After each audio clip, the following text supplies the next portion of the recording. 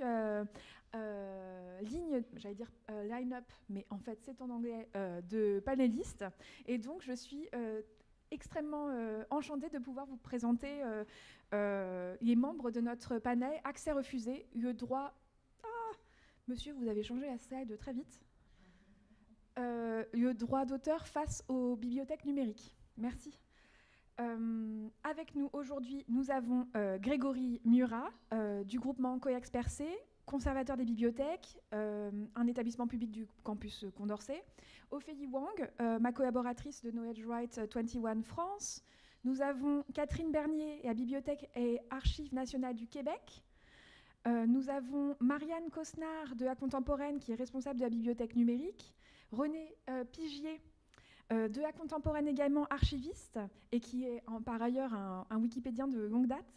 Philippe Gambette, à ma gauche, il faudrait peut-être que je me décale, qui est professeur en informatique à l'université de Gustave Eiffel, et qui est également membre de l'association Le Deuxième Texte, qui valorise les textes d'autrices du passé. Et je crois que Quentin Berthelot de la BNF, qui vient justement d'arriver. Donc voilà. Une petite pensée pour Patrick Pfeiffer de la Bibliothèque de Luxembourg, qui malheureusement n'a pas pu se joindre à nous aujourd'hui. Donc une petite pensée pour lui, mais nous remercions quand même d'avoir préparé avec nous. Pour commencer, je vais vous faire une petite introduction. Comme vous savez, les bibliothèques numériques et grands projets de numérisation se sont multipliés au sein des bibliothèques nationales, publiques et universitaires depuis le milieu des années 2000.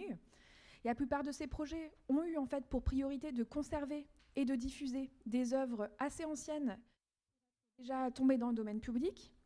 Pourtant, d'autres initiatives donnent une véritable place au patrimoine et à la production littéraire ou scientifique plus récente et qui est par ailleurs toujours protégée par le droit d'auteur. Et donc cela pose un certain nombre de questions juridiques spécifiques, comme comment les institutions appréhendent-elles la numérisation et la diffusion des œuvres protégées au sein des bibliothèques numériques, dans quelle mesure le cadre juridique actuel est une limite ou est limitant, et comment utiliser ce cadre juridique de manière à pouvoir permettre un accès aux œuvres protégées et de permettre une réutilisation.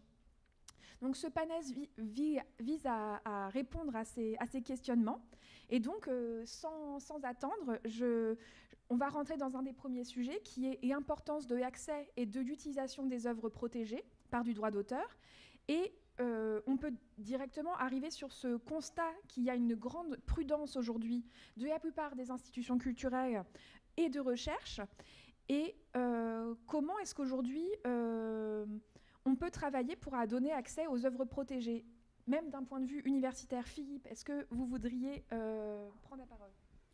Merci. Alors en effet, il y a une vraie importance à ce sujet, à la fois pour les collègues qui en lettres, par exemple, travaillent sur des corpus contemporains, c'est assez évident qu'il y a un intérêt à accéder au corpus de façon numérique pour faire des recherches, pour faire de la fouille textuelle. Alors ceci est déjà permis par une directive européenne, mais sous réserve de ne pas rediffuser les corpus. Et puis aussi dans la littérature critique, c'est-à-dire les ouvrages publiés sur ces domaines-là, où il est bien pratique de faire des recherches, là encore, par mots-clés, plutôt que de devoir aller en bibliothèque chercher la version imprimée. Mais en fait, même quand on travaille, comme c'est mon cas, avec des collègues en lettres du XVIe, du XIXe siècle, en fait, ce qui est principalement dans le domaine public ne l'est pas complètement. Et donc, on a là aussi des enjeux à avoir accès à des œuvres protégées. Je pense par exemple à des éditions critiques récentes de textes anciens. Là, récemment, pour un corpus de textes politiques du XVIe siècle, j'ai numérisé une édition récente en caviardant ensuite toute la paracritique pour ne garder que la partie du texte qui est dans le domaine public. Et donc, c'est bien plus facile que de numériser l'ouvrage ancien, précieux, conservé à la BNF. Là, on peut aller beaucoup plus vite sur un scanner de bureau. Il y a d'autres éléments aussi. Quand on travaille sur des manuscrits, qu'on veut faire un travail éditorial dessus, je pense par exemple à des poèmes ou à la correspondance de Marceline Desbordes-Valmore au XIXe siècle, tout ce qui n'a pas encore été divulgué, même si cette autrice s'est élevée dans le domaine public, demande l'autorisation du propriétaire, en tout cas pendant les 25 ans après la première divulgation, propriétaire du manuscrit. Et donc, nous, on se fonde sur ce qui est parfois divulgué par les maisons de vente, par exemple, exemple. Et parfois, il faut négocier avec des propriétaires de manuscrits pour y avoir accès, éventuellement transmettre les photographies sur Internet, et puis éditer également le texte. Voilà les deux principaux exemples, même pour des textes anciens, où on a encore des choses sous droit. Grégory, est-ce que vous voudriez aussi intervenir sur cette question d'intégration des supports et de l'exigence de la recherche? Oui, alors c'est un peu la question fondamentale. C'est pas forcément évident. C'est vrai qu'on a beaucoup appréhendé l'accès aux ressources en suivant le rythme du droit, en partant du domaine public, et puis avec une approche chronologique. La difficulté de cette focale qui permet de travailler, parce que le domaine public, malgré avec le respect d'un certain nombre de droits, permet des exploitations beaucoup plus larges, mais du coup se trouve extrêmement limitant pour répondre à des besoins très spécifiques que peuvent être ceux de la recherche, parce que la recherche ne va pas prendre dans son questionnement scientifique comme postulat de départ, pour répondre à cette question, je vais utiliser des ressources du domaine public si ça ne se justifie pas. Donc c'est un préalable qui est presque contre-intuitif avec ce qu'est un questionnement scientifique qui, par définition, doit être beaucoup plus large. Par ailleurs, et donc du coup, logique de patrimonialisation du document et logique de questionnement scientifique peuvent être contradictoires d'un point de vue intellectuel, parce que on ne fait pas la même chose. Bâtir un patrimoine qu'on va partager et donner la liberté à la science d'interroger comme bon lui semble les manifestations dans les documents, dans les publications, dans les œuvres, sont deux choses qui relèvent de besoins et de temporalités qui sont diverses et de formes finalement de liberté. La patrimonialisation, il y a une espèce de prise en charge de la société, de ce que l'on va garder pour le partager ensemble.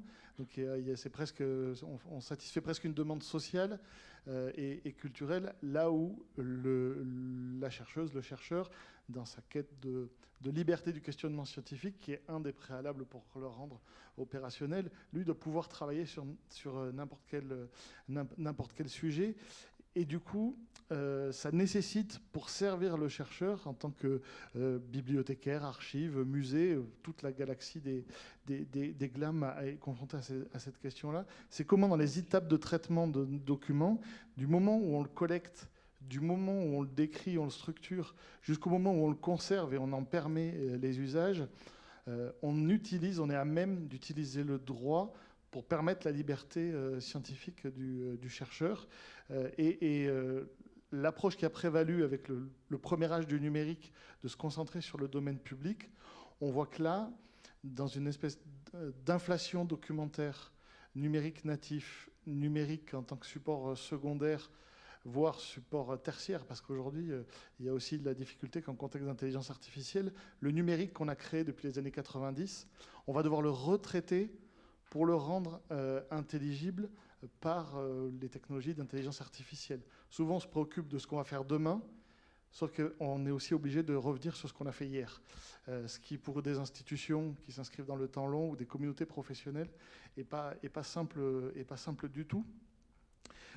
Et l'autre difficulté dans la proposition aux chercheuses et aux chercheurs d'un cadre favorable pour exercer leur questionnement scientifique sur des documents dans le respect du droit d'auteur, mais avec une fenêtre de liberté pour la recherche, c'est qu'en fonction du contexte politique et de l'organisation des pays dans lesquels on exerce, que ce soit la France, le niveau européen ou ailleurs dans le monde, avoir une position collective, partagée, assumée, qui protège à la fois l'auteur et à la fois le chercheur, aujourd'hui c'est très compliqué.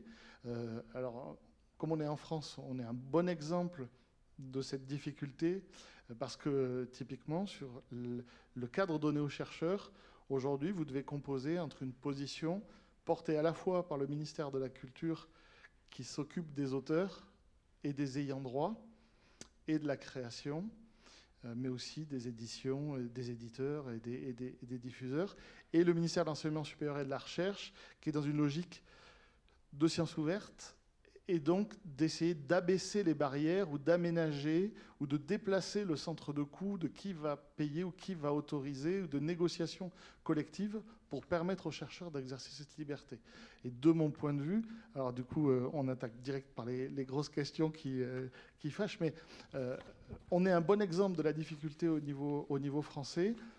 Le cadre européen peut nous permettre d'avancer, on le voit avec les réglementations qui s'accumulent, mais on n'aura pas une approche mature et équilibrée du sujet tant qu'on ne réussira pas à avoir une position qui soit interministérielle sur ces questions, parce que sinon on va être sans arrêt dans une logique entre organiser la liberté du travail et de la recherche et veiller à ce que les auteurs vivent de leur création. Et l'effet de balancier, en fait, est néfaste au final pour les deux. Quand on voit les difficultés des chercheurs d'accéder à certains contenus, et en même temps, les difficultés qu'a le secteur du livre à trouver son public aujourd'hui. Donc je ne suis pas certain que la vérité soit d'un côté ou de l'autre. C'est plutôt comment on a une position transversale, partagée, et structurante, et on aura l'occasion d'y revenir, mais ça a un impact aussi sur notre capacité sur le terrain à pouvoir appréhender ces sujets un peu compliqués. Merci beaucoup. Et par ailleurs, vous avez beaucoup évoqué la question des chercheurs, mais il y a effectivement un plus large public aujourd'hui, notamment, on a parlé des chercheurs, mais des journalistes, des travailleurs culturels, et je sais que la Bibliothèque et Archives du Québec travaillent aussi sur cette question. Peut-être, Catherine, vous voudriez intervenir? Oui, désolée pour ma voix, j'ai un petit chat dans la gorge ce matin. Alors, bonjour tout le monde. Oui, c'est vrai, il y a une différence quand même. Non seulement moi, je suis au Canada, donc avec un droit d'auteur canadien qui est différent de l'Europe, des pays d'Europe, mais aussi je suis dans un milieu patrimonial qui est fonction publique. Fonction publique. Donc, c'est pas du tout la même chose au point de vue du droit d'auteur, c'est des règles différentes. Mais cela étant dit, à BANQ, à Bibliothèque et Archives nationales du Québec, qui est une grosse machine avec 3 têtes, Bibliothèque nationale, Archives nationales et la Grande Bibliothèque, qui est une bibliothèque publique, on a à gérer énormément de cas de droit d'auteur. Du côté patrimonial, c'est en particulier la création de BANQ numérique, qui est l'équivalent un peu de Gallica pour la France. Sur lequel on a versé énormément de documents, bien sûr, du domaine public. On a numérisé aussi des documents qui sont encore protégés par le droit. Et la manière dont on fonctionne, c'est, par exemple, pour les journaux, les grands journaux, parce que c'est vraiment ça qui est le plus consulté sur les plateformes en ligne. On a, avec chaque détenteur, avec chaque ayant droit, on signe une licence de numérisation et de diffusion. Diffusion sur BANQ numérique, mais aussi diffusion dans le cadre d'expositions ou de projets de médiation. Donc, on essaie de tout ramener dans la licence qui est signée. Puis pour le Québec, qui est un îlot francophone en Amérique du Nord où tout le monde parle anglais, c'est sûr que pour nous, il y a un enjeu de rendre accessibles des documents jeunes, parce qu'on est une nation jeune. On n'a pas tant de documents que ça dans le domaine public non plus par rapport à la France ou à l'Europe. Et on veut faciliter la médiation de nos documents. On a une mission territoriale pan-québécoise, donc on ne peut pas simplement dire « venez à Montréal, à la grande bibliothèque, consulter des documents ». Il faut que tout le monde, évidemment, y ait accès. Grégory a parlé de l'accès, répondre à la demande culturelle. C'est ça notre mission, répondre à la demande culturelle des citoyens québécois, pas que des chercheurs. On a beaucoup de chercheurs, mais on a évidemment des citoyens. On veut démocratiser l'accès à la culture.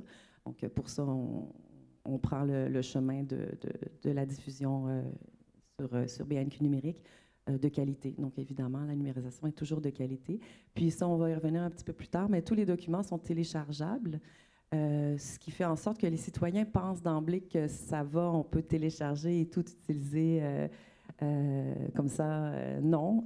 Quand on regarde bien la notice de BANQ numérique, on a accès à la licence associée à la déclaration de droit d'utilisation.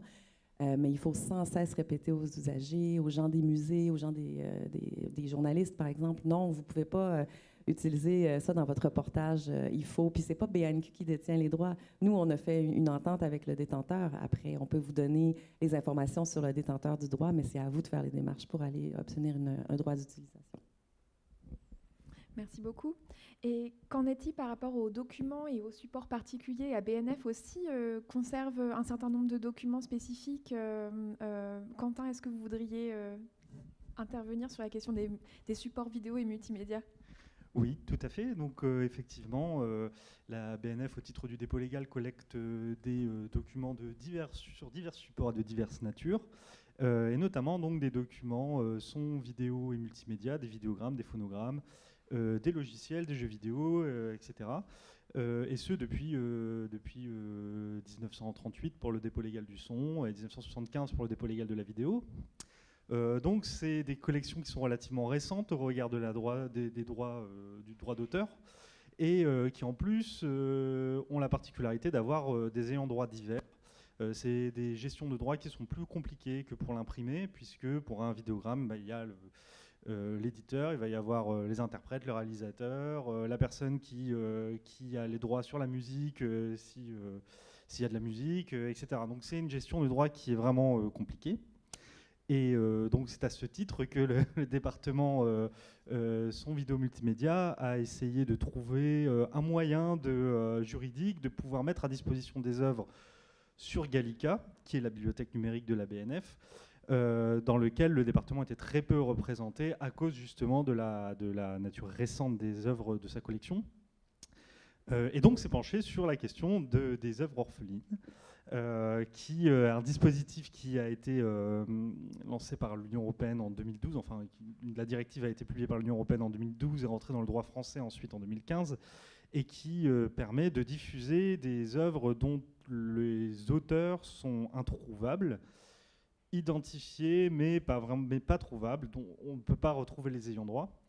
Et il se trouve que dans les collections de la BNF, il y a beaucoup de choses qui sont rentrées par le dépôt légal, dont on ne sait plus trop qui sont les ayants droit, parce qu'il s'agit par exemple de films d'entreprise dont la société a fait faillite, parce qu'il s'agit de vidéos faites par des étudiants dans le cadre d'un festival, parce qu'il va s'agir de sons dont on ne sait plus très bien qui les a captés et qui sont les personnes interrogées, ce genre de choses.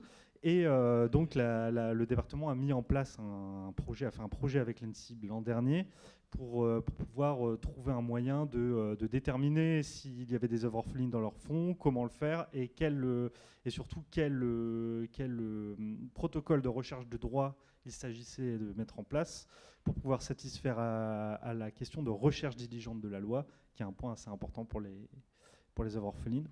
Donc le projet suit son cours à la BNF, mais effectivement, la mise à disposition sur la bibliothèque numérique, ce sont que des documents qui sont dans le domaine public, ou alors qui ont eu des droits négociés.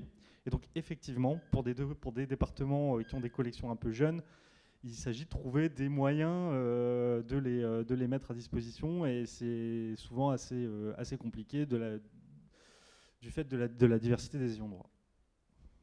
Merci beaucoup. Je trouve qu'on a déjà fait une petite insertion sur les questions de limites, effectivement, par rapport à la question des accès et de l'utilisation des ressources. Je vous propose de passer sur le thème 2, qui est quelles sont les solutions aujourd'hui qui sont adoptées, quelles sont les stratégies mises en place, les défis auxquels vous faites face aujourd'hui dans votre travail. Marianne et René, vous travaillez à la contemporaine. Vous faites face aujourd'hui à un certain nombre vous avez mis en place un certain nombre de stratégies aujourd'hui pour justement essayer de trouver des solutions aux défis du droit. Est-ce que vous voudriez nous en parler? Oui, donc je vais prendre la parole pour la contemporaine. Pour le contexte, la contemporaine est une bibliothèque, centre d'archives et musée spécialisée dans l'histoire du XXe siècle. Et donc, nos collections couvrent tout le XXe siècle, ce qui veut dire qu'on en a une bonne partie qui est dans le domaine public et une partie qui ne l'est pas encore. Et donc, on met en ligne sur notre bibliothèque numérique soit des œuvres qui sont dans le domaine public, soit des œuvres dont on a négocié les droits. Pour cela, ça fait un certain temps que dans les lettres d'intention de don qu'on propose aux donateurs, on inclut un paragraphe sur les droits de mise en ligne. Donc les donateurs, s'ils sont aussi les ayants droit des œuvres, peuvent cocher « j'autorise la mise en ligne » ou ils peuvent ne pas la cocher, ils peuvent aussi modifier la lettre s'ils veulent mettre des conditions spécifiques. Depuis un petit peu plus récemment, on essaye aussi de demander aux donateurs sous quelle licence on peut mettre en ligne. Par exemple, est-ce qu'ils seraient d'accord pour que ce soit une licence libre compatible avec Wikimedia. Et voilà, nous, ce qu'on met en avant, en fait, pour que les ayants droit et donateurs acceptent de nous donner ces droits, c'est que la mise en ligne permet une plus grande visibilité des œuvres. Dans certains cas, ça donne lieu aussi à des demandes de reproduction où là, en fait, ils peuvent faire payer des droits d'auteur s'ils le souhaitent. Et nous, en fait, en échange, donc, dans le cadre d'un don, ces droits, on ne paye pas pour les avoir, mais on met en avant le fait que nous, on va passer du temps pour numériser, pour mettre en ligne, et donc voilà, c'est un travail qu'on fait pour les ayants droit. Dans le cadre d'achat, là, ça peut se négocier ou avec plus de l'argent où on paye pour avoir les droits en plus, mais c'est un cas un peu différent. Et la limite qu'on rencontre, c'est que pour une bonne partie des collections qui sont rentrées à une époque où on ne se posait pas ces questions, en fait, c'est difficile de retrouver après coup les ayants droit, et donc en général, on ne va pas renégocier des droits sur toutes les œuvres qui sont rentrées avant qu'on mette cette clause dans la lettre de don. Merci beaucoup. Catherine, je vois que vous prenez des notes. Mais je sais aussi que ABNQ travaille aussi, évidemment, comme d'autres institutions, sur ces questions, et que vous avez un plan de numérisation. Je vous laisse intégrer cette conversation. Dans les solutions qu'on met de l'avant, effectivement, puis dans l'organisation de notre numérisation, c'est que oui, depuis, je pense qu'une bonne quinzaine d'années, on a un plan de numérisation officiel, c'est-à-dire qu'on a vraiment un bon vieux tableau Excel dans lequel on va vraiment mettre toutes les suggestions qui nous arrivent des usagers. Donc, on a des citoyens qui nous disent « Ah, tel journal de 1970 sur la crise d'octobre, ben ouais, pourquoi vous ne le mettez pas en ligne? » Là, on va l'ajouter dans notre plan. Le plan, c'est vraiment quand c'est accepté, quand on a vérifié les droits. Mais on est une équipe de bibliothécaires, justement du côté patrimonial, puis du côté des archives, à un peu mieux connaître les questions de droits d'auteur, à gérer les gabarits, parce qu'on a différents gabarits de licences en fonction des types de documents qui sont créés par notre service des affaires juridiques. Mais après, c'est nous, les bibliothécaires, qui faisons les liens directement avec les ayants droit, qui cherchons les ayants droit. Quand on ne les trouve pas, ben, on a la Commission du droit d'auteur au Canada où on peut aller leur écrire et leur dire, ben, pour ce journal, on n'a aucune idée. Ben, on sait qui était le propriétaire du journal en 1950, mais on n'a aucune idée aujourd'hui à qui reviennent les droits. Donc, on demande à cette commission de nous permettre de numériser. Et d'habitude, ça va assez bien. Donc, là, je suis en train de me perdre un petit peu. Donc, on essaie de faire un plan par les demandes des usagers. Ensuite, il y a les bibliothécaires qui, nous, à force de travailler sur des collections spécialisées, moi, par exemple, je m'occupe des affiches et des programmes de spectacle.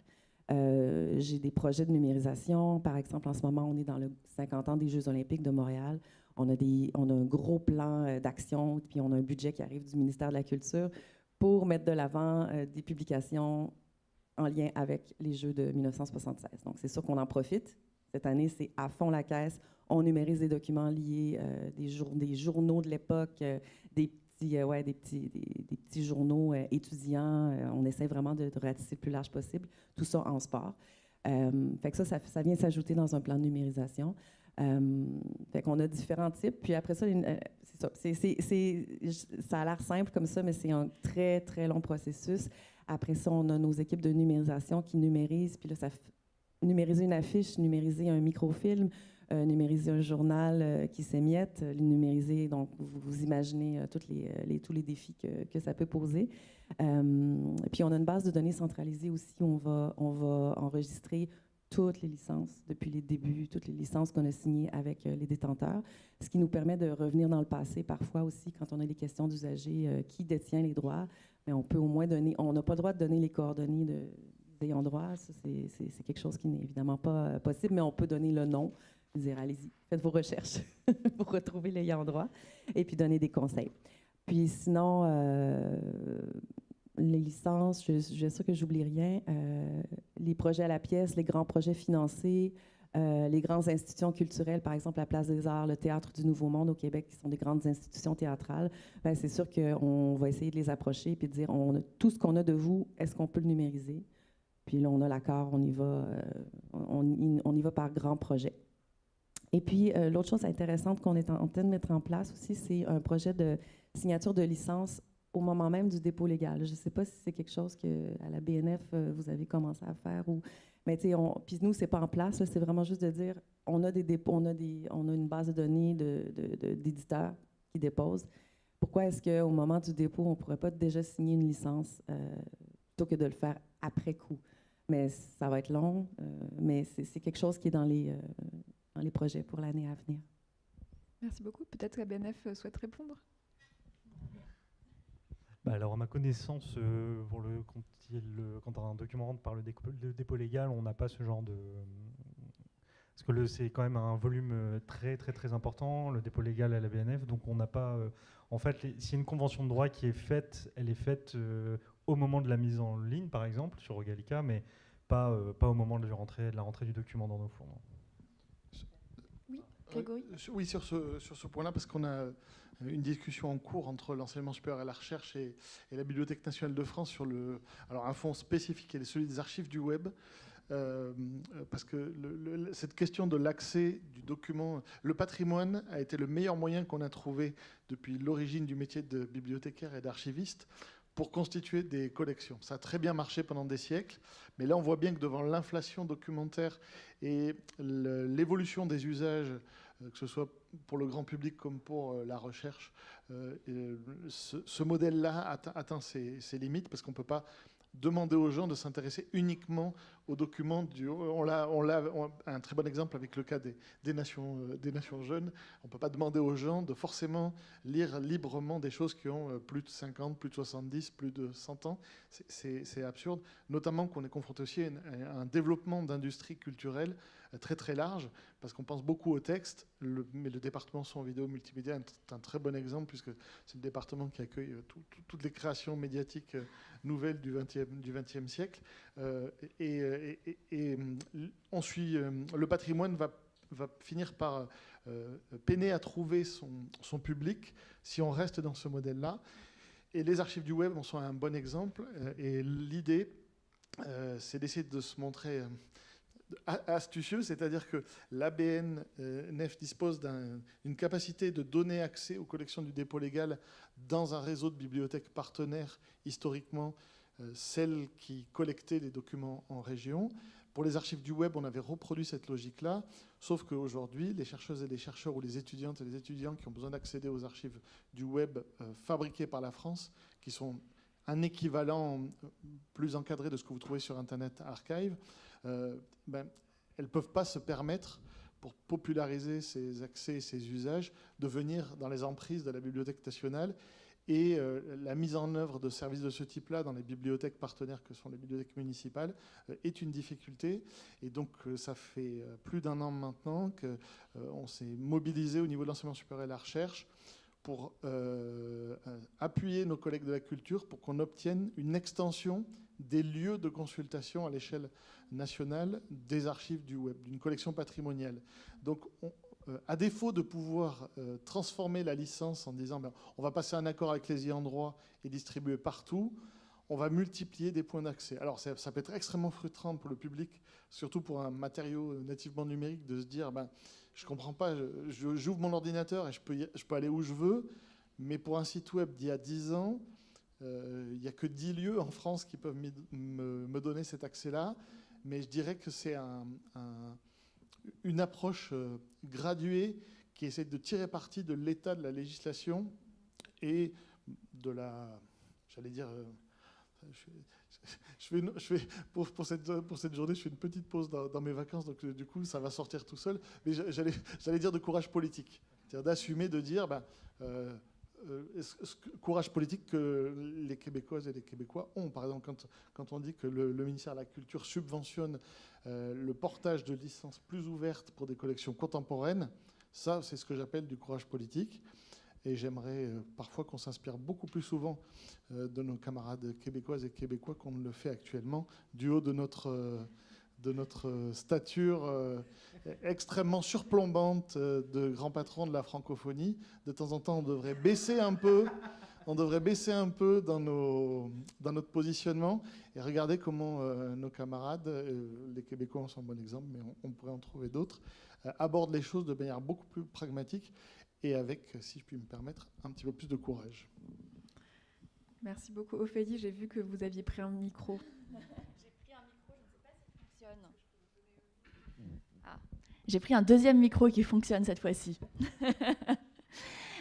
Oui, alors je pense que l'évolution de cette discussion me passionne et montre tout à fait, un des points que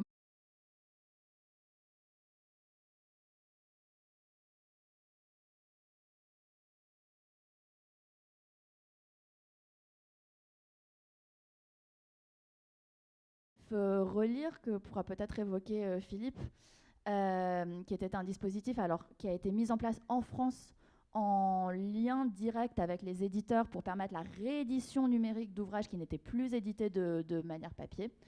Et du coup, très récemment, donc en 2019, le dispositif plus général au niveau européen des œuvres indisponibles, donc qui permet la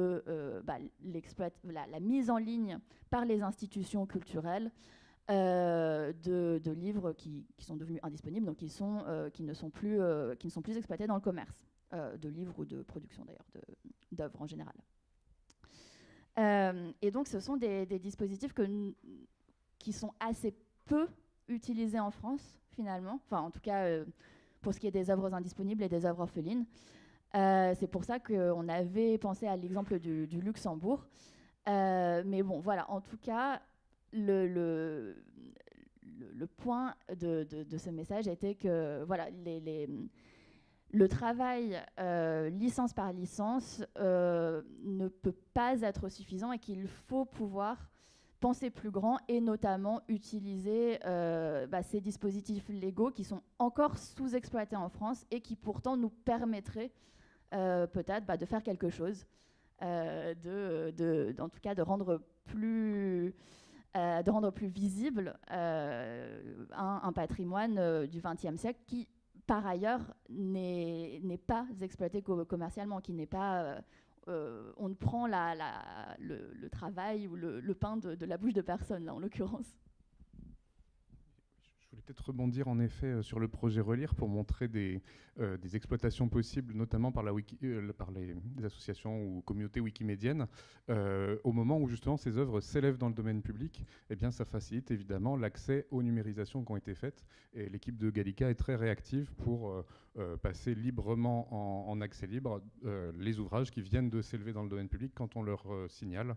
Et de la même manière, sur le blog de l'association Le Deuxième Texte, vous trouverez le petit descriptif pour demander le même genre de choses à l'équipe de Google Books pour rendre disponibles des ouvrages qui auparavant ne sont qu'indexés. Alors c'est déjà pas mal, ça permet de savoir que sur Google Books ou sur Gallica, on pourrait avoir accès à un livre qui correspond aux mots-clés qu'on recherche. Mais voilà, on peut aussi aller plus loin au moment où il y a l'élévation dans le domaine public. Il suffit juste de préciser la raison pour laquelle, en effet, l'auteur-autrice est mort depuis plus de 70 ans. Merci beaucoup. Je réfléchis. Quentin, est-ce que vous voudriez intervenir sur la question des œuvres orphelines ? Oui, tout à fait. Donc, comme je l'ai dit tout à l'heure en mordant un petit peu sur le conducteur, le département sans vidéo et multimédia s'est intéressé aux œuvres orphelines afin de compléter, donc, d'alimenter Gallica avec les œuvres du département. Le dispositif œuvres orphelines en France...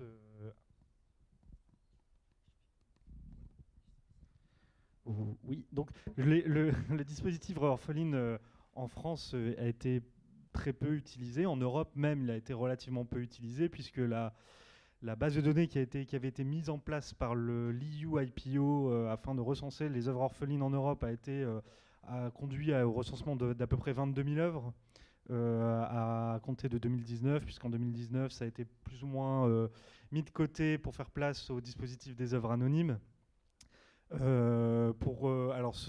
Ceci pour plusieurs raisons. Parce que d'abord, il y a une difficulté posée par la recherche diligente, puisque pour déterminer qu'une œuvre est orpheline, il faut avoir fait la preuve d'une recherche d'ayant droit. Recherche d'ayant droit qu'on suppose introuvable. Donc ça pose un certain nombre de questions. C'est pas forcément quelque chose qui intellectuellement est facile à prendre en main. En plus de ça, le moteur en Europe de l'œuvre orpheline, c'était la British Library, qui a donc quitté l'Union européenne en 2019.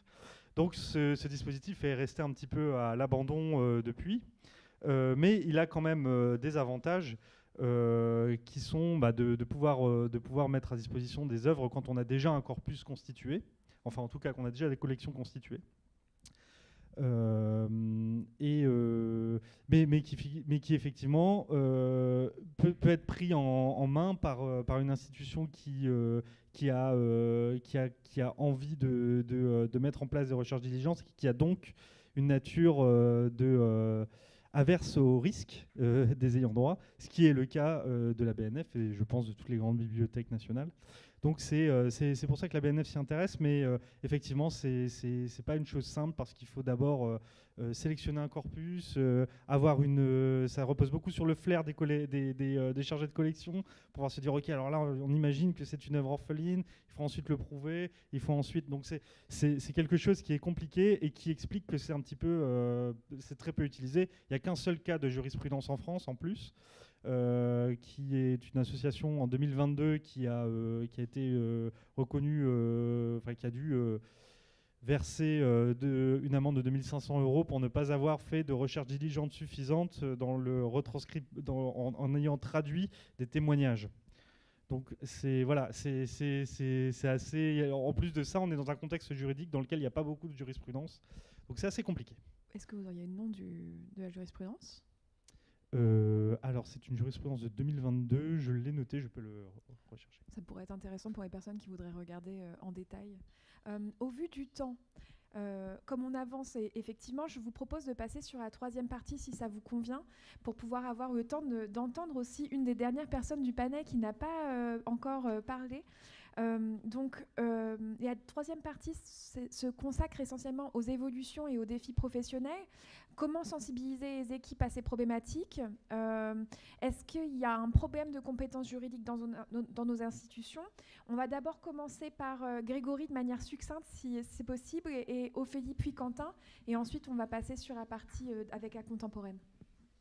Alors, de manière extrêmement rapide, pour les institutions qui gèrent de la culture, de la science, de la collection, du patrimoine, en général, à part les très grands établissements comme les bibliothèques nationales qui dépendent directement des gouvernements, toutes les autres structures vont dépendre d'un établissement public, d'une collectivité. Ça va être une université, une grande école, une ville, un réseau de villes, si on prend le modèle français. La difficulté est donc que la compétence juridique, qui est une compétence transversale et qui doit être reliée au pouvoir de décision, n'est pas toujours déployée à l'intérieur du service culturel, documentaire, patrimonial, à part pour les très grands établissements nationaux qui, déjà eux-mêmes, c'est déjà un challenge. Monter un service juridique en période de contrainte des emplois quand on est une bibliothèque nationale, c'est un défi. Et donc, beaucoup de nos établissements, le terrain du droit de la propriété intellectuelle, du droit d'auteur, est un terrain spécialisé qui, dans des collectivités qui sont polyvalentes, a du mal à trouver sa place. Si je prends le cas des universités, par exemple, les établissements d'enseignement supérieur et de recherche, les collègues des services juridiques, quand il y a des services, quand la personne n'est pas toute seule, quand il y a un service digne de ce nom, sont en général pris dans de traitements du contentieux des examens, contentieux avec les parents des étudiants, contentieux avec les étudiants eux-mêmes, ou contentieux entre enseignants-chercheurs, par exemple, ou des questions disciplinaires. Donc quand vous leur amenez un sujet de propriété intellectuelle, s'il n'y a pas un spécialiste dans l'équipe, ça devient très compliqué. On voit apparaître ces questions de propriété intellectuelle dans le cadre de structuration d'établissements de plus grande taille qui, en appui de la recherche, de la politique des brevets, par exemple, vont se doter d'une spécialité. En collectivité territoriale, c'est la même chose, voire c'est pire. Parce que quand vous avez un service juridique qui doit être spécialisé à la fois sur la taxation, mais aussi l'urbanisme, mais aussi le droit social, arriver avec des sujets de propriété intellectuelle pour l'accès large aux collections pour les publics est une véritable difficulté. Nos professions ont été bâties avec une part de culture juridique. La difficulté que bibliothécaire, archiviste, on est polyvalent. Et donc l'émergence de profils doubles, de juristes adaptés à nos secteurs, devient, à mon sens, dans le contexte de la prolifération documentaire et d'usage parfois pour les humains, mais aussi pour les machines, une nécessité à prendre en compte pour affronter correctement l'avenir. Aujourd'hui, d'un point de vue un peu global et un peu lapidaire, je dirais qu'on n'est pas prêt. Oui, alors pour compléter, et merci beaucoup Grégory de ce constat qui est tout à fait juste, c'est-à-dire que ce que j'entends souvent dans les établissements culturels, c'est on n'a pas assez de juristes, on n'a pas assez de soutien juridique, et c'est vrai, évidemment. Mais l'expérience que j'ai également, alors très rapidement, dans ce genre d'institution, en tant que, alors personnellement, je suis à la fois effectivement bibliothèque et juriste, c'est une expérience d'une certaine frustration. C'est-à-dire que je trouve que, puisque les personnes qui travaillent dans ces institutions culturelles ont l'impression de ne pas avoir assez de soutien, et à juste titre, parce qu'elles ont l'impression de ne pas connaître le droit et que le droit peut être un milieu hostile et difficile, cela, ce qui n'est pas forcément faux non plus, cela pousse, je ne sais pas si ça marche, très bien, cela pousse aussi à des positions qui sont très très prudentes, qui vont parfois aller jusqu'à une autocensure qui n'a pas forcément lieu d'être. Et c'est vrai que ce manque de moyens, ce manque peut-être de formation, ou ce manque en tout cas de confiance dans la capacité juridique que moi je suis persuadée que des professionnels des bibliothèques de la culture peuvent avoir, a des conséquences sur les risques qu'on n'arrive pas à évaluer et que du coup on n'arrive pas à prendre, même quand ils sont très mesurés. Merci. Quentin, est-ce que vous voudriez intervenir brièvement aussi ? Oui, bien sûr. Alors, pour ce qui est de la BNF, c'est le rapport au droit d'auteur, là, il est quand même très clair, puisque là, il y a un très gros service juridique à la BNF, et le respect du droit d'auteur, c'est le respect strict du droit d'auteur dans toutes ses formes, c'est ce qui permet d'assurer aujourd'hui la collecte dans de bonnes conditions du dépôt légal, qui est la première porte d'entrée des collections de la BNF, et qui n'est pas forcément quelque chose qui... Alors, c'est un dispositif qui a 600 ans, mais par exemple, pour le multimédia, c'est quelque chose qui n'est pas très connu. Donc, si l'établissement ne peut pas se permettre de risquer un contentieux autour du droit d'auteur, puisque ça briserait la confiance que pourraient avoir des déposants du dépôt légal vis-à-vis de l'institution. Donc là, on est sur quelque chose de très encadré, des négociations systématiques évidemment pour les diffusions, etc. Et par ailleurs, effectivement, il y a des méconnaissances sur l'utilisation et sur le droit d'auteur dans des bibliothèques territoriales, c'est assez courant, hein, notamment pour la diffusion de vidéos, ce genre de choses.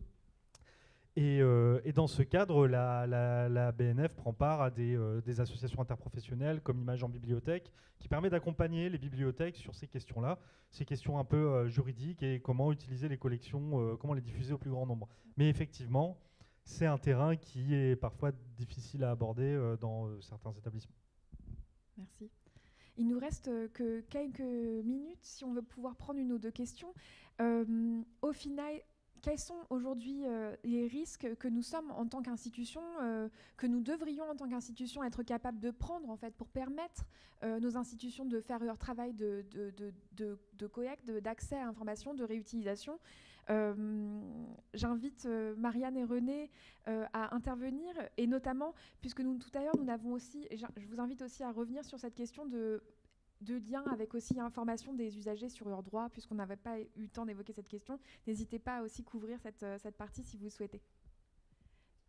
Alors, donc nous, contrairement à la BNF, nous n'avons pas de service juridique. Une institution d'une 60aine de personnes, généralement, n'a pas de service juridique. Moi, je dirais que une des manières, si ce n'est d'éviter les mauvaises réutilisations, au moins de tenter de les orienter, c'est d'être soi-même, de contribuer à la culture libre, et donc notamment de s'inscrire dans des activités GLAM. Donc c'est dans ce cadre-là que la Contemporaine a postulé au label Culture Libre porté par Wikimedia France. Et donc voilà, donc par exemple, notamment le fait d'uploader nous-mêmes des œuvres sur Wikimedia Commons, donc la médiathèque de Wikimedia.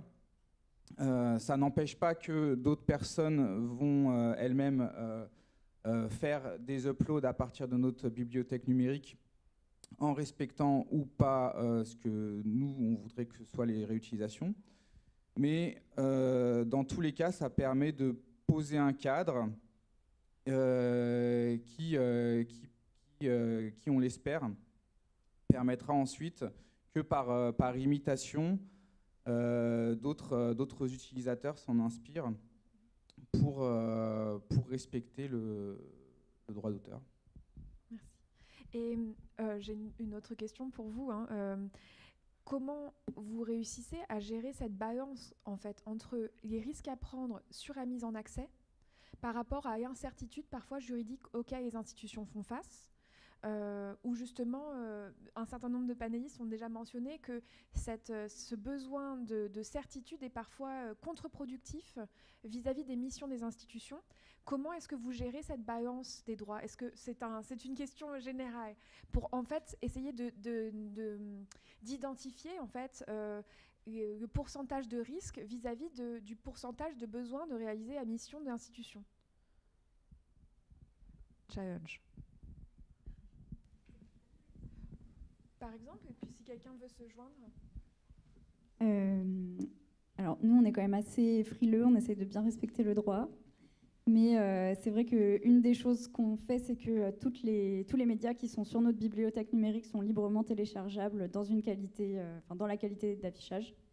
Ce qui fait que même si on indique des licences assez précises pour chaque fonds, voire parfois chaque œuvre, en fait, techniquement, c'est possible de réutiliser les images même quand les personnes n'ont pas le droit de le faire. Et donc voilà, ça c'est un des risques qu'on prend et on voit que nos donateurs sont de plus en plus réticents par rapport à ça. Et donc on commence à réfléchir en fait pour un éventuel changement d'outil de bibliothèque numérique et avoir quelque chose qui permette de bloquer le téléchargement dans les cas où les œuvres sont protégées. Ça nous fait pas plaisir, mais malheureusement, on est un peu contraint à faire ça. Je comprends. Est-ce que quelqu'un souhaite intervenir? Grégory. Sur la notion de risque, il ne faut pas oublier, le service juridique vous donne une marge de manœuvre, le politique décide de l'emprunter ou pas. Un service juridique, en général, n'interdit pas. C'est le politique qui dit, la marge de manœuvre que mon service juridique me donne, je la prends ou je ne la prends pas.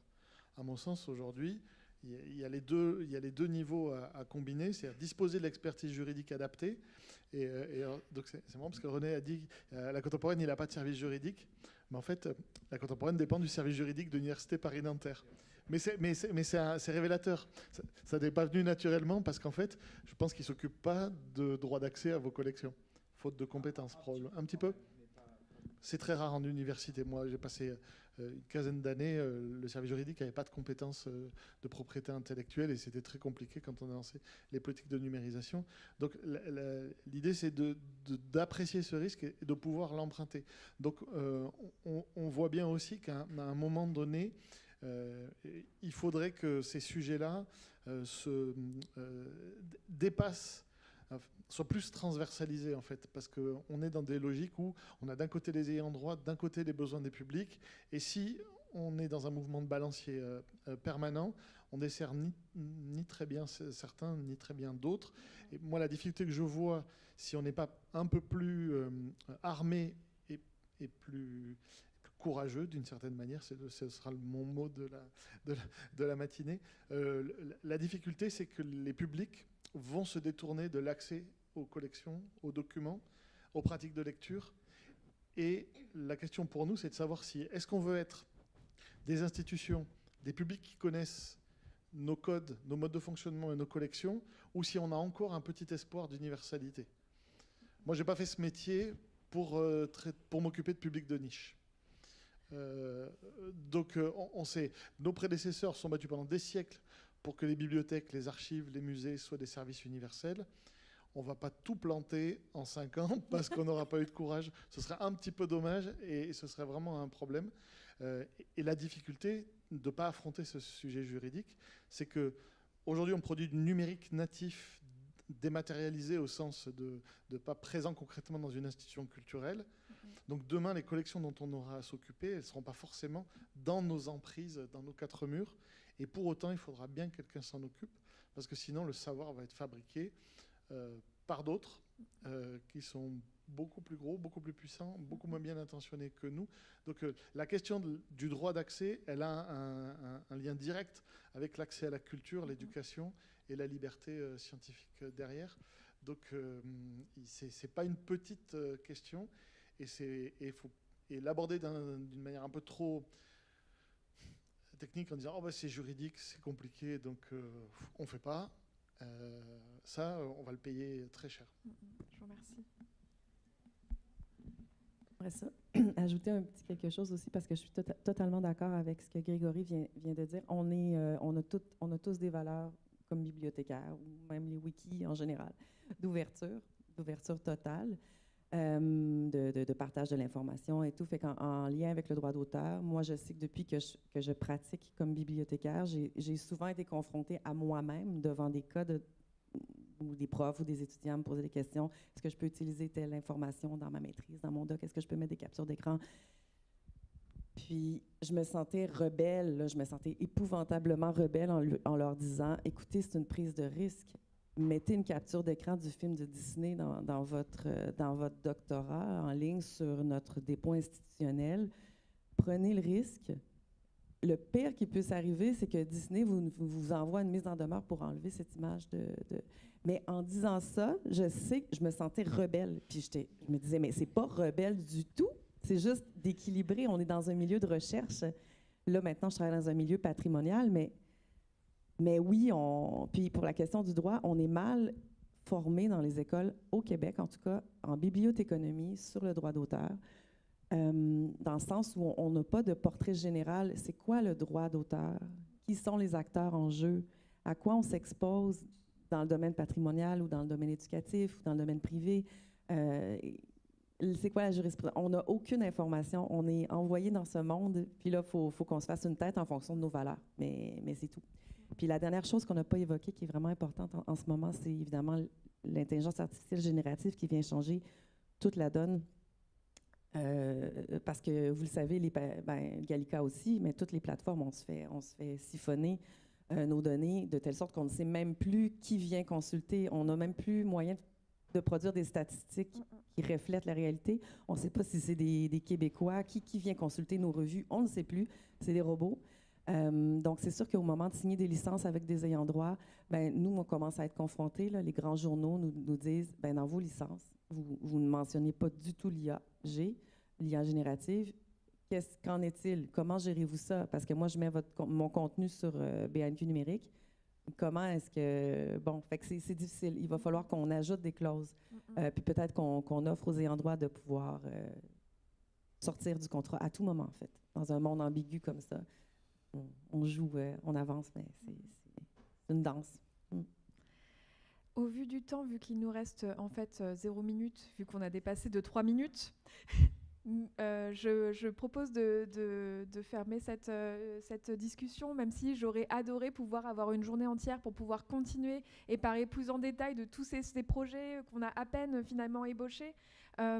Donc malheureusement, je ne peux pas vous proposer d'avoir un temps de questions-réponses puisqu'on doit essayer des APAS pour le prochain panel. En revanche, ce que je vous invite à faire, c'est de attraper les panélistes si vous souhaitez, pour poser des questions si vous souhaitez, de manière respectueuse.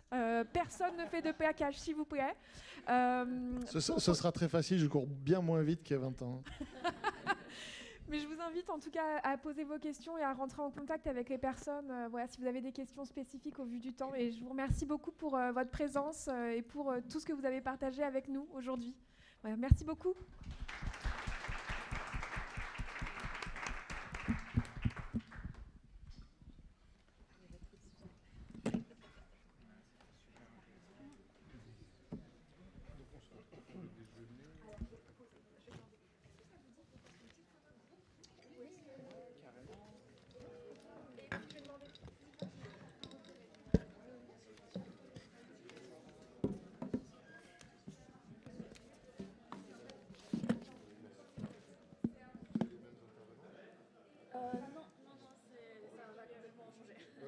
Changer complètement là. Ouais. Ok. On prend juste une photo et pour dire à quel point on était top. Celui-là. Quoi ça coupe? J'ai coupé tous les bouffons. D'accord. Oui, mais ouais, il faut couper tout. Alors, je coupe tout. Ça permet de voir comment on bricole aussi.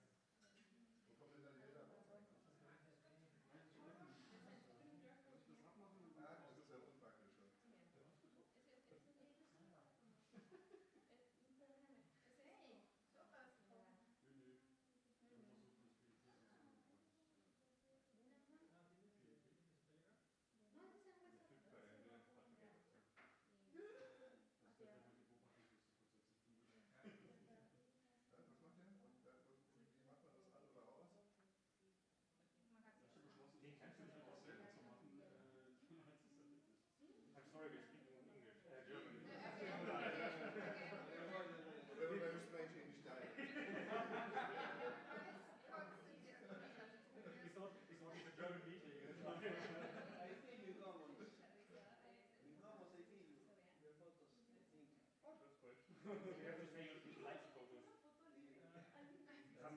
another question. Welcome to the show. In den 80er Jahren war das ja noch angedacht. Ich habe mir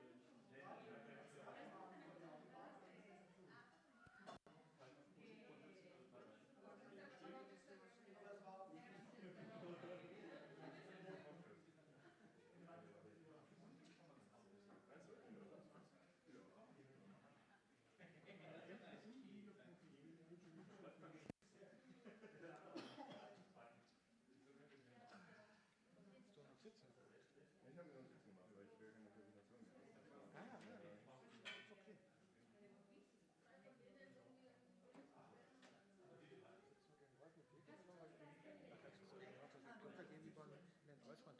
Ja, können wir machen.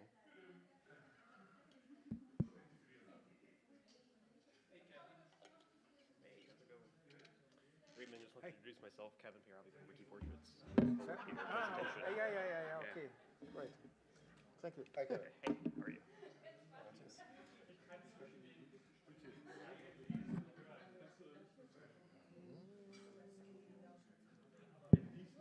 Pour l'intervenant 1. Oh. You. I will start. You will start. Okay, this is for the public. Okay. This is the same system. Okay.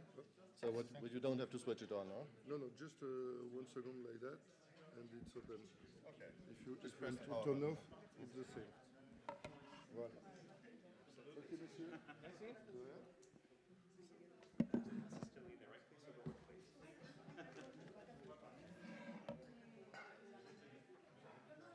Noch so einer, der alles weiß. Ich weiß gar nichts. Gar nichts? Deswegen bin ich ja hier. Ich will Das ist lernen. der Grundspruch der Aufklärung, ne?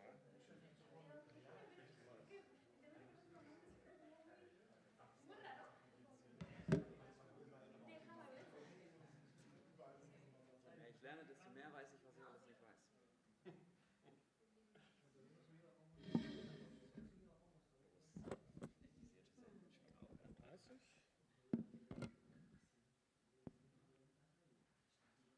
It's 11:30. I think we can start. Good morning. My name is Raymond. My real name is Raymond.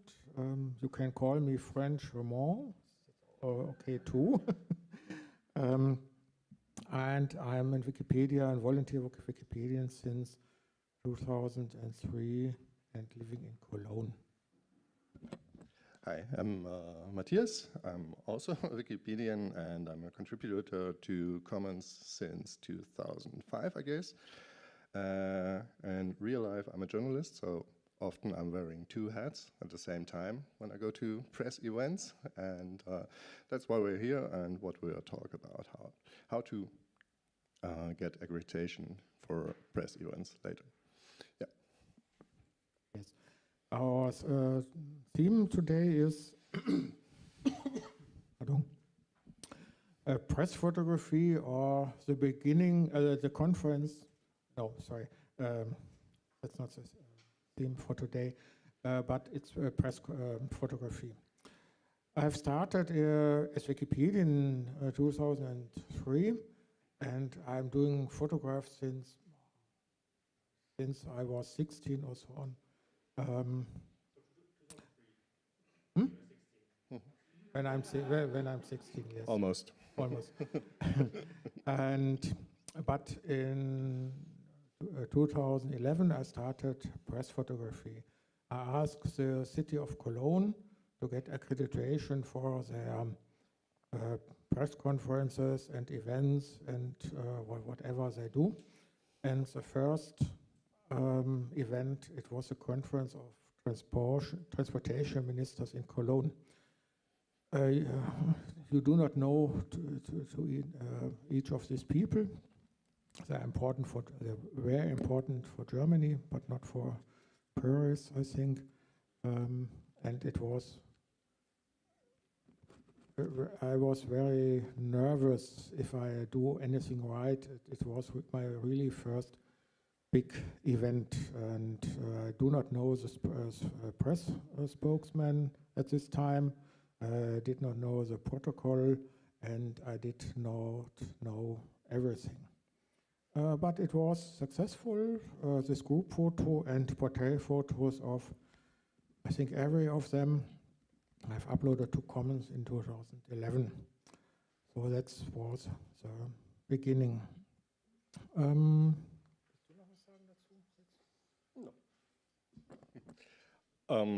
Yeah, just one thing maybe. One of the best tips on Wikipedia is be bold, and this also works in the field of press photography. Just start, just jump in, and don't be shy if you ask for permission to shoot whatever you want to shoot. Right, because everyone loves Wikipedia. And it's really easy to get accreditation, not for everything. Sport photography is, especially in the do not know the English term, Erste Bundesliga or First Division. Yeah, Formula One. I think it's much difficult to get accreditation, but everything in your local town, it's normally very easy. Okay, next slide, please. Just a remark I already made. It's complicated in Germany. In smaller countries, it might be much easier. Yes. In the field of sports photography. Yes, what we are talking about is about Germany. No, on the next slide. Have the clicker. A clicker. I got it. Okay. What we are speaking about is Germany. I forgot it. So it can be other burdens in other countries. I do not know. If you have experience, please tell us.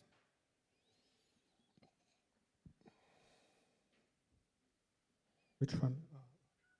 Oh, no. Have I done anything wrong? You destroyed the system.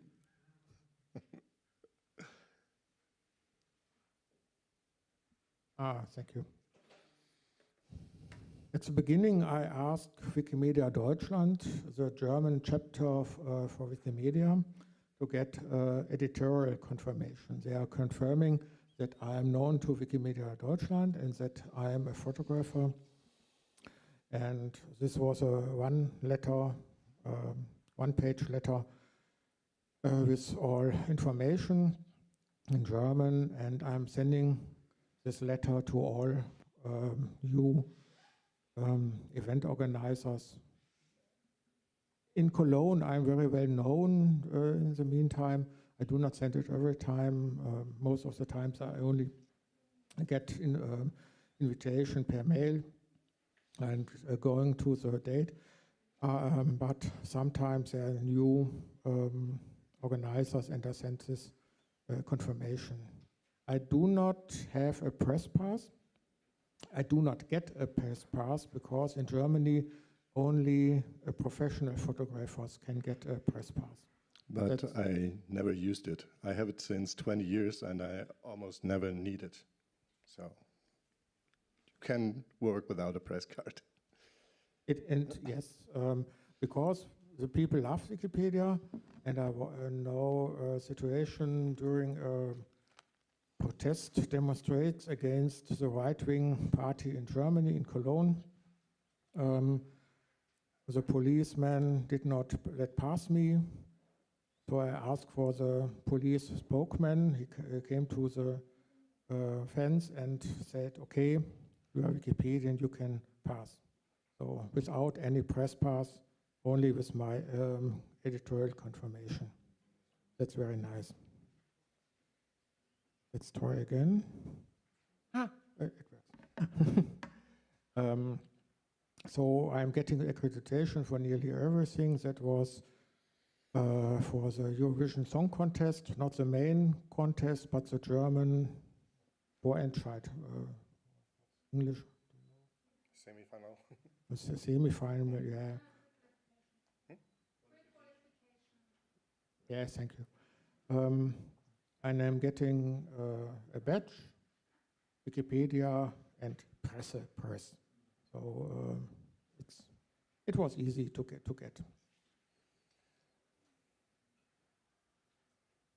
Yeah, okay. But how works a press event? It differs very depending on the person who is visiting Cologne. And at this time, the president of the German Bundestag, the person in red, Bärbel Baas, was visiting Cologne. On the right is our former Lord Major Henriette Reker, and on the left you see the press spokesperson for the Lord Major. What I want to say here, if I have any special wishes, I have to ask the press spokesperson. If I want to get a special set up for a photo, for a portrait photo or a group photo, I have always to ask the press spokesperson. Never ever the VIP person. And this was a very a high visit, so all are dressed formal, very formally. That's yes. The other relevant and important person besides of the VIPs are the protocol department persons. On the right is the woman of the protocol department. I know them, they know me. It's not in Cologne, we are a family, so let's say. It's good to know each other if there are anything I want. So yes, you have to, what I want to say, you have to know the relevant person on the setting. That's the most important thing. Besides the VIPs, in this case, the spokesperson, the protocol department person, and so on, so that you have to be in the right place for photographs. Especially here, I was the only photographer in this event. I do not know why. Normally, there are a lot of other photographers, professional photographers, but in this case, I was the only one. And you do not see the security, the bodyguards of the German president of the German Bundestag, but there are also security policemen, Bundeskriminalamt in German. But they are they have an eye on me, so what I'm doing, but they know that photographers are never dangerous, hopefully. Sometimes they are. Sometimes? Every now and then. No.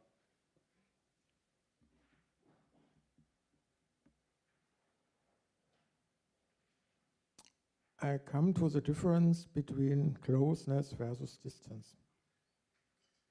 that's the same event. And as said, I was the only photographer in this event.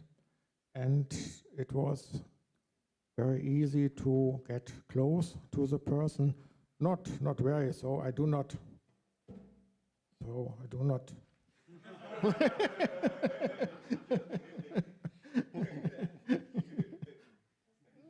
Yeah, that's not what I'm doing. With me, you could. Yes, but not with the VIP persons. So I'm using a telezoom. I'm telling later on about the techniques, but I can do very close Photoshops. Photoshops. That's the way you're No. Photos. Mr. Montage. No, never ever. Never ever AI, I promise. It's not part of my or our presentation, but believe I'm never using AI tools for developing of the photos. It's not. Of course. We have to show the truth, I say. Is this truth? Is this the right word? We have to show the what happened, what really happened, and not what we would like to see. And it's a philosophical question if photography shows reality, but we have to show it Yeah. as much as possible. but it's not every time so easy to get near to close to the person that is an that is an award ceremony for our former Chancellor Angela Merkel. She got a state prize for North Rhine-Westphalia, and all photographers were banned to the end of the room. So I was not able to take really good portrait photos. There was a little time slot for the red carpet. That was a bit easier. The event is, we were forbidden to come to the stage. It's not every time so, but it can happen. And then you have to take the long lens, the very long lens, and maybe an extender so that we have the chance to take good photos. But I think have not. This shows the scene. This shows the event. Maybe you recognize the person on the left, Christine Lagarde, has held the Laudatio in English. Laudatio, do not know. So it was very high security, and only a television team was able to take photos or video from the stage. Or mobile. You see on the left one of the guests, and on the right, I think, to take photos.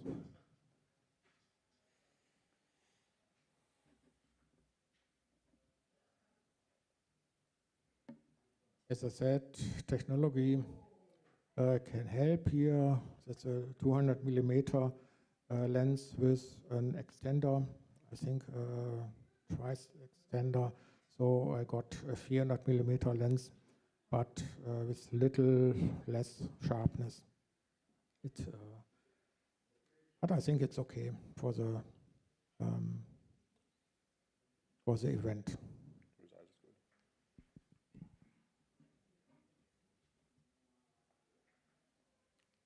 This is the same event. I got this picture from ZDF, the German second television channel. So it's copyrighted. The slides are on Commons already. I do not hope that anyone will ask for deletion, hopefully. So you know it now and do whatever you want. if anything thinks deletion request is necessary, I will blow the image. What I will say here is about the clothing, what I'm wearing. It differs very from event to event, and in such high-level event, I take my Sacco, so I am not in my worker's outfit there. I have seen this too, also Wikipedians on high-level event. Sorry? Huh? It's in German, Fremdschämen. Any idea for English? Fremdschämen? I'm sorry.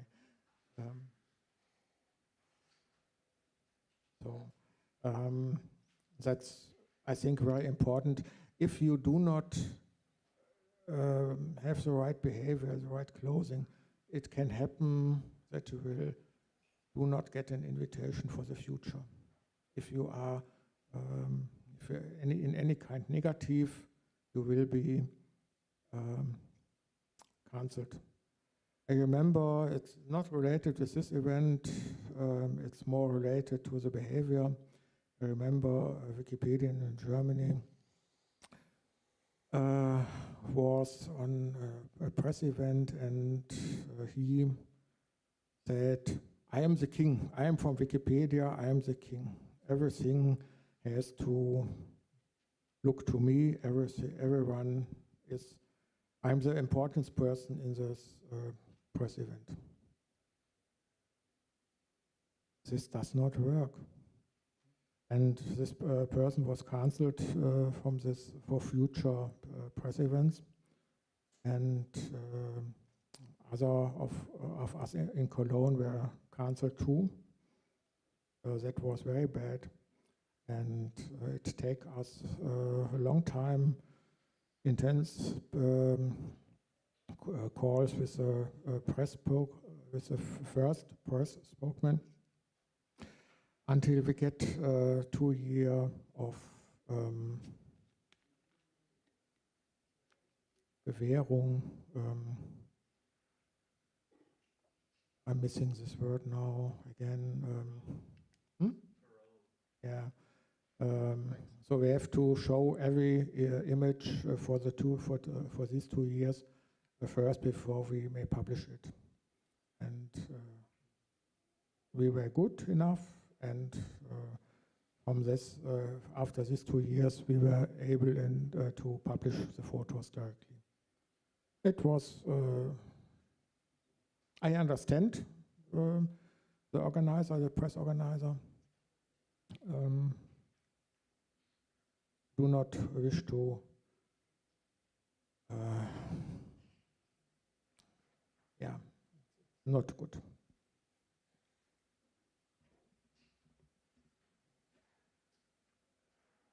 This is another kind of funeral of an important people of Cologne in the Cologne Cathedral, and all press photographers were asked to wear a black tie suit and very formal dressing. And that is not a question if I wear this or not, I have to wear this. It's we cannot discuss, oh no, I do not have black clothes. Most of the time I wear black clothes, but it's not meant, no, not today, Matthias. I have my summer colors on. Washed out. Washed out.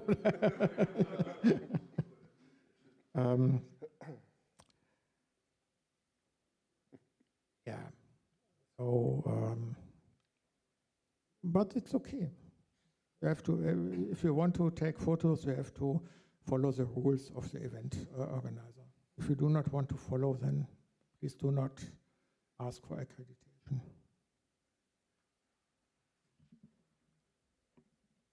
The last slide for behavior and clothing. I do not know if it's very good visible. It was rail reconstruction machine. We were very close to this very heavy machine for laying new rails, trucks. So we had to wear security shoes, not the sandals I'm wearing today, but there's a special norm for it, S3, so with steel in front of the shoes, and red life vest, or worn vest, not life vest, worn vest. Sorry. And on the find you then.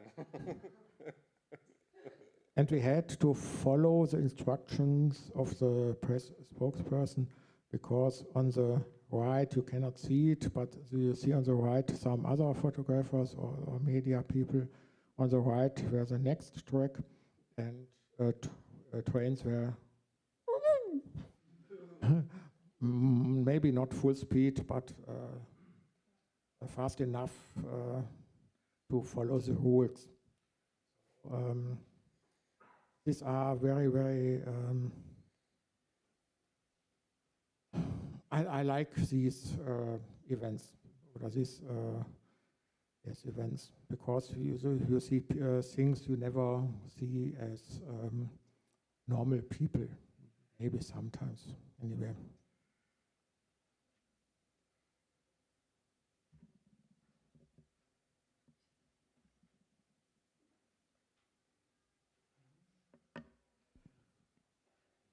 Next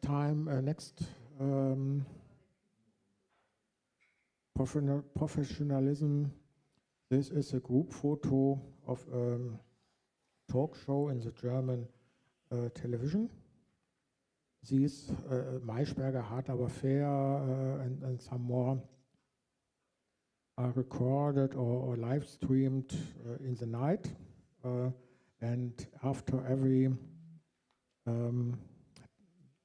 talk show, the photographers may take photos, not only of the group, but also portrait photos. But you can imagine it's 10 p.m., 11 p.m. When this talk show finished, and everyone is tired and everyone wants to get home, or have to leave, have to get a plane or a train. So you have to work as professional photographer. If this does not work, you will get a problem. I have shown this group photo only, but we have every time the chance to take portraits, and 6 to 8 photographers are on the set, and we have 2.5 minutes to take photos. It's not much time. So we have to follow up, let's say a queue. Everyone take a portrait, then step to the right or to the left, takes a photo of the next person, and every photographer who is in any kind, oh no, I'm not ready, I'm going back, it does not work. That's so. And at the end, there will be a discussion under the photographers. Matthias, that was not fine for you. What? You are going in the wrong direction. No, I didn't. You did. This is my position. That's yours. So it's very important to follow the rules of the photographers, informal photographers, as an informal rule of the photographers. Sorry. And also, as I said, we have to do it in a teamwork. Otherwise, it does not work if you do not work as team.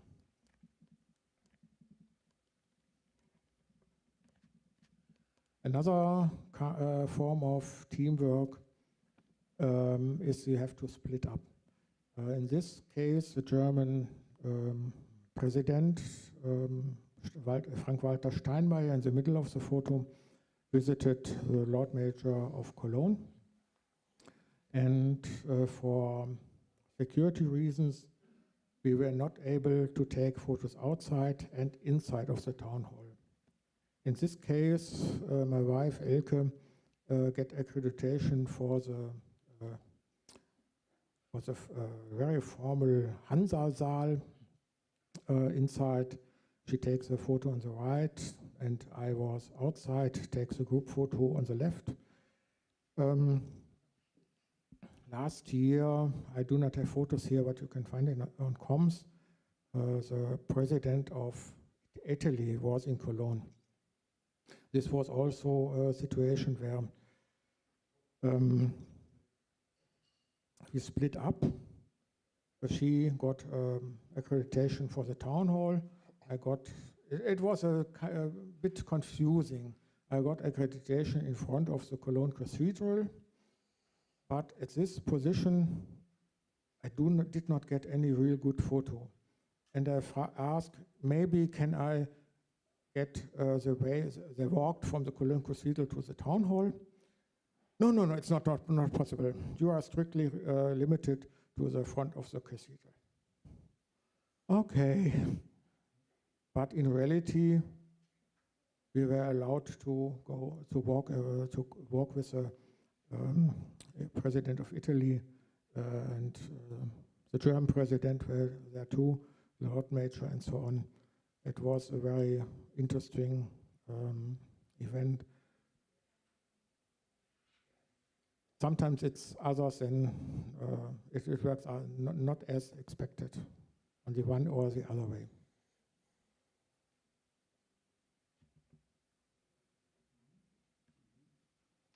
And you cannot count on Wikipedia anonymity, especially if you have, for various reasons.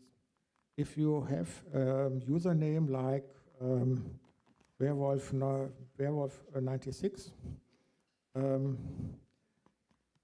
you do not get accreditation for the town hall.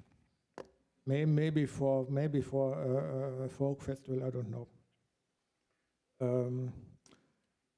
The press department waits that you name your real name. More importantly, if VIP, like the president of Germany and so on, comes to an event, you have to send your passport or details of your passport to for the accreditation, and the passport will be controlled. And in this event, dogs searching for not for drugs, but for Sprengstoff. Explosives. Explosives, thank you. Dog searching for explosive in our camera bags. So anonymity is not possible. You may upload them under your anonym username. That's not a problem. No one can get the connection, but for the real work, you have to name your real name. You cannot discuss it.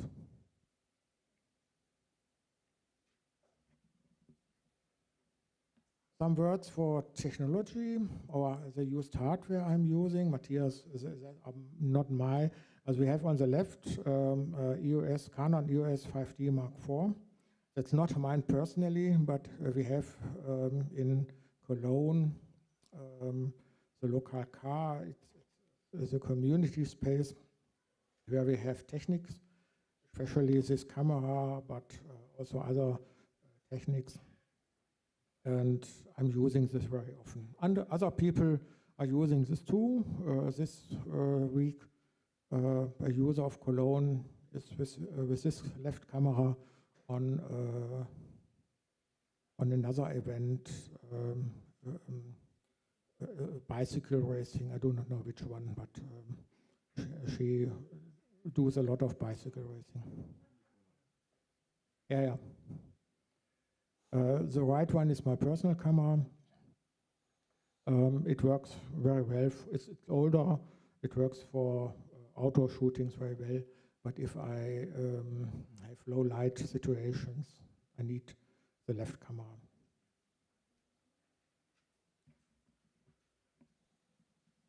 Yes, some information I told you. And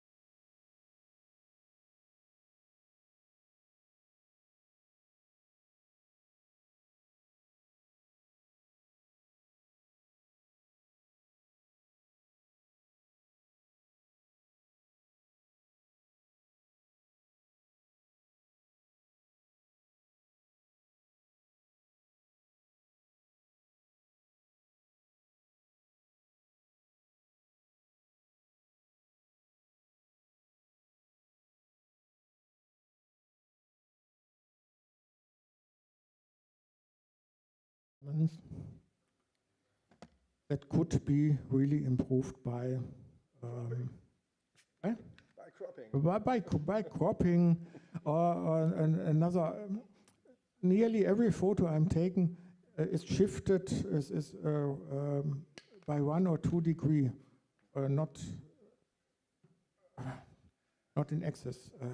I do not know why, and you really can upright it, so it makes more. It improves the quality of the images very well.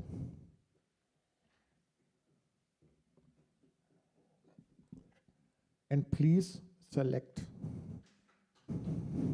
Please select out of your images.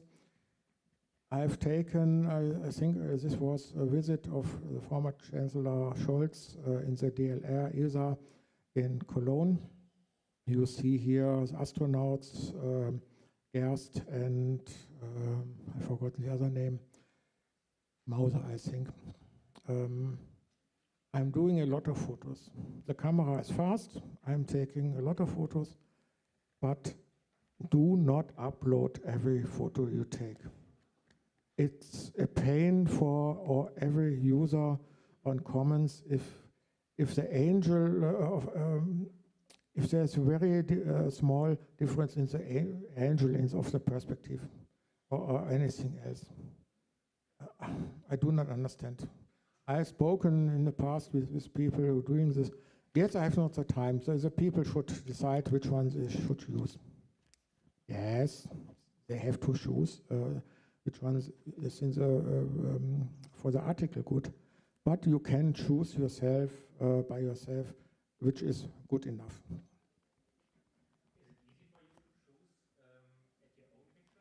Yes. Yes. And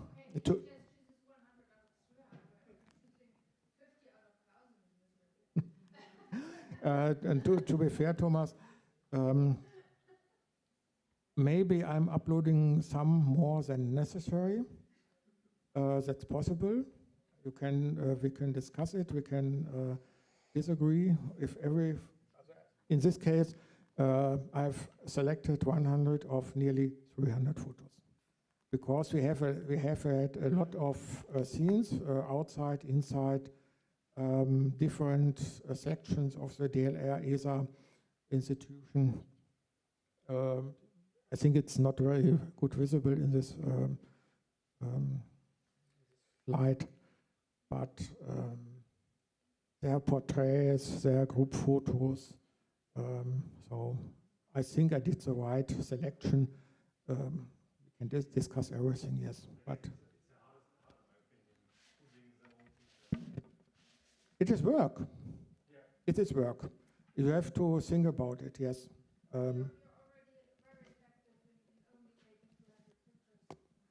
Yeah.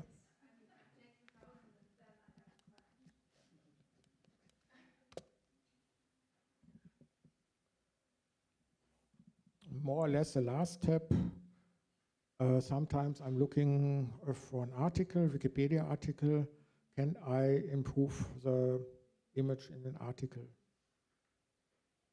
Often it's the case. I can add a newer picture, a better picture of a person or a situation, but not every time. I will not add my picture for every price, for every price is the wrong word. For my own, if I see other good pictures, not very old,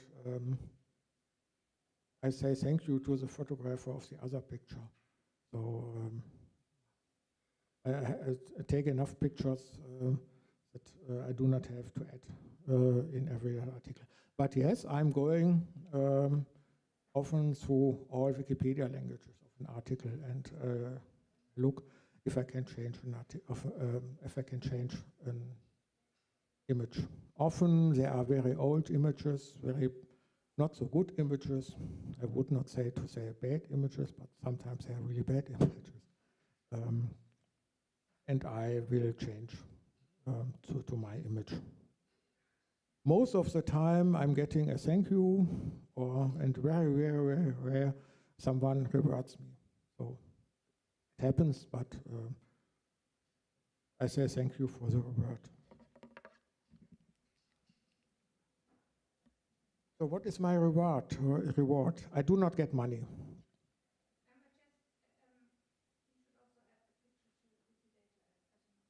Yes, I'm adding the pictures to Wikidata too, yes.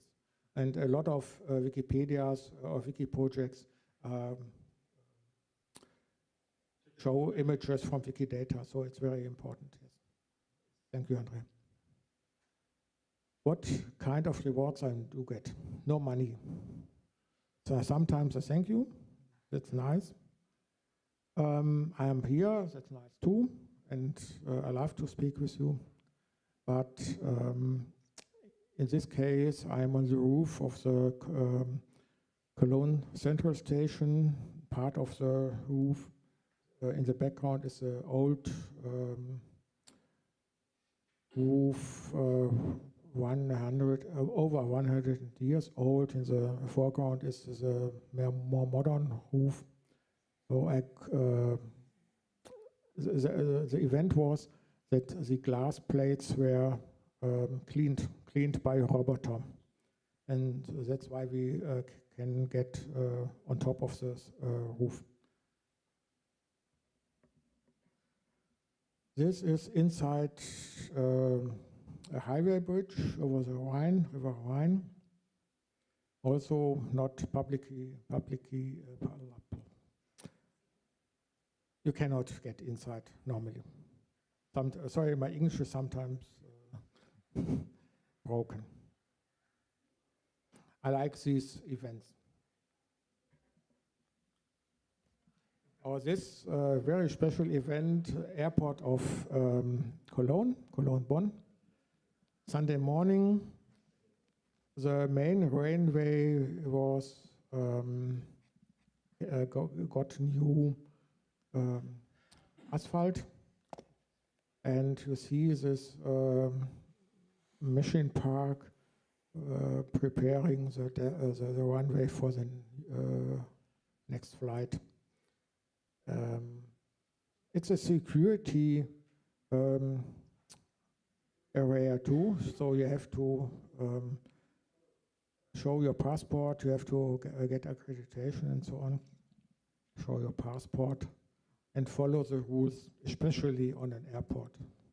If you leave this area without permission, you will get problems. On the other side of this runway, a big Boeing 777 passed after landing. So normally you do not get this near to this really big aircrafts. I think that's the last slide. A rescue helicopter was, or the station of a rescue helicopter was showed to the press. Also at the Cologne-Bonn airport.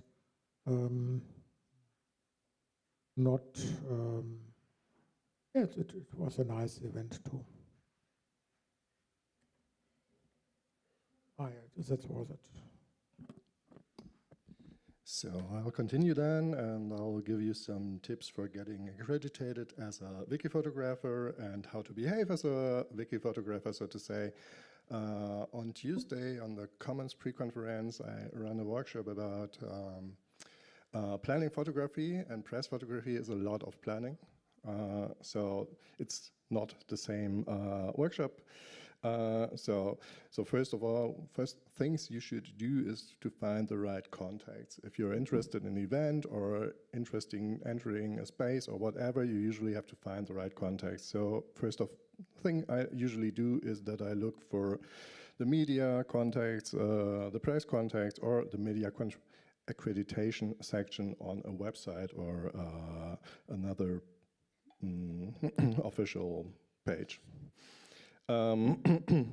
The second thing you could do is to ask your local Wikimedia chapter for editorial confirmation or a letter of assignment, and maybe you could switch to, sorry?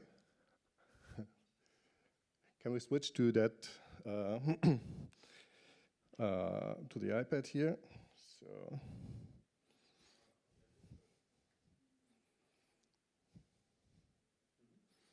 So here we are. This is a lost place in Kiel, which was opened for me. I just asked. It's a former Navy hospital in Kiel. So, but I want to show you how to get. Ich bin im Bild. Das ist blöd. Ich glaube, ich kann das hier aber auch nicht ganz rausnehmen. Das Ding. I try to go here. Better. So now what? So this is the German way of getting a letter of assignment.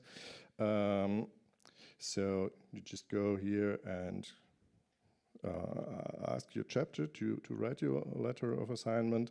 So this is, I think it's the French page, but it's archived, so I don't know if it still works, and my French is not that good that I understand it, but there are also other chapters who offer this, might be, what's that, Danish? Swedish, yes, so here we have the Swedish version, and on Commons, as far as I know, it was rejected. So maybe Kevin later can talk how you do it with the wiki portraits, how it's organized there. So that's what we usually should do, or what usually works. It's that you get such a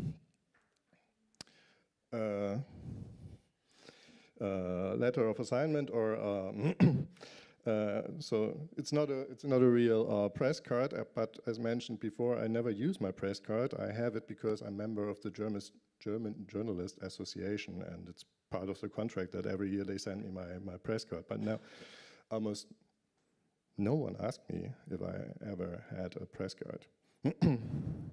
So if you are in contact with the organizer of an event, or you want to open a door, or you want to enter a space, the first, or one of the most things that you should do is be professional. Introduce yourself, know your camera and your equipment, behave, as Raymond said before, when you are there, respect each other, and what usually helps is that you include a portfolio that they know that you are more or less good photographer. Usually I'm a big friend of inviting unexperienced users to everywhere. But in this field, I think it's not the best way if you're completely unexperienced to go to official events, because it's also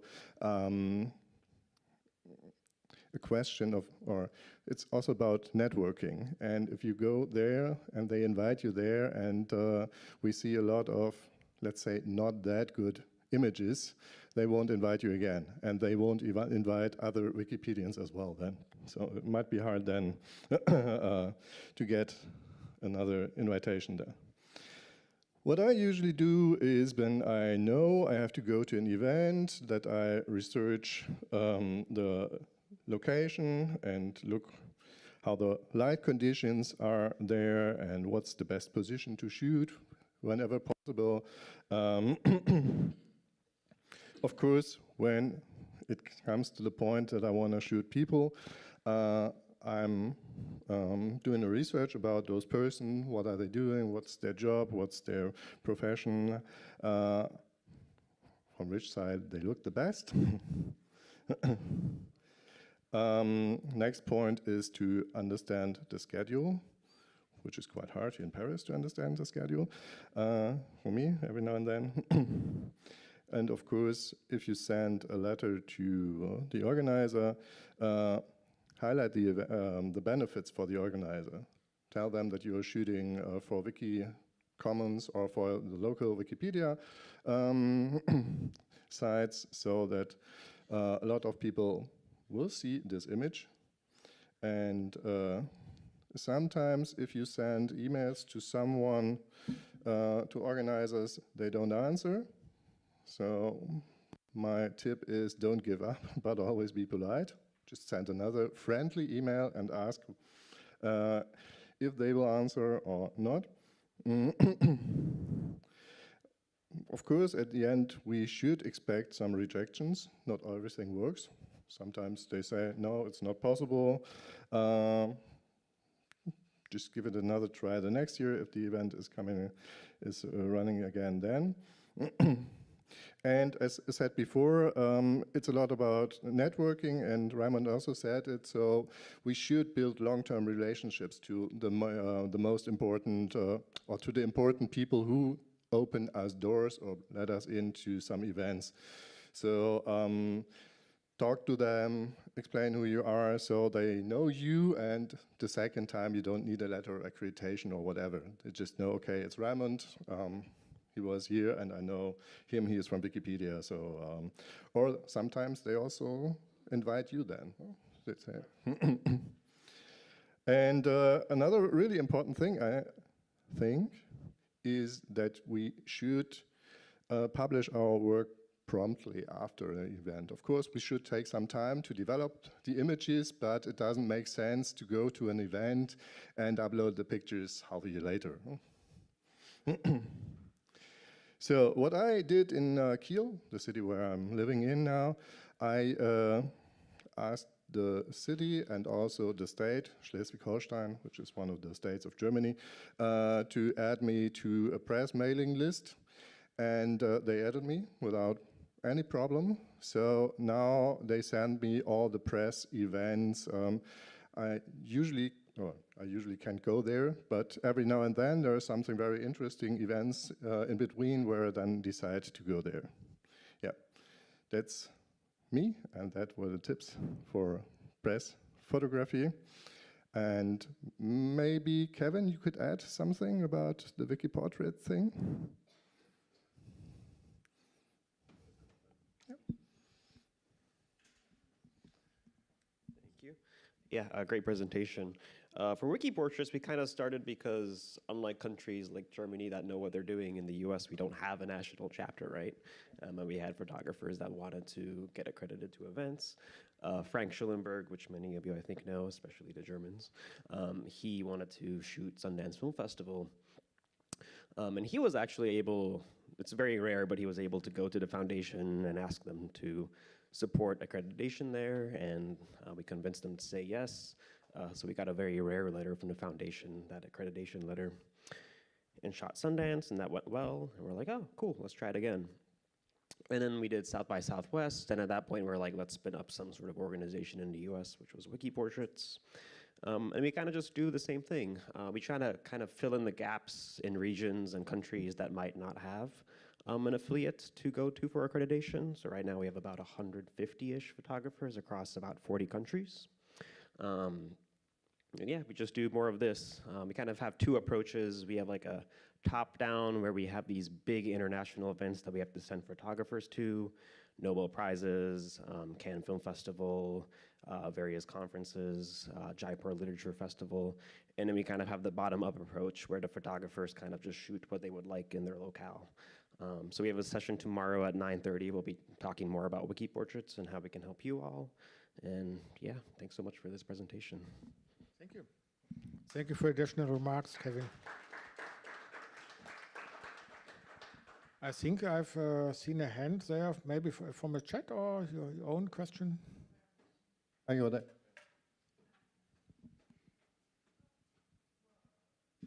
Thank you so much. This was partially answered by you. You said you put yourself. My question was, how do you find these events, right? You said you put yourself on like a mailing list of like your local council. Are there any other tips to kind of where do you get the inspiration of what to photograph and so forth? As said before, I live in Kiel, and Kiel, since it belongs to the Prussian and later the German Empire, is a really, it's a very important navy harbor, and we have some lost places there that remain. And there is one really special place I really like to show you, which is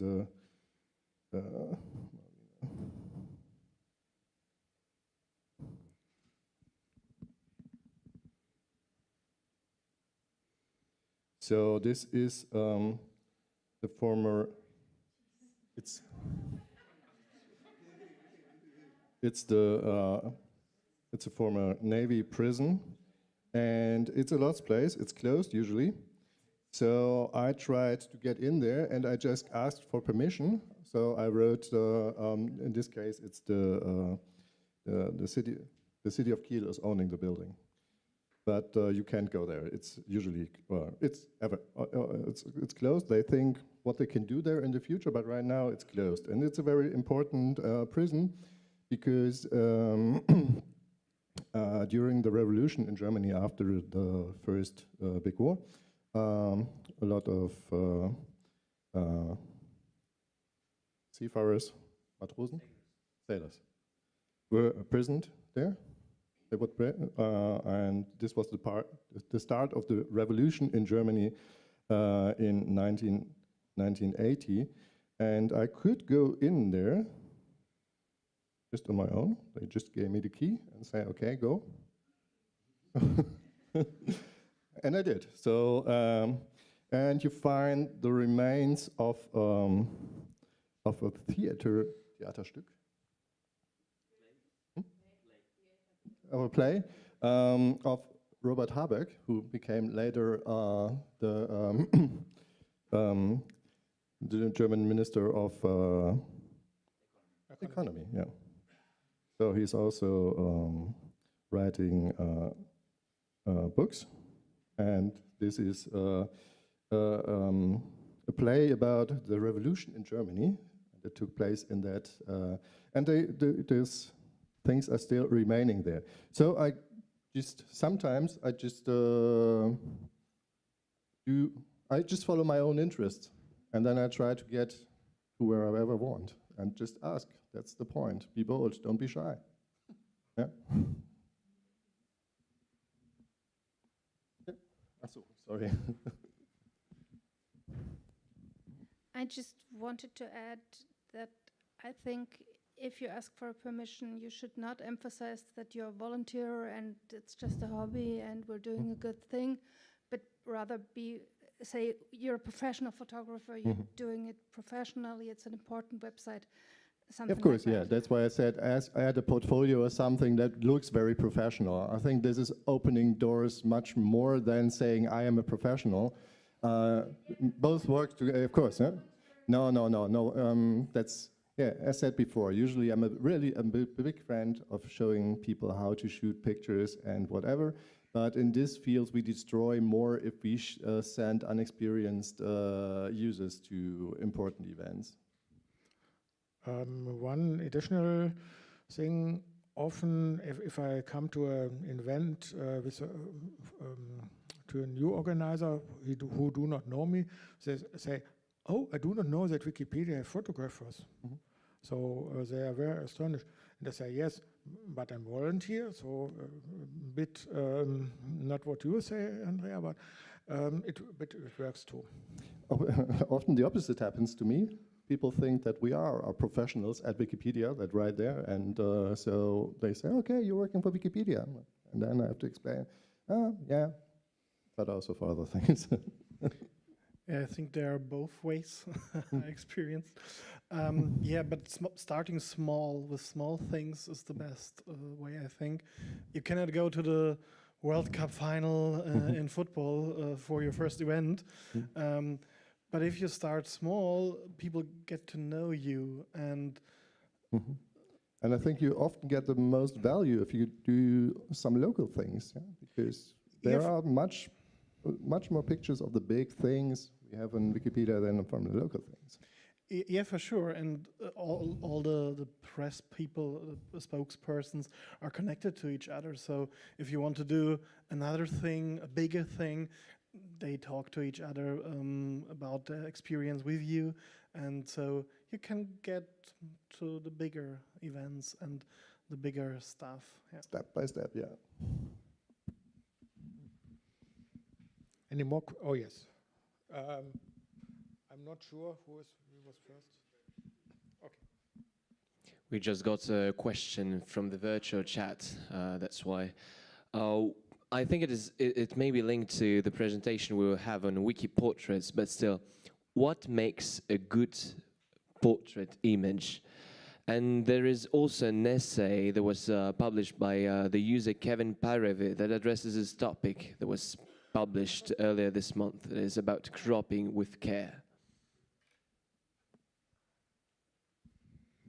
Cropping with care is a good point. I personally, I have developed my portraits, especially, and I think they have a good ratio and a good portrait. Cropping is allowed, but I do not like it very well. Sometimes it's okay. Sometimes I'm doing a ratio of 1:1.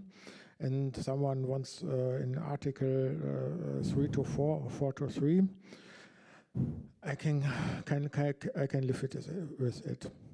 I do not like to maybe remember the first group photo of the ministers. If you do crop out of this group photo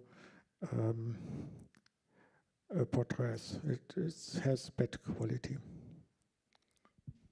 If I'm cropping on my own, it's completely different than I'm cropping other pictures.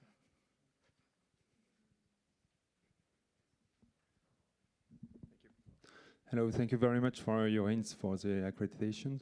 I try to take pictures. I'm in France, in Rennes, a medium city, and I try to take pictures of concerts. And I had a really hard time getting accreditations. I got some insisting a lot with a lot of emails and etc. But it looks like it's a very network stuff, and everyone knows each other. So maybe you have hints to enter this world when you're clearly not a professional like me. I absolutely don't have any press card. Of course, but we all started at one point. Yeah, and my portfolio is also not really that good, even though we bought a very nice camera with Wikimedia France. But this is for future. Yeah, let's talk about settings. Maybe I don't have a camera, or I don't have a lens with a very big aperture, so I'm usually the lazy one. I open the aperture as much as possible and set the ISO to auto, and it works. Yeah. Most of the situations, yeah. Okay. Hi. So we run Wiki Loves Africa, and we have a lot of some very professional photographers, some not so professional.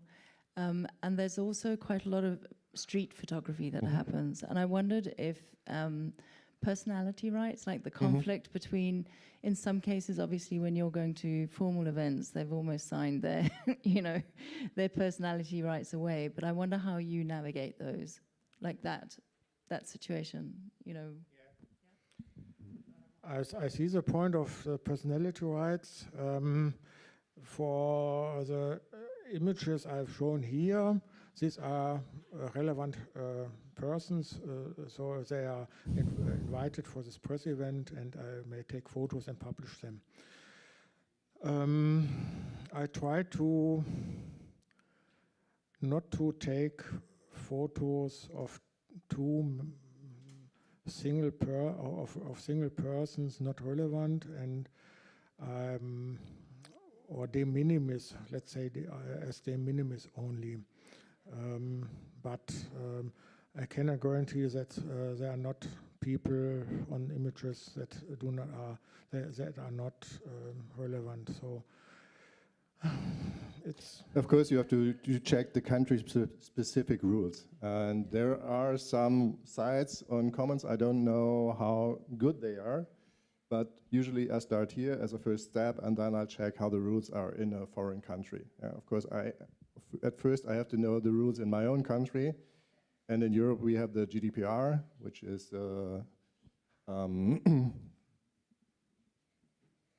which says what is allowed and what not. And as Raymond says before, usually if you're invited to a press event, it's okay to shoot there, the people, and that's also okay, of course, to upload them to the websites. But if it comes to street photography, things completely change, yeah.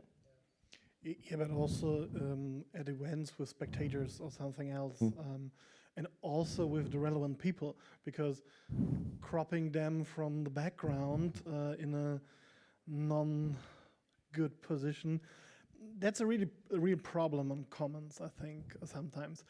People cropping people from the background, and they are really, really bad photos. And we have to take care about this, because the name of the photographer is added to every file page, and that can be a problem for accreditation to events.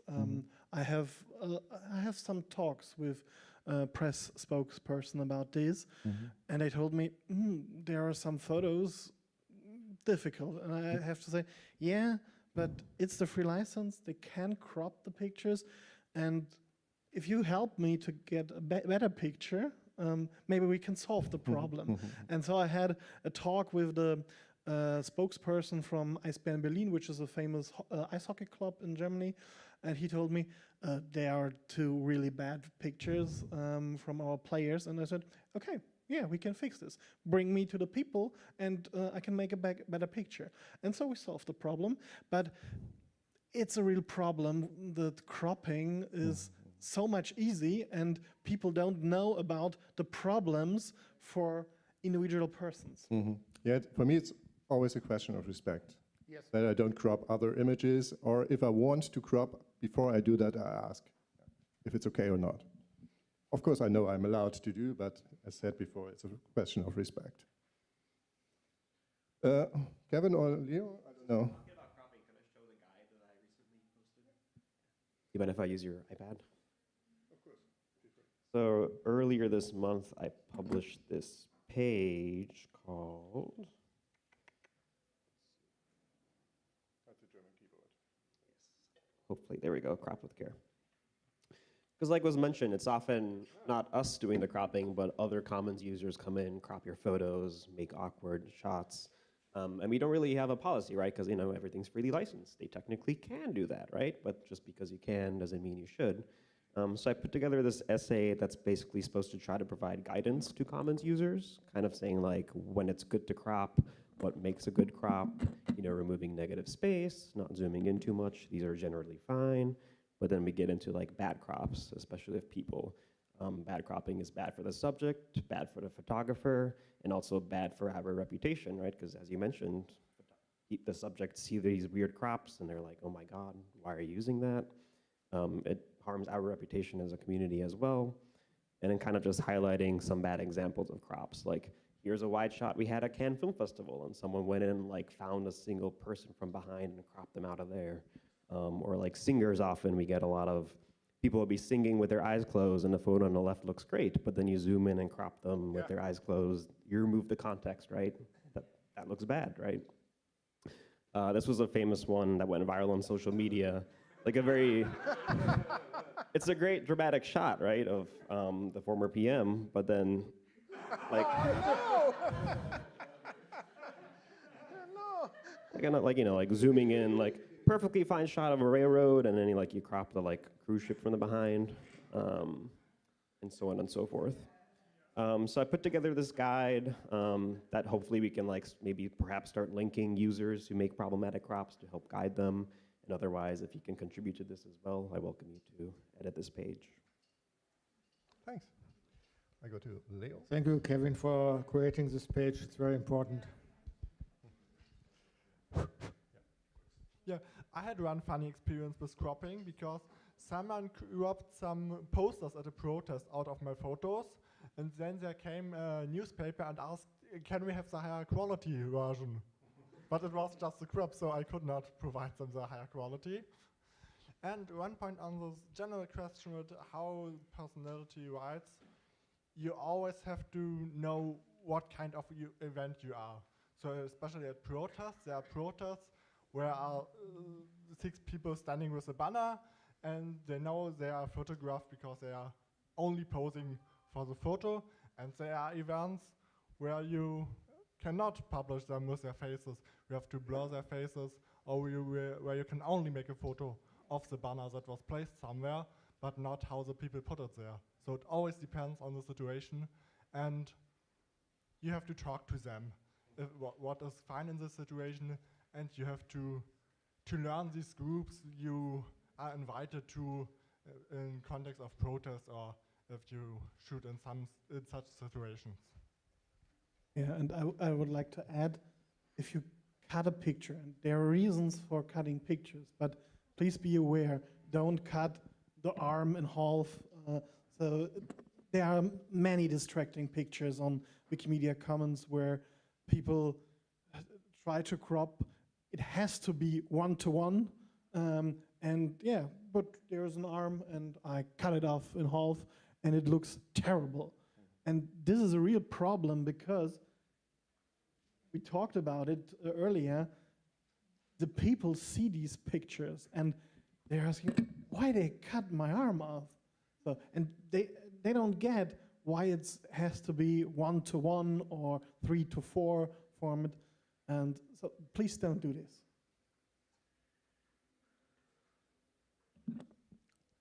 Other questions, comments?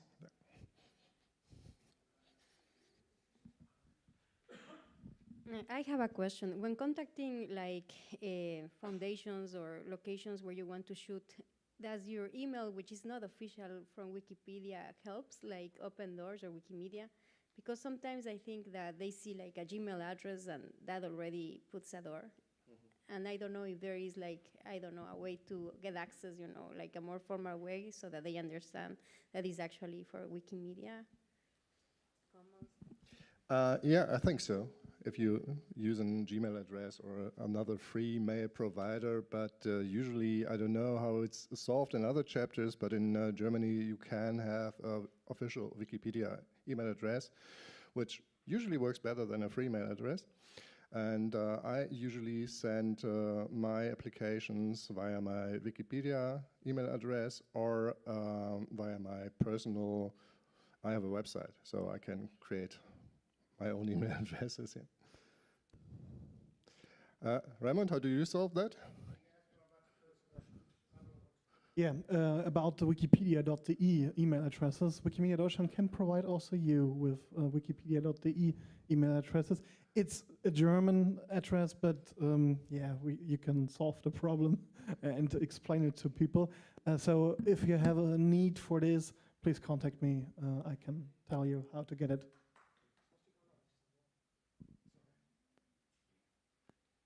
It's more a feedback than a question, but I feel like sometimes you need to get more permissions that is required by law. And especially, I got into trouble last week with the Monegasque police because I'm developing a Wikimedia project in Monaco, and I went to a square that is right near a government building.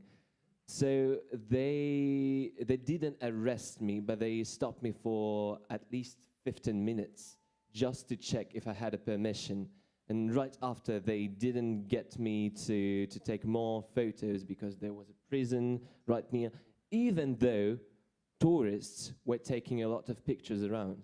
So their idea was that I was with a camera, and the camera that seemed professional, and I was required to get some permissions from the government to shoot, even though there were people that were shooting with some just standard phones. So sometimes it's more like a feedback, get the right permission just in case. Sometimes also mobile phone is also very well to use it. Oh, that sounds bad, but I've not this experience from Germany, but we do not know that we may not take photos of military areas and so on. And for drone, we have a small drone in Germany. There we need a lot of permissions. And the police came to control the permissions. But that's my good experience. Because other Germans send them to control you? Sorry?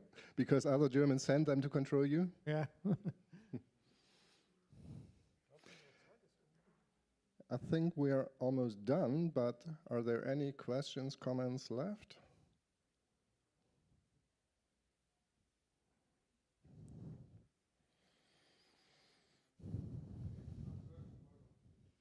And please don't hesitate to contact your local Wikimedia chapter to support, to get permissions and so on. We would like to help you. Perfect. Thank you. Definitely.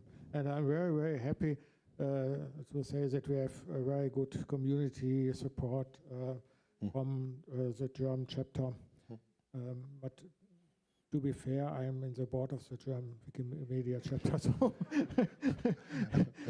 I'm not in the board, and I'm not a member of Wikimedia Deutschland, so I would say the same. Thank you.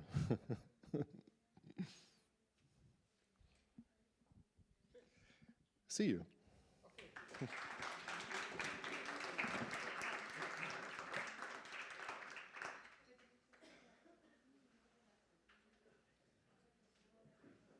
Danke, Matthias. Ja. Was it okay? Yes. Yeah? If you need an administrator, contact me. If you need a commons administrator, contact me.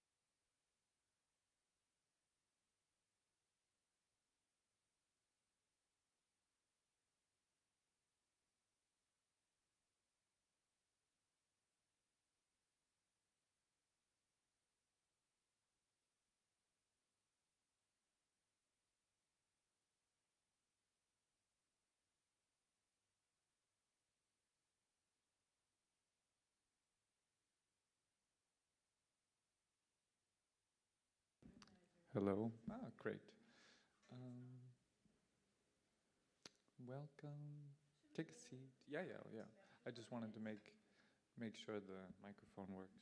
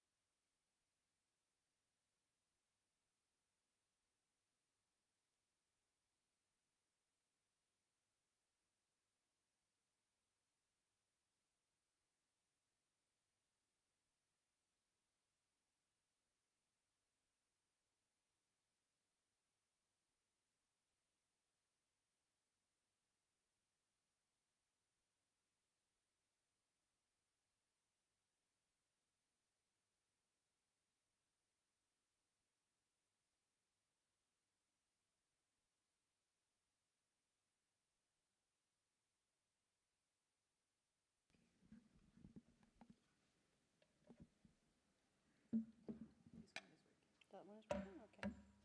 Maybe this one is... For the room? It's here. Okay. I see. Okay then. Okay. Nice catch. Okay. Nice catch, yeah. Wonderful. I let this microphone here, or you Yeah, will just leave them here and we'll do it. Yeah.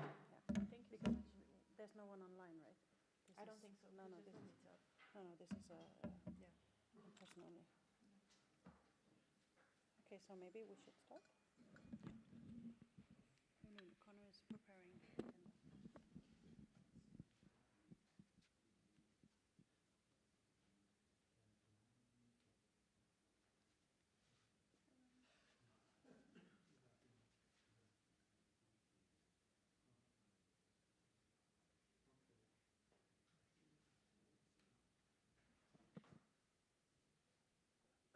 Okay.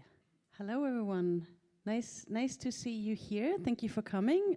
If you like, you can sit as you are now, but also if you want, you can move a bit closer to each other and us, whatever you prefer. So my name is Karen. I'm Chief Operating Officer of Wikimedia Sweden and also the Global Coordinator of the Content Partnerships Hub. The Content Partnerships Hub is a hub that is enabling partnerships all over the Wikimedia movement with content partners. So mostly we think about cultural heritage institutions, but also intergovernmental organizations. We work a lot with the United Nations or with similar organizations. And we have different pillars of service at the Content Partnerships Hub. So we have a help desk where you can sort of ask questions if you're starting a partnership and getting stuck. We're building a repository with on Wikibase with good resources to know.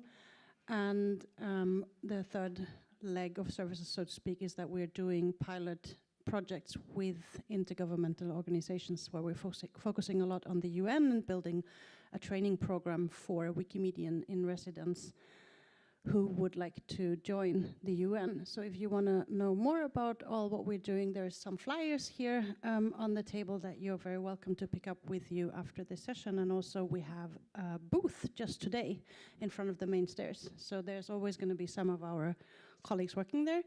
I don't have like all of our affiliates in my head, but maybe between the three of us, we can all get them together. I don't know. Of the consortium, yeah, exactly. So we're Wikimedia Sweden, Wikimedia Serbia. We are like the fiscal sponsors of the hub. And then there is Wikimedia UK, Wikimedia Indonesia, Wiki in Africa, Wikimedia Brazil,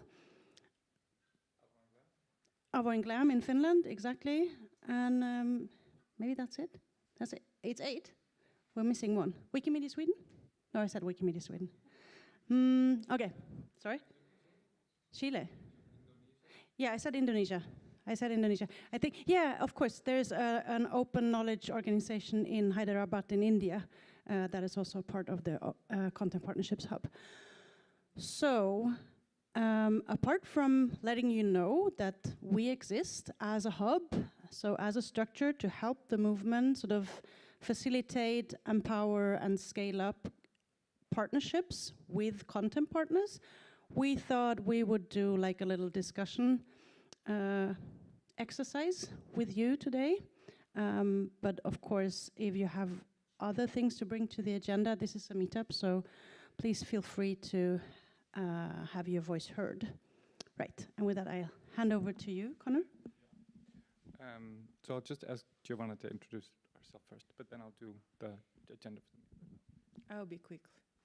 So hi everyone. I think I know most of you here. I'm Giovanna Fontanelle. I work for the Content Enablement team, which used to be the Cultural Heritage team and the Wikimedia Foundation. And I have been working with GLAM Wiki since 2018. And yeah, very excited to have this meetup with you today, right? Okay, so since it's a meetup, I thought it would be best that we kind of get to know each other and see who's in the room. So we're going to start with a round of introductions to see who's here. And then we're going to do two very, very lightly facilitated conversations using these instructions here. But I'm just going to go around the room and pass the mic around and ask you to introduce yourself very, very, very, very briefly with the answer to one question, which is what brought you here today. So your name and what brought you here today. So I will pass to... I have a mic to pass around. Okay. I see what I say. I'm Sandra, user spinster, and what brought me here is I've been doing Glam Wiki for a long time, and yeah, it's nice to be part of the community, to see everyone. Okay, Anton, you just entered the room. You have to answer two questions, state your name, and tell you what brought you here today. Yes, hi everyone, sorry for being white. My name is Anton. I'm from Ukraine, programs coordinator of Wikimedia Ukraine. We are doing a lot of GLAM projects, especially the Open GLAM initiative in partnership with Wikimedia Sweden. So I'm interested in how we can continue doing that and scaling that up.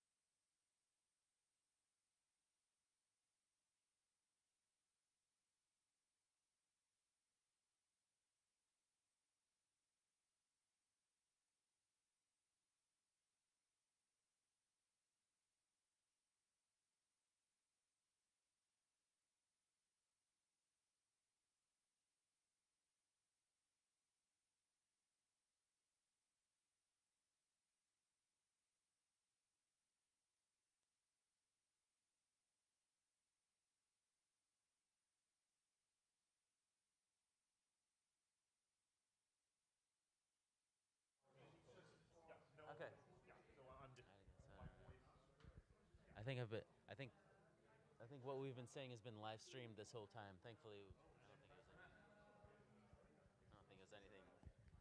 Man, hello, live stream. Okay. I think maybe actually. Well, okay. I don't know. Not sure. Okay, on peut commencer.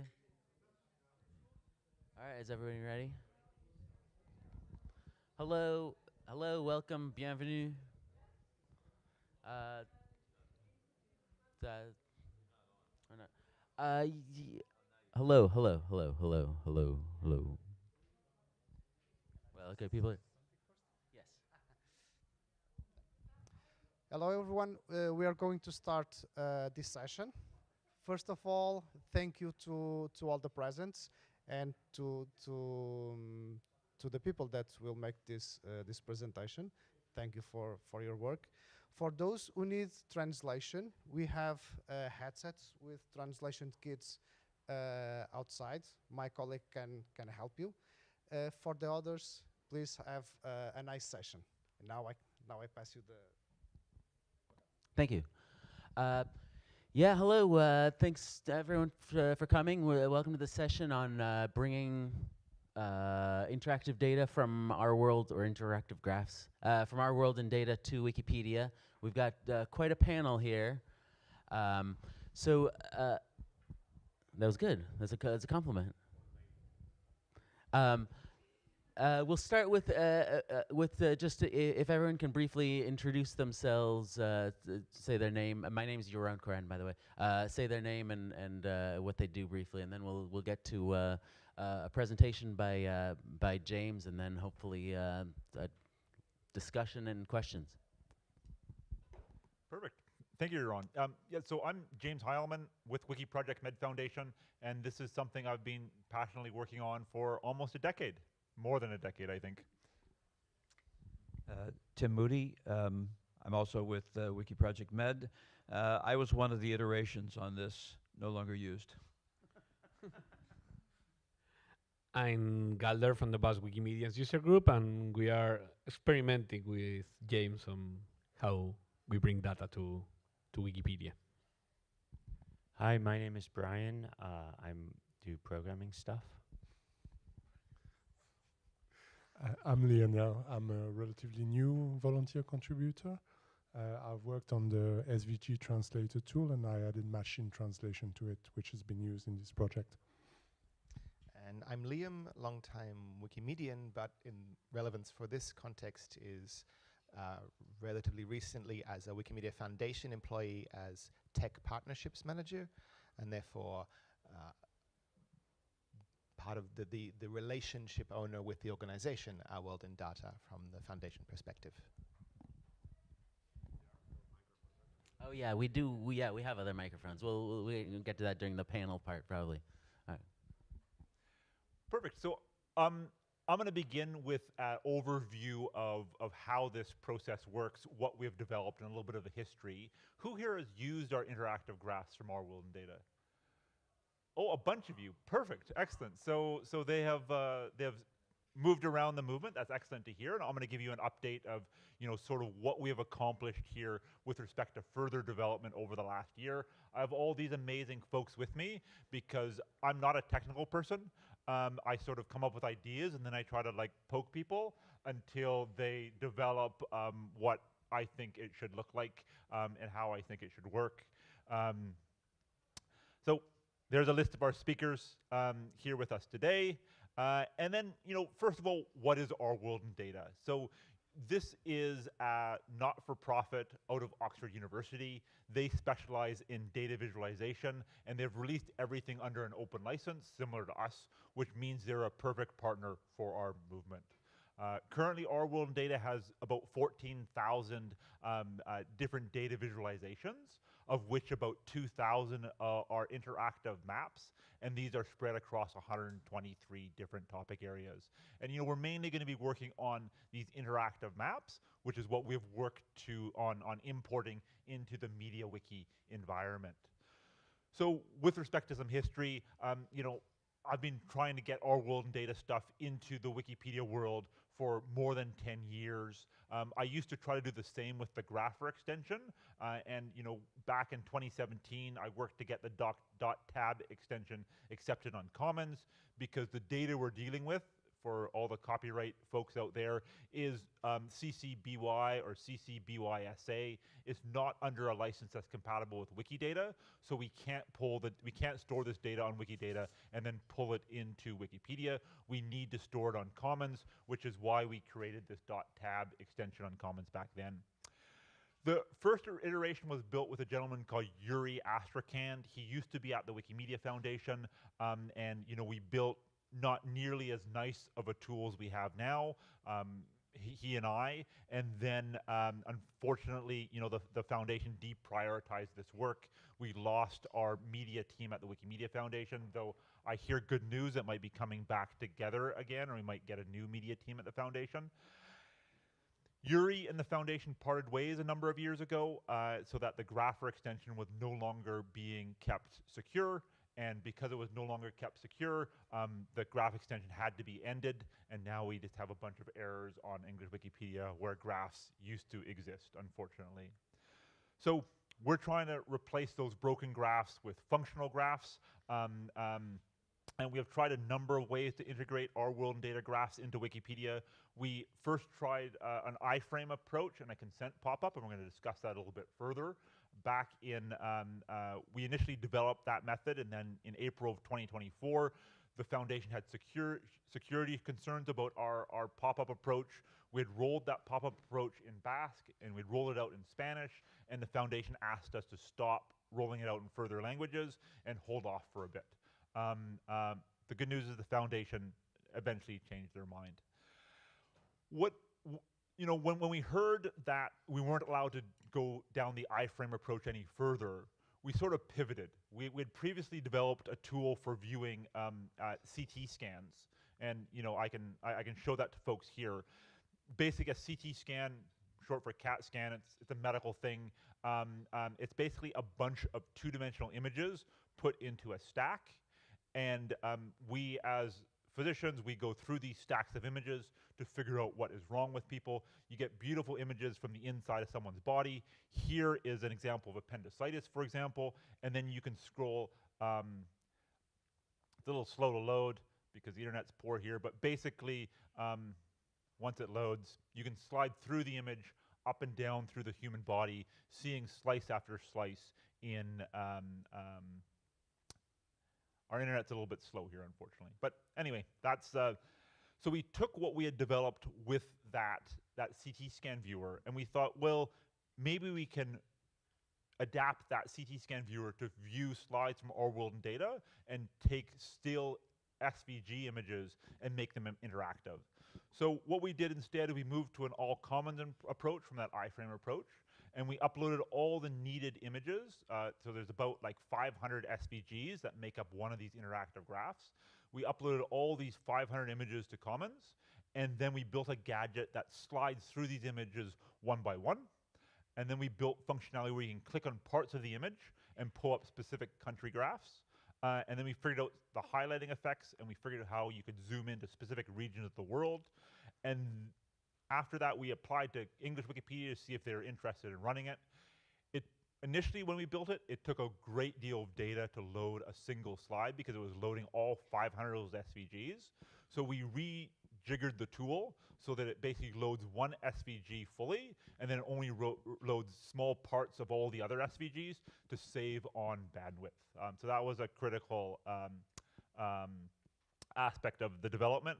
And then we built a tool that allows us to load these hundreds of SVGs quite rapidly, and so far I've uploaded about 1.8 million SVGs to Commons. So I'm not quite as prolific as Faye, for those who know Faye, but I'm getting up to one of the more, the higher uploads to Commons. So let's look at the output. Here we have an example of the English Wikipedia article on wheat. Here we have what one of the interactive graphs looks like in place. It's situated like any other image would be situated in Wikipedia. There's a little thing there where you can click and you can see attribution. You can see where the image is coming from. You see a little play button. You see a caption. So if I hit the play button, and there it loads. So you have this full screen interactive graph. I see a little bar down at the bottom. I can scroll through the various years of wheat production. I can look at a specific country, like the wonderful country of Canada. I can click on it, and I can see how production of wheat has increased over time from 1961 to 2024. You know, Europe is, if we look at this graph here, Europe is very hard to see.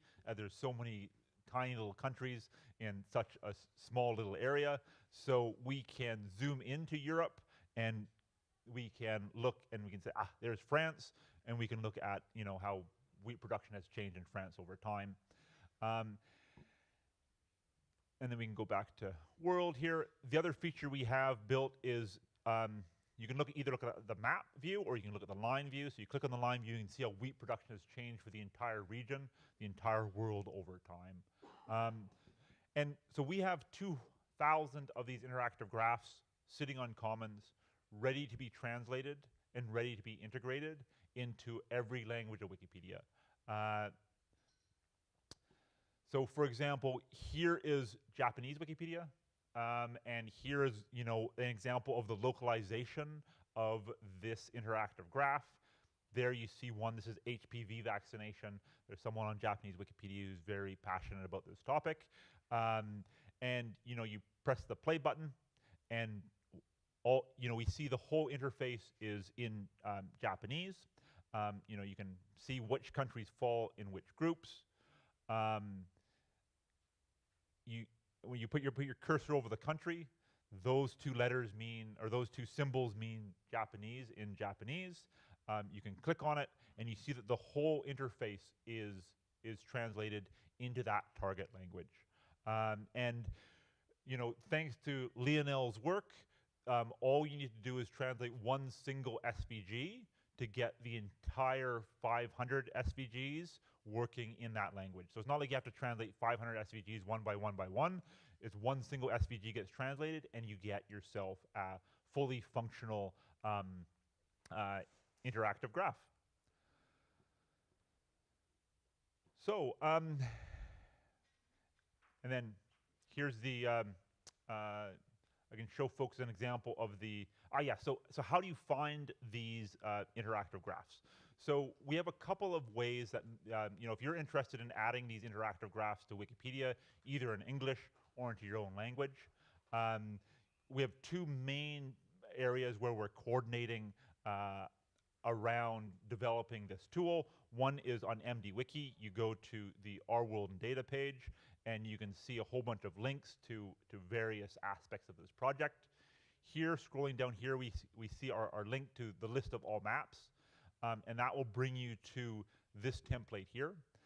And this template here is an easy way to see what all 2,000 of the available interactive graphs, you know, let's say you're interested in rice, for example, right?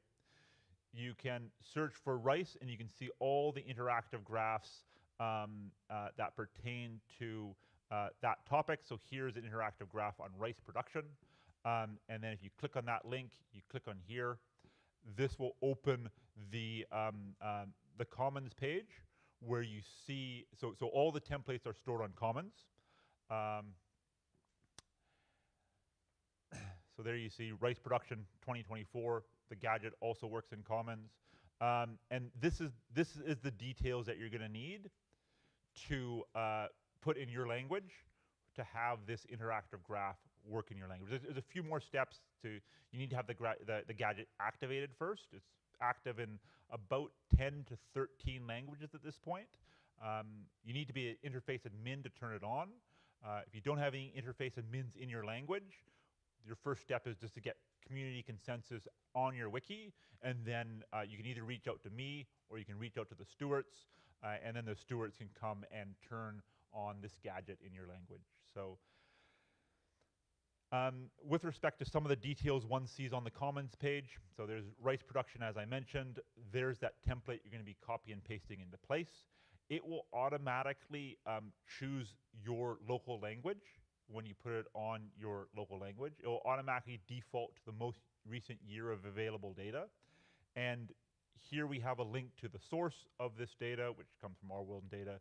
If it doesn't exist yet in your language, we have this little link here that will bring you to the translation tool, which I'll show you here in a second. And then this here third line shows you what languages it's available in right now. So I think that's Indonesian. So it's available in English and Indonesian, this one here, this exact template right now.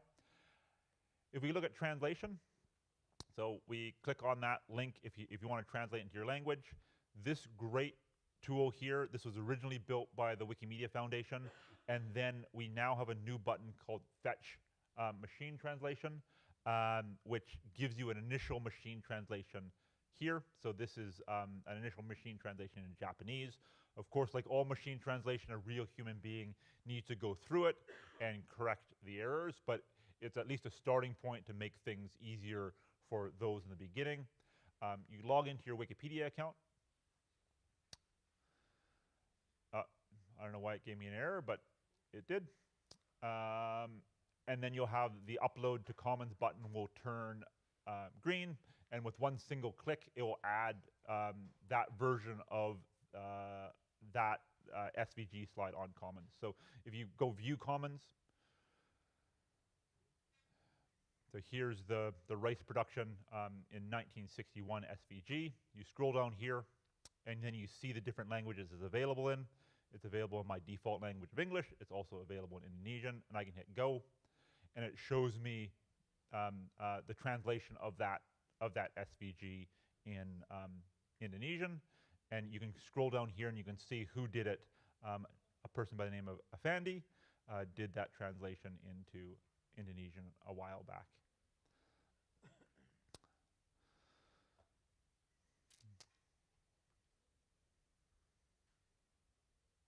Oh wait, uploading these hundreds of SVGs one by one would be nearly impossible. So we also have an upload tool associated with this.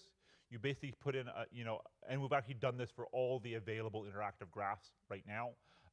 You basically put in the URL, the tool chugs away, and it uploads the SVGs as fast as it can, or the fastest as it's allowed to. And then the tool automatically generates those templates that we're just looking at Commons to help guide you through the last steps of the process. So automatically uploads code you need later on Commons. So there we see the code, the source, the translate, and the files it's available in. And then, as I mentioned, how do you find these interactive graphs? So as I mentioned, there's about 2,000 of them. I showed you the Google Sheet. Another way to go through them, you can look through the Our World in Data website, and the Our World in Data website has categories within it. We use the same category tree on Commons that Our World in Data uses on Our World in Data. So you can go to the categories on Commons, and you can see, here are all the Our World in Data graphs related to education and knowledge. You can click on that, and then you want knowledge or education, you click on that, and there you see the four that fall into that topic area. Number of annual patent applications would be the specific example here. And there, you can hit the play button, and then it becomes interactive at that point. So the other thing we've done is we've categorized, so you notice that each country you click on, it will give you a line graph of that specific data for that country. Now let's say you're specifically interested in how your country does on various metrics. What we can see here, here we have a breakdown of all the available graphs from Our World in Data for the different various data sets for specific countries. So let's say, there's 1,256 graphs for the country of Gabon. And here we can see all this data of agricultural orientation index, alcohol disorder DELs, age standardized, air trips per capita, and you can click on something like that, and you can see how how many air trips per capita there are for citizens of that country. And yeah, so if you're interested in working on content of a specific country, there's an opportunity to easily find straight line graphs for your country in question. They also exist both as template pages. So, we use these template pages to, that's the page that we pull into the gadget itself.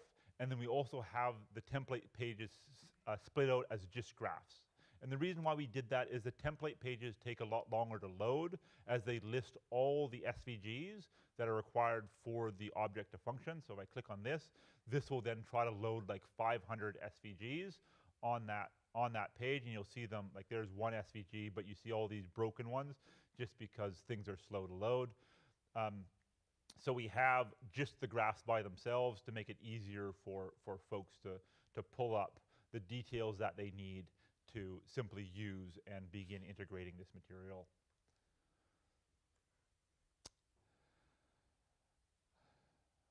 Okay, so yeah, so with respect to the details that need to be placed in Wikipedia itself, here we see that that template there that you can just select and you can copy and paste into place.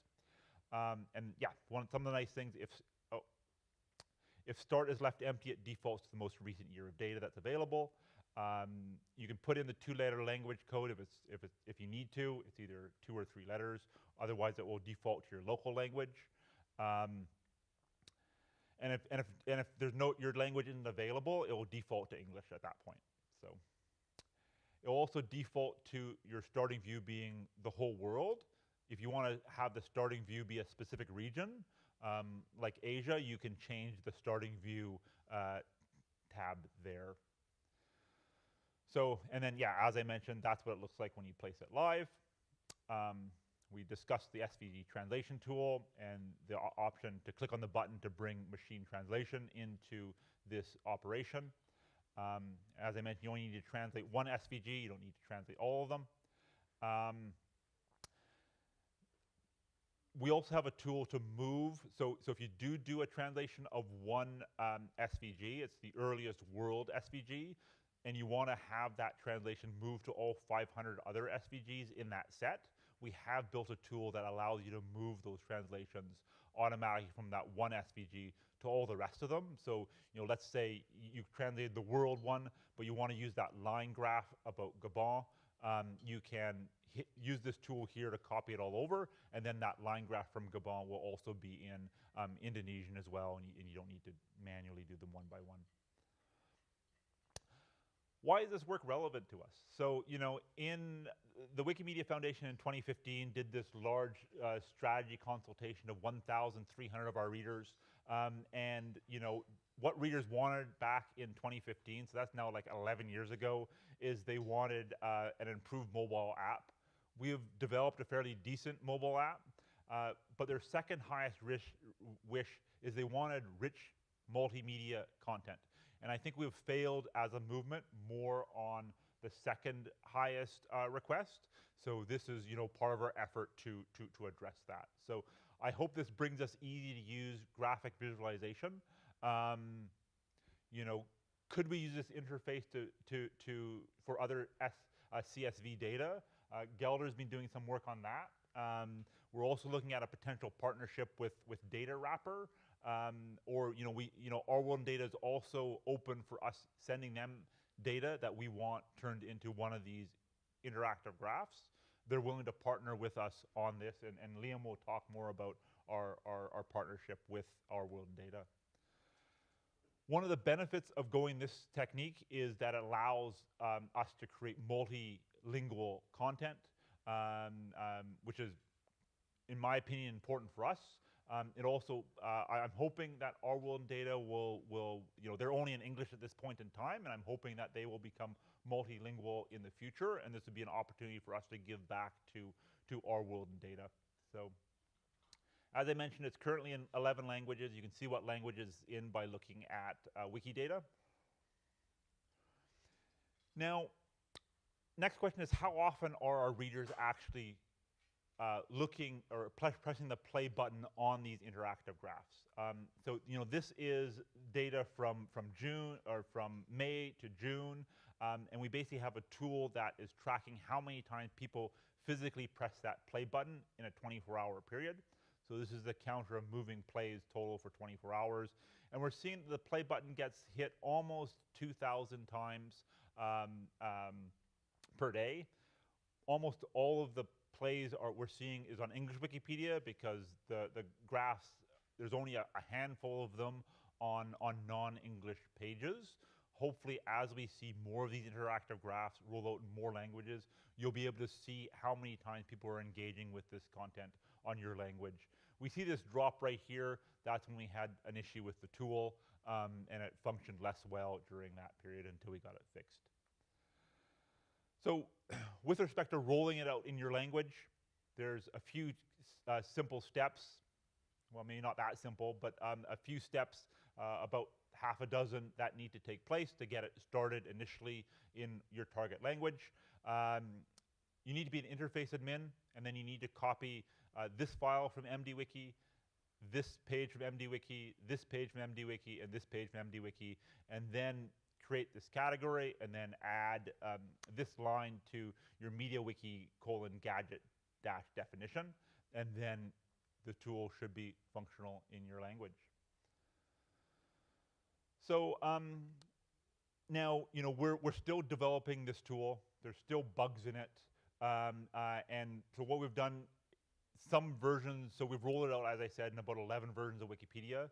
Some versions of Wikipedia haven't been fully updated, so it becomes non-functional if we make too many changes to the code and an old version is running on that target language. So we created a mailing list where we send out key updates to the software and we request interface admins to sign up there so that they can make sure that their version of Wikipedia has the most up-to-date version of our gadget. So another option, so as I mentioned at the beginning of my talk, another option that we originally built before we built this SVG from Commons approach is we looked at doing an iframe pop-up. Do you guys know what iframes are? Most people do to some degree. I'm not 100% sure what an iframe is. I think it's one way to pull material from one website into another website, maybe as the most simple explanation. But basically, you know, our World Data gives you the option to load an iframe directly from them. So the initial thing we did is we basically, on Wikivoyage has very nice maps. You can load topographical data, but when you load elevations of various mountains on Wikivoyage within the map, there's a little pop-up that says, we're fetching third-party information. Do you consent to loading that? So we said, well, we could use that same approach with our World and Data, and that's what we built sort of 2 years ago. And Basque Wikipedia and Spanish Wikipedia adopted this method here. And yeah, so you basically, when you click the play button, you get this little pop-up. It says, you know, do you consent, the content of our World Data is hosted externally. Do you consent to share your IP address with them? And then when you click yes, it will bring you to an interactive graph that's pulling from our World and Data themselves. So Liam is going to talk about this a little bit more. And the our World pop-ups, they're still live in Basque. And I think they're still live in Spanish. We want to have both methods available to the movement. You know, we've asked the English Wikipedia to accept this, but they haven't as of April 2026. Our World and Data has two main types of graphs. They have those simple graphs called Explorer graphs, and they have much more complicated graphs. We're not able to duplicate the functionality of the very complicated graphs our World and Data makes. And I think the only way to bring those more complicated ones into the movement is via iframes, with the pluses and minuses around those iframes. And you know, I want to have a discussion with everyone here about their thoughts around that, and what are your key go, no-go. So with respect to the iframe versus Commons SVG approach, there's some pluses and some minuses. The iframe approach is much less maintenance work for folks like me. There's a possibility of with the iframe approach of either having a static version, so you can choose one version of our World and Data and keep that version forever, or you can choose to have auto updating from through the iframe approach. The Wikimedia Foundation, Wiki Project Med, has formed a relationship with our World and Data, and the Wikimedia Foundation has a memorandum of understanding with them. As I mentioned, there's greater functionality I'll give folks, these are the Explorer graphs. So, here's one, for example, on climate change impacts. This is from the Our World in Data site themselves. And, you can look at temperature. You can basically, we can have an iframe where this pops up, and folks can then go through all this climate information in a simplified fashion. Here's, for example, countries in conflict. You can look at, conflict deaths. You can look at death rates. So this could come into Wikipedia as an iframe, and you have all these different ways you can look at that data set. And that's not possible with what we have developed through the iframe approach at this point. So, oh, yep. Some of the concerns is a consent pop-up is required. Another concern is it's difficult to translate. And finally, it's unclear whether or not the English Wikipedia will allow, they've allowed one method. It's unclear whether they'll allow both methods. That's still under discussion. So yeah, so that's sort of the end of the overview of what we're working on, and should I hand it over to with respect to a question for our audience here, for the non-English speaker, how many of folks here are non-English? Oh, good, a good half of our audience. So with respect to your Wikipedia community, seeing these interactive graphs, how critical is this material being in your language for your community accepting the interactive graph? A show of hands. Is it not, would you be happy to have an interactive graph in English, or is it critical for you to have an interactive graph in your target language, with 10 being, it's critical to have it in your language, and 1 being, it's not important?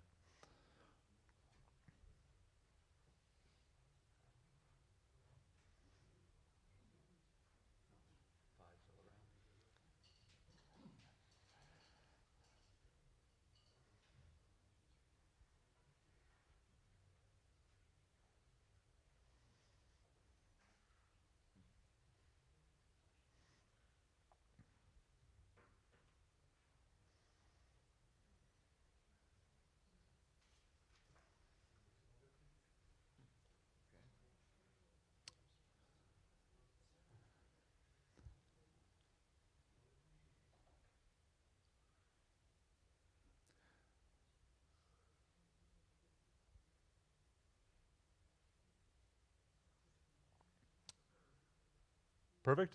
Yeah, I think that's useful information for us as developers of these tools, and for those working on the relationship between us and Our World in Data is, translatability is pretty important for folks, and having this material in their own language. So, perfect. Gelder, you're on. I'll hand it back to you. Okay, thanks. Was there something specific you wanted to get to next? I mean, I have some questions. Yeah, I mean, well, yeah. Thank you, James, for that excellent talk.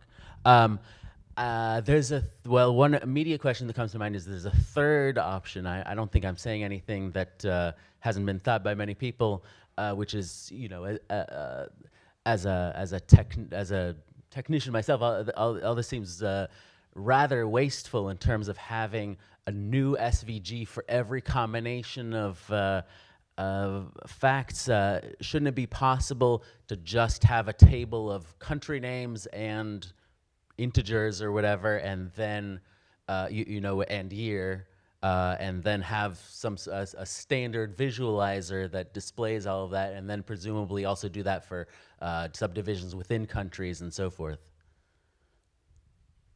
Well, we have like a bunch of microphones, by the way. Ah, yeah, that's true. Yeah, yes. You might need to turn it on. There's somewhere.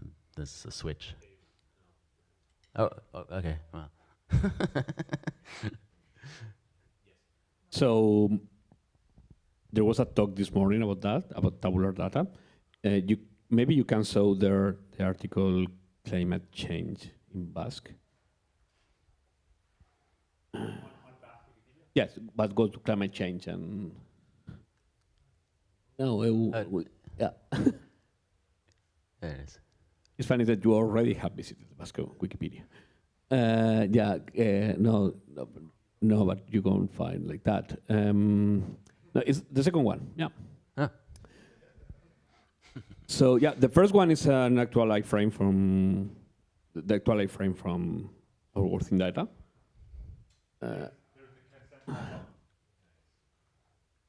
Okay, and then you have it loads it everything, and you can see it, and it's quite nice. But we can't translate this. That's one point for later. But if you go down in the article, this is something new. Go down.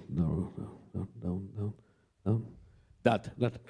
This is a choropleth map taking data from the World Bank. So this is something that we can do now. It's quite easy to do, but we can. For now, we can only load the last year. So having like a slice, I think by the time it takes to save one article, that it will be very costly to save everything, because I think it has to, we don't have the option for navigation yet. Maybe it's possible, I don't know. Also, it may be possible to load there like a graph, but still it should build a graph for each of the countries. So I think it's very costly, and it's more costly to save all that data in a JSON mode than actually loading the SVGs. But I don't know if that is true. It's something that we have to measure. Okay. Oh, I didn't realize that it was a technical obstacle. I just assumed it was some sort of political, I guess, issue with what? Sorry. Policy. Yeah, policy. Right. Okay. Does anyone else have any insight on that or thoughts about it? Okay. Okay. Well, we'll have to remain a mystery, I guess. Although, yeah, maybe it's a performance thing. I mean, I don't know if we can do it, if we can replicate everything yet, or if it is more server costly than loading the SVGs. That's a point that we still don't know. Yeah. Okay. One of those is. So that was the whole foundation of the Grapher extension many years ago that Yuri Astrakhan built, was to have a simple way to pull data from Commons into like these colored maps. So we had that, but then it was broken for a few years, and now Gelder is slowly building it back again, right? So, yeah.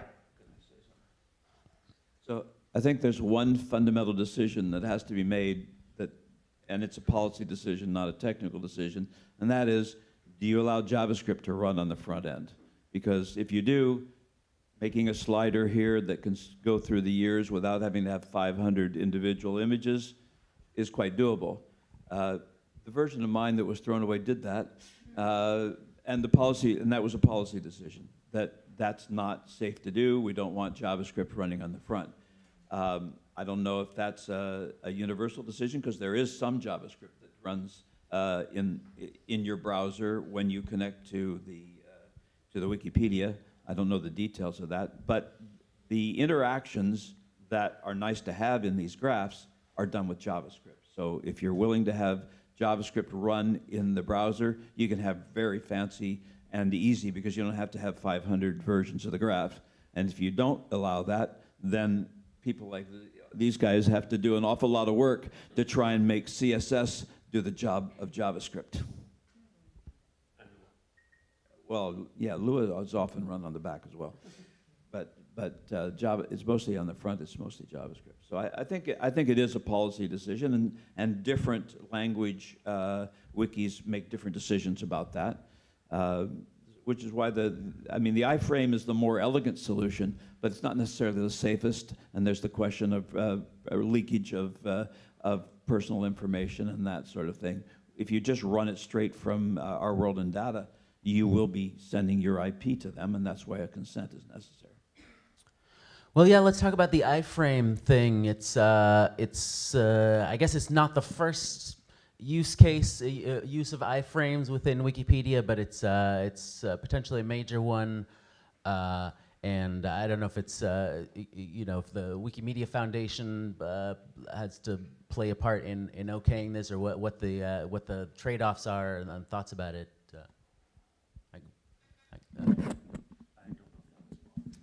Is this one on? Yes.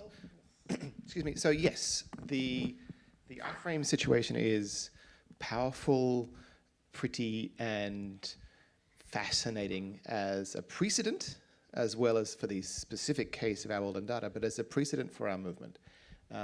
James mentioned briefly at the beginning that there was a process and the foundation was involved and then moved on, and that was a vast truncation of a lot of effort that was involved at a legal level. The idea that a Wikipedia reader and a Wikipedia editor can embed content from a third-party website and have it display within Wikipedia is ideologically novel for our community. That doesn't happen. A lot of conversations that I and many of my colleagues in this room have had with GLAMs over the years, where they say, can't you just embed our stuff in your website? And we say, no, we have to upload it to Commons. We have to host it ourselves because we don't trust you. This is, with the single exception of topographic layer on maps on Wikivoyage, which I think, no offense to anyone, flew under the radar as a significant policy change. The idea, there is now a member of understanding, a contract between the Wikimedia Foundation and Our World in Data, which was spearheaded through the sheer force of will of Doc James, and took at least a year of legal negotiation to have an external organization adjust its privacy policy, adjust its Google Analytics policies and procedures, and treat traffic coming from our website differently in order to facilitate our privacy requirements and principles when embedding the content. That has facilitated this pop-up option. Secondly, they also went to the extent of adjusting their limited resources, engineering resources, to build the ability, which they didn't have previously, of providing a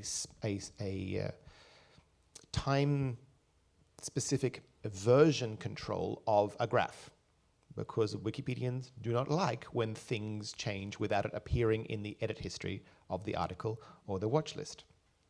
Sometimes it's useful, but this is the same problem of why Wikipedians often do not like info boxes from Wikidata, because stuff might change. So they built the ability to specify which version of the Our World in Data graph is shown on Wikipedia, and it will stay that way unless the Wikipedian changes it to the new version, if there is ever a new version, maybe once every year. That's a lot of effort, a lot of work. They were unaware of the intellectual significance or precedent that contractual agreement is for us, and are pleased to have formed that relationship. Unsurprisingly, to your point, having 100 SVG files on Commons that is translatable, improvement, is, from their perspective as a partner organization, suboptimal version of, please take the thing that we have curated and we have massaged and made pretty, and please just show that. Because also that means, in the world of finite resources and finite volunteer time and finite Wikimedia Foundation security engineering review time, if we trust an external organization to have good quality data, good quality software development, good quality privacy controls, and freely licensed materials, then we should be benefiting from their expertise to benefit our platform, in accordance with the movement strategy statement, to be the ecosystem, the essential infrastructure of the ecosystem of free knowledge. Ecosystem requires relationships with third-party organizations rather than pretending that we can do all things ourselves.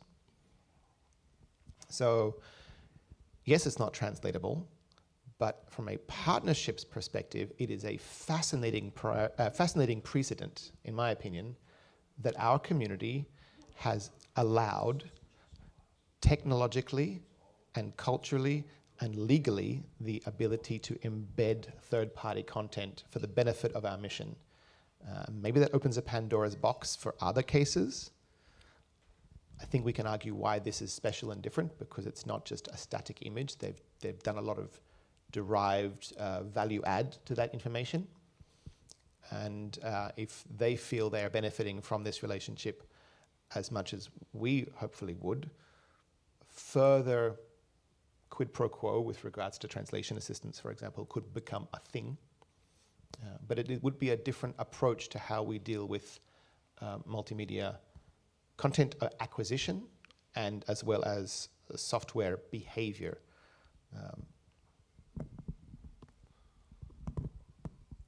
I'll add something about translation, actually, because that was very clear. Thanks very much. And why localization is important, and why this approach has dealt with it, and why we cannot do it in an iframe approach at the moment. Yeah. So, which is one limitation. So, if localization is important, the approach here is that we use SVG file. SVG stands for Scalable Vector Graphics. Okay, there's another type of file you might be more familiar with, which is JPEG, PNG. We call them raster files. Basically, it's grid of pixel with colors. SVG is a description in text, in tags, of what the image is. So there's a shape in the middle with a color, and then there's a square next to it, and so on and so forth. So it's basically a text description of the image. And that's why it's scalable. That's why you can make it smaller, bigger. It's just different type of image to handle. One of the main benefits of this type of file is that text in file is just text. So it will be tagged as text, a label. So if you have an image with text embedded, you can detect this text and decide to translate it in an... Okay, I'm taking shortcut here. Okay, thanks. Almost. But the general idea is that you could, in most cases you can, detect text and decide to translate it, and then a single image can be translated in multiple languages, which is much harder to do with a standard image. So this approach allows, with the tools that we have, some form of transformation of image for the purpose of localization. And yes, indeed, I took quite a bit of shortcut there. So I actually think the translation part is easier than others seem to think it is. And that's, if I look at the OID code, they load a JSON file which has strings in it, which they actually put into the SVG on the fly when the thing loads. They also have some metadata that's embedded as a JSON object in the HTML itself. So, for example, when I mirrored their site, I changed some of their text on the fly because I got control in JavaScript. So I actually think that it's not very nicely structured, but if the translation part were done through these mechanisms and fed back to them, to their source, there is an avenue there for doing translation, and it might not be as hard as you think it is.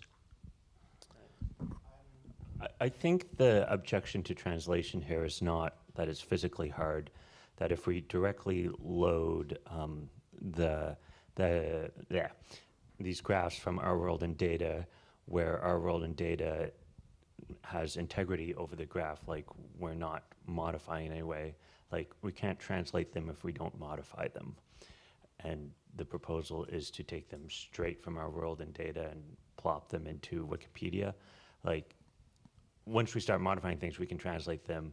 If we're going to take it straight from our world and data and not touch it, then we have to touch it to translate, so to speak.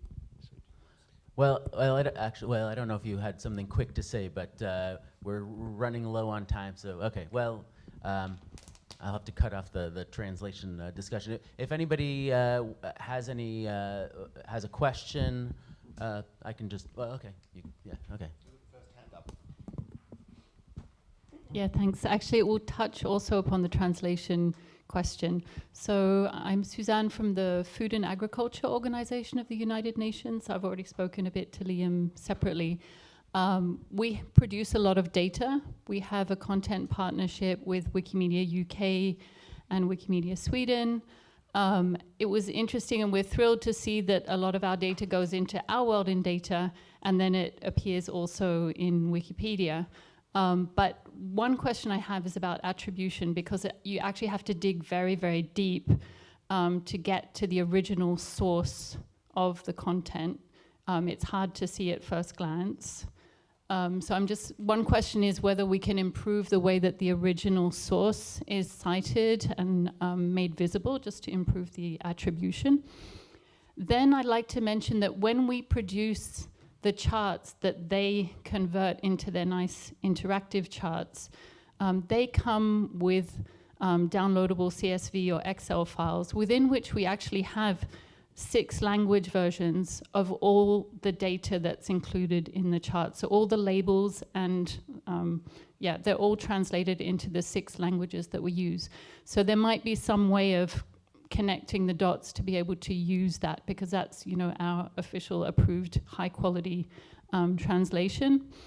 I also wanted to ask about the version control. So when you do have all of these charts, how does the community manage having the most recent one that's used, and do they get how do you manage the common sort of category of all these things when they get added? Do you sort of archive some so that the less relevant ones are taken away? Anyway, I have many more questions, but I'll hand back the mic because I'm sure other people do. Excellent questions. Thank you for asking them. Yeah, with respect to attribution, on Wikipedia, there's media credits associated with every slide. There's also this little thing here, which is our standard link for attribution on Wikipedia. You click on that little button there, it brings up that image, and then, so if we look at this one right, if we look at this one right here, you see data source, Food and Agriculture Association of the United Nations 2025, Our World in Data, and then you see description, data, source, author, license. If you click on the source, that will bring you to the Our World in Data site, where you see greater details around sourcing and where the data comes from. So you see an entire 2 pages there. But yeah, we are looking at improving attribution on Wikipedia itself. This is something that's about a year old at this point. I was discussing with Liam here earlier whether or not we should just leave this line here, which I think is definitely a change we could make, so that you see that line there on the starting image. So that's the attribution side of things. With respect to how do we keep these up to date, of course, Our World in Data keeps coming up with new versions. We have this graph here, and we have column E, and this column E shows us which ones are currently up to date on Commons. We have a bot that runs through them. What it does is basically checks Our World in Data, see what years Our World in Data goes up to, sees what year we go up to, and make sure those 2 match. And then if those 2 don't match, then we go and we update them. We see a bunch of X's here because Our World in Data is having some difficulty with what year of data they have, and they're working on fixing that. But yeah, long story short, back to you, Yaron. All right, cool. We might have time for a quick question. Who were you pointing? Okay, anyway. Hi, I know you prefaced with saying the Wi-Fi is a bit slow here, but I noticed that both of the iframe and the image one took several seconds to load, which was quite slow when it comes to a web page. Do you have any information on what the performance differences are between the two approaches? Yeah, that was just my question. I have no idea. Let me hand it over to somebody who's a technical person. I don't have a good answer, but the one that loads SVGs are loading they're not loading actual raster thumbnails. They're loading SVGs, which are relatively cheap.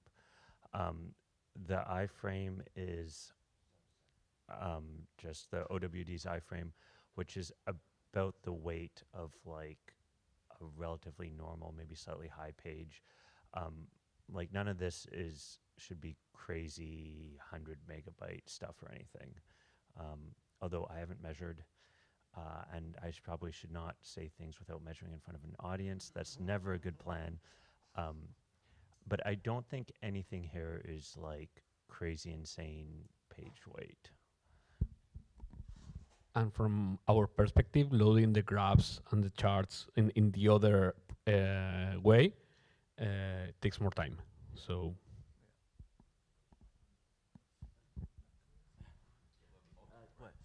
do we have? We don't really have time for, unless it's very short. Okay. So first, I'm very excited. This is all super cool. And I have one horrifying question. Does it work on mobile, especially in mobile apps? We have more than one mic, by the way. Yes, it works on mobile, but it doesn't work on the mobile app. Or it doesn't work on the Wikipedia mobile app. Fabulous. Okay, you're hired. All right. If people want to stay up to date with this project, where can they go? Just Yeah. So there's two places you can join us on Commons. There's a page on Commons where discussion's happening. You can you can reach out to me on my talk page. But here's the Commons page: Commons : list of interactive data graphics. There's a wiki project on English Wikipedia called Wiki Project Data Visualization. You can join people who are interested in this topic area there as well. You can email me. I'm pretty easy to find. Yeah. All right. Thanks to all of our panelists. Thanks to all of you for coming. Right.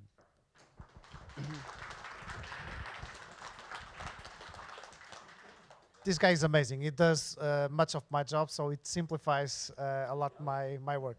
Please, for all of us, for all of you that has headsets, please leave them outside, okay?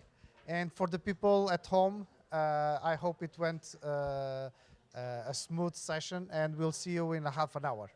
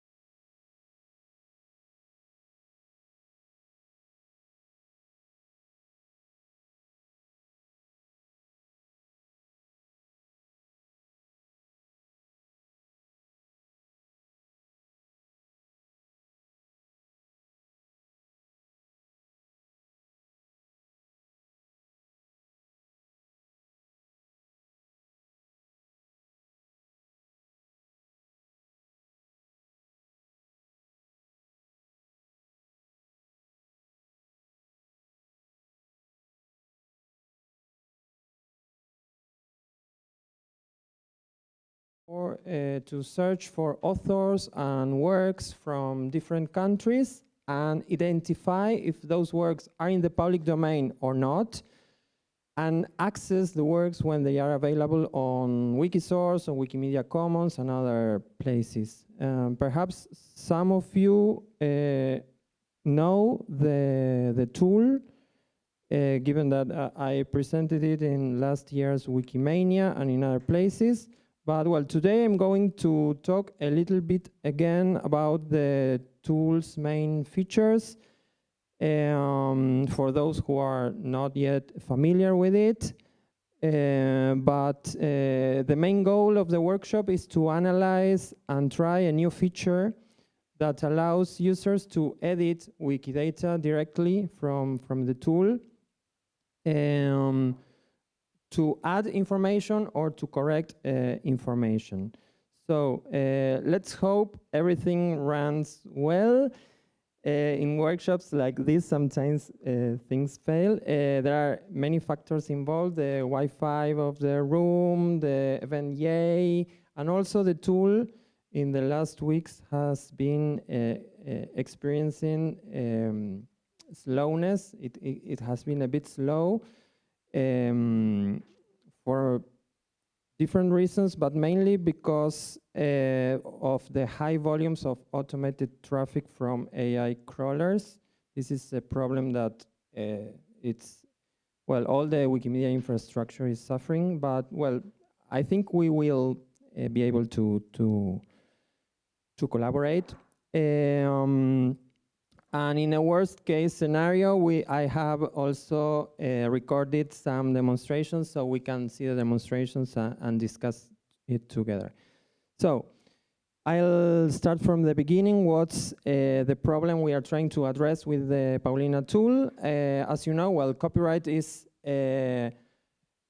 enormously complex. It lasts too much and is different from one country to another. It's a mess. And this problem, along with other factors such as the budget limits of cultural institutions, contribute to a lack of reliable data about public domain works in many countries, especially from the global south. And while this problem affects GLAM professionals, but mainly users that need to access. And we think Wikidata is a great tool to address this issue because it has a lot of advantages. First, it's a global database. Second, it's collaborative. We are thousands of people adding information all the time. And above all, it is connected to different GLAM databases and catalogs through identifiers and references. So Wikidata allows us to gather these pieces of the data from various disconnected catalogs, websites, reference works, and put them together. And I think that this Wikidata-centered approach complements the work of many other Wikimedians and GLAM professionals who digitize and upload works, for example, to Wikimedia Commons or transcribe them on Wikisource. This particular approach aims to systematize the data regarding creators and works using Wikidata to make sense out of all that content that we digitize, and also to provide data that help us to plan new digitization projects. It's like the data layer of our work. But well, Wikidata has also some limitations for this task. The main one is that, well, this is not a limitation of Wikidata per se, but yes, for when we specialize in cultural heritage. It's a general purpose database, and as such, the interface is not especially designed to access that information about public domain. And well, what is more, it has big information gaps about cultural heritage, especially from marginalized communities and countries of the global south. And that's why there's a lot of work to do. I will put some examples and we will comment some of them here with Luis and Mariana. These are some initiatives we are working on, for example, in Latin America. I know there are a lot of other initiatives, but these are good examples. First, we are carrying out a wiki project on wiki called Dominio Público en América Latina, Public Domain in Latin America, where we share resources of best practices for editing about public domain. For example, how to indicate that a work is in public domain on Wikidata. Second, we are carrying out a regional project called Strengthening the Latin American Public Domain with Wikidata. That maybe Luis can talk a little bit about this project. We are collaborating among different teams. Okay, I will talk shortly about this project.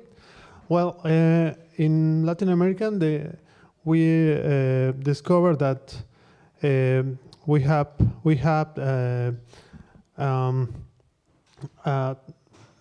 an opportunity. The public domain project in Latin America came up in 2025, the last year, out of discussions among volunteers and staff members from chapters and user groups in the region. Groups that were already running their own individual projects. During an informal meeting in Mexico, we realized we share common needs and that efforts were often being duplicated, as some of the databases that we use or the information that we had contained similar or complementary data. This prompted an initiative initially involving Colombia, Mexico, and Uruguay, and later joined by Chile to pull out efforts and address gaps in the public domain cultural heritage knowledge of our region. Gradually, some institutions, libraries, archives, even museums have come aboard, have joined with us. However, certain obstacles have also arisen, but these are challenges that we can overcome by working together. So, great. Yes, we are working, for example, on catalogs and on proposing identifiers on Wikidata about those, for example, authority catalogs and so on. Well, and the third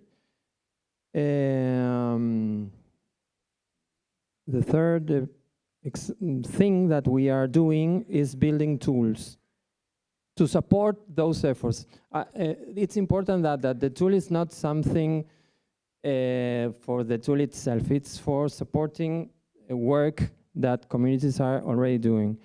And well, one of those tools is the center of this workshop is this one.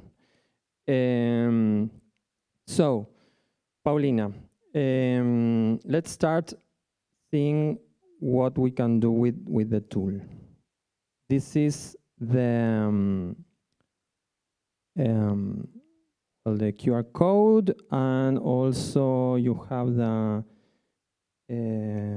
URL. Well, Paulina is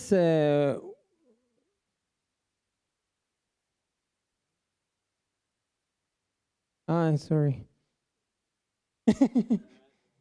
Yes. Let's see if it's how it's working now, if it's running okay or if it is slow. In any case, I will you tell me, but I will guide you through a guided tour, and then we will. Okay, great. Not for much time. No, okay. Yes. Well, this is how the homepage looks. It has a search form and some clickable examples. And the first thing you can do with the tool from the homepage is to search for authors and works by name or keyword. Right next to the search box, there is a selector that allows you to switch between author and work search. This search and everything you will see in the next slides uses the Wikidata APIs. Everything is data from Wikidata. It is displayed in different ways that facilitate the access to the information. For example, the search has some filters you can apply. For example, gender, nationality, creative area, and public domain status for authors. And in the case of works, you can use the filters by type of work or country of origin.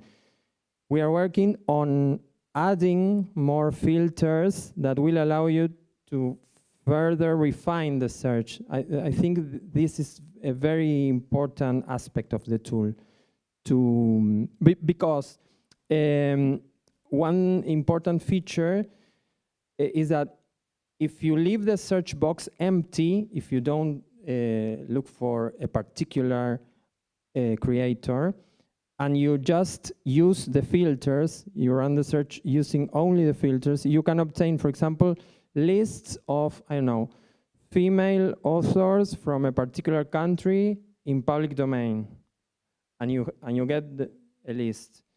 Or, I don't know, musical works from another country. It's like querying with the Wikidata query service, but without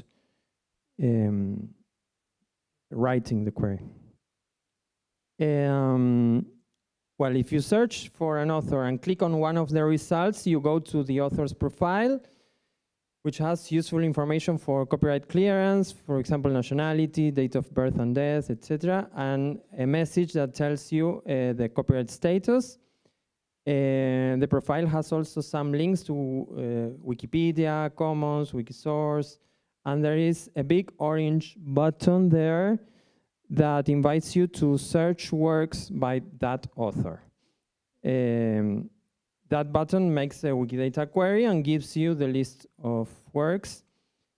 And if you click on one work, you go to the profile of that item, which has also, again, relevant information for copyright clearance and a whole section for copyright status. And also, very importantly, when there is an online version available of the work, the profile provides the link to access the work on Wikisource, on Internet Archives, or other sources. Well, one question that may arise is how does the tool calculate the public domain status of the work or an author? Well, the tool first looks if that information is present in the Wikidata item. If it is, it displays it. If not, in the case of authors, for example, it makes a rough estimate based on the date of death. But well, it's not so easy to make a copyright calculator, but we are working on improving it. Okay. But well, going back to the copyright status of work, this section tells you not only if the work is in public or private domain, but also where.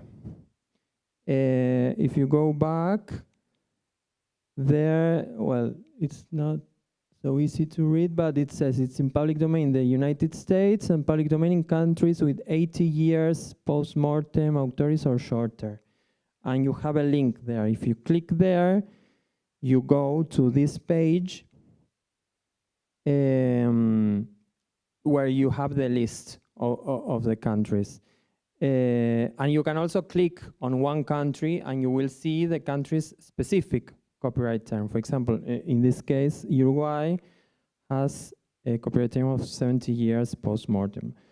And well, also the website has a tab, top left, in the top menu called Countries and Terms that allows you to quickly find out the copyright term of any country, if you're curious about that. And well, each country's page has some statistics. Currently, it only shows the numbers of works identified on Wikidata as being in public domain for that country. You will see large information gaps because works are not well represented on Wikidata. Authors, yes, are better represented. Sorry, when I say author, I don't mean just writers, but creators of different kinds. But well, we want to improve this country statistics page and make it more useful. For example, if we could click on, for example, of the number when it says 176 literary works, if you could click there, we would see the list, and for example, we could see which of them have download links and which don't, and we could, I don't know, plan a digitizing activity around the works that don't have already that. Okay. We recently added a new section called On This Day that takes data from Wikipedia's On This Day feed and matches that information with Wikidata items. By default, the section displays a list of creators that were born or died today, ordered by number of site links, which is a proxy of notability or, I don't know, or popularity. But we can look for any other day. If you want to look for the authors that were born or died on our birthday, we can do it. Well, finally, the website is multilingual. At this moment, there are 15 languages to choose from. It would be great if you could help translate the tool into new languages. Then I will tell you how you can. And the new feature for editing and adding information added a lot of new translatable strings. So we would be very thankful if you can collaborate. And well, now let's go to a new feature that will make possible to add or edit information about creators and works on Wikidata. We work on this feature thanks to our participation in the Outreachy program. I don't know if you know that, but it's a great program of internships in which Wikimedia participates and Wikimedia movement projects also participate. We work with our intern called Nura to build this first iteration of the feature, and we plan to continue developing it. And well, I will briefly show you what we added, and then I will try to do a demonstration. The first thing we've added is a login, because to edit we have to be logged in, as with many other ToolForge tools. Because while using Paulina, you can be logged out for everything except for this new feature.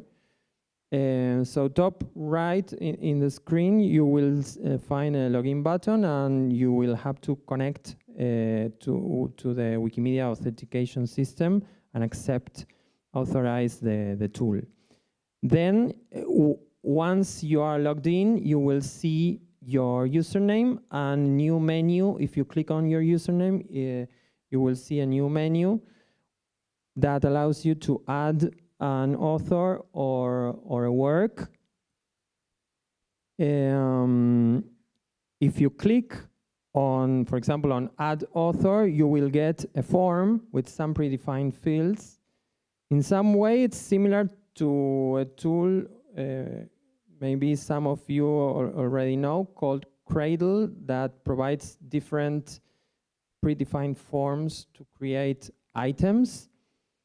This form is still in construction, but it is working quite well. But we can discuss what should it include or not. Okay, this is how it looks. You can also click on Add Work, and you will get another form that will ask you what type of work do you want to add, and depending on what you choose, you will get different fields to add. It's not easy to build these different forms, but we have a first working prototype that is quite useful. We are polishing the forms, trying to follow best practices from different wiki projects. For example, we go to wiki project books, or we wiki project Sum of All Paintings, and we see what they recommend, and we try to adjust the best that we can to that. Well, this is how it looks again. And the other thing that happens when you log in is that you see new icons and buttons while you navigate through the different works and authors. You will see pencil icons next to each field. Those icons allow you to correct information if you see something wrong or vandalized. That sometimes happens. And yes, if you click on the pencil, you can change the value and add a reference for that new value and save your changes. And you also have a button top right of the profile there that says add information, that allows you to add statements, not just changing one value, but adding new statements. And well, you can do that. You can edit the items for authors, but also for works. There are these same icons. Okay, that's it. Now I propose to turn to workshop mode. This is the plan. I will try to do a demonstration here live with some items that I have some references to create. Then the idea would be for you to, well, I don't see many, well, yes, there are quite some laptops, but I will recommend you to work in pairs, or you can do as you like, but for people that don't have laptops, maybe it's easier to do that in pairs.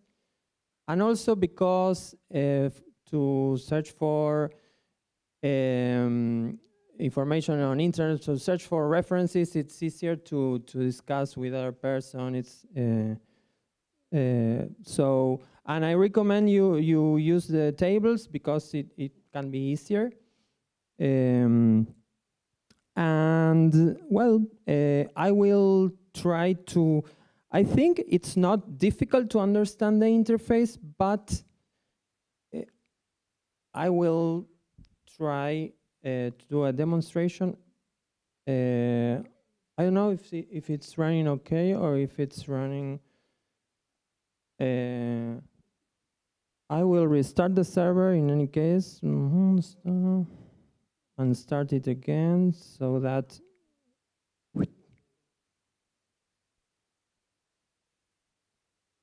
and now I will do something.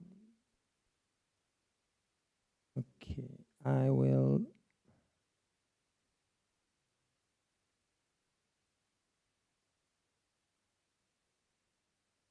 prepare the the screen for the demonstration.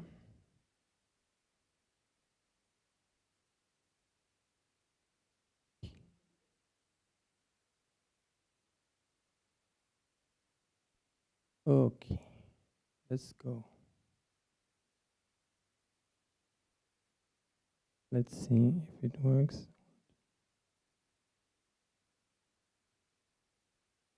Okay, first I am logged in, but I could log out and then log in again. And then it's here, the button.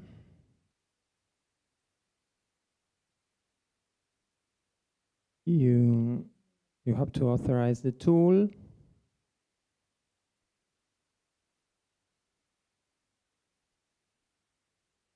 Okay, so we are here.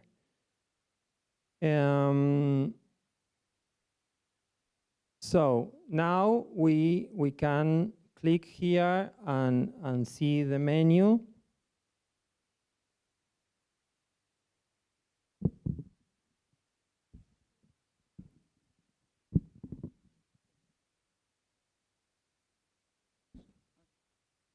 Don't worry. And you can click on, for example, on, I will click first on Add Work.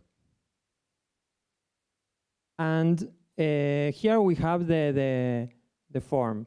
First is very short form, but we'll see what happens. I have some, I have here, I've prepared a work that I liked to add, which is Tom Tiddler's Ground, a novel by British writer Ursula Orange, which is in the public domain. She entered the public domain this year. So, yes, thank you. I didn't plan for this. So we have the information here in this source, and we just put the title, which is it would be the Wikidata label, and Paulina checks if another item with the same label exists. In this case, there exists some items with the same label because it's the same title as a work by Charles Dickens. But there is also a children's game with called Tom Tiddler's Ground and chapters of books, but there is the novel by Ursula Orange is not here, so we can click here of where it says none of these match. So we select that, and then here we put the description, and well, we can say novel by Orange. And here we select, we have different options. In this case, it's a literary work, but there are other options. We can create items for films, for paintings, and for other types of works. I will, and also it distinguishes between works and editions of works, literary works and non-literary works, etc. Wikidata has a complex data model for this. It's not easy, but here we select literary work, and other fields appear. For example, the creator. In this case, we search Orange, and again, it tries to match with existing items. If Ursula Orange wasn't there in Wikidata, we had to create first the item for her, but now we can select it and add a reference. There we click on add reference, and we can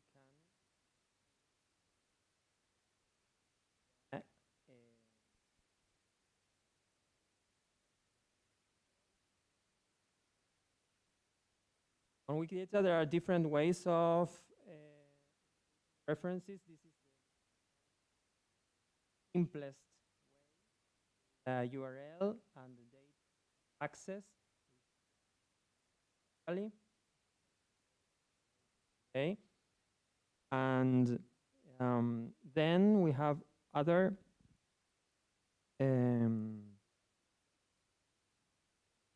fields, the language, the country of origin. In this case is the United Kingdom. Oops.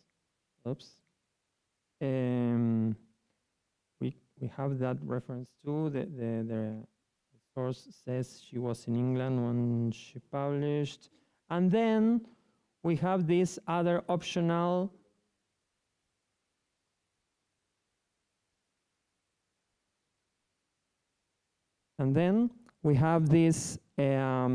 other optional fields. This is to add an image. What Paulina does is it has a button that allows you to search on Wikimedia Commons if there are media on Commons that match the title of the work. In this case, there are matches, but when we go here, the match is for the Charles Dickens work. In any case, I will show you how to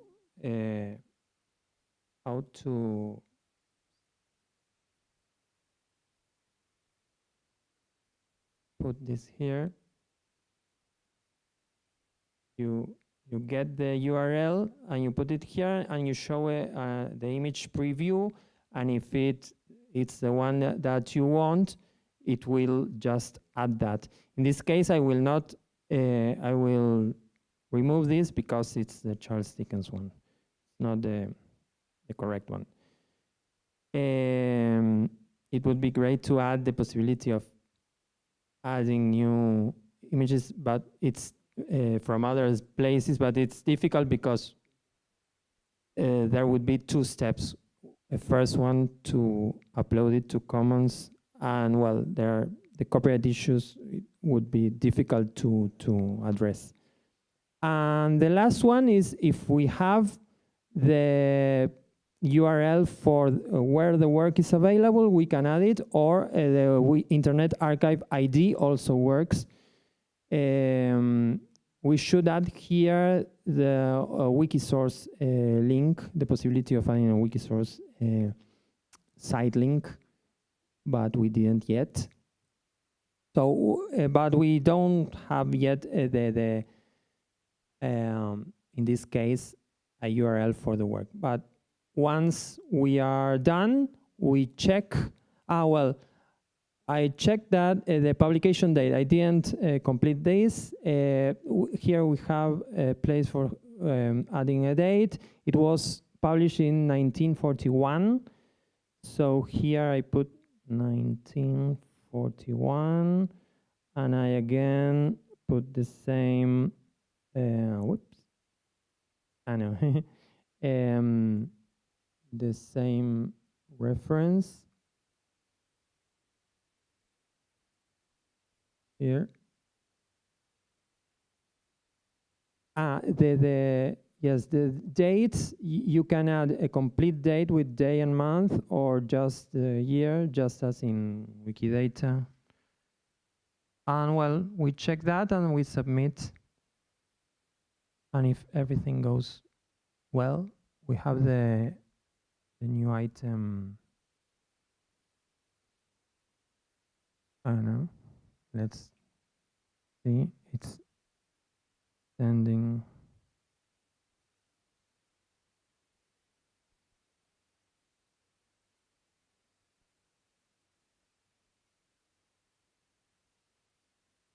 It's sending the data, but it's slow.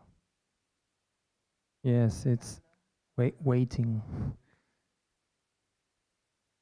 It's Paulina with what is slow at this moment, but it should not be so, because here. Um,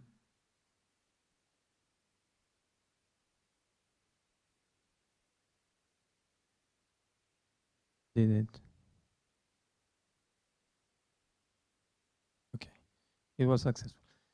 Yes, this is it's lags. It did. I will then reset it again. But we can now we can go to Wikidata and see the item that was just created with the values and the references, and also we have the link to the new profile on Paulina that reflects that information.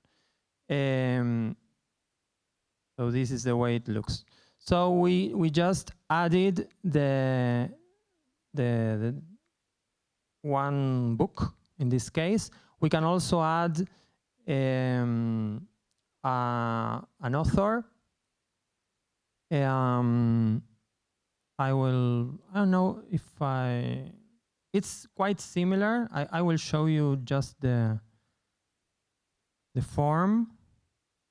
Here is name, description, and then nationality, gender, place of birth, occupation. There are some fields that have one value, and other fields that have allow you to put multiple values. For example, occupation, and then ethnicity, date of birth and death, an image of the author, and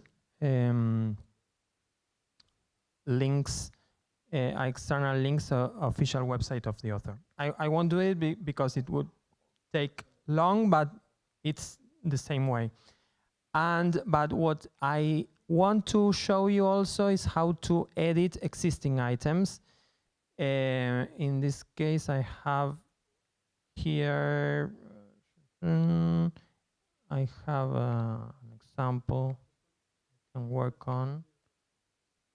Let's see, okay.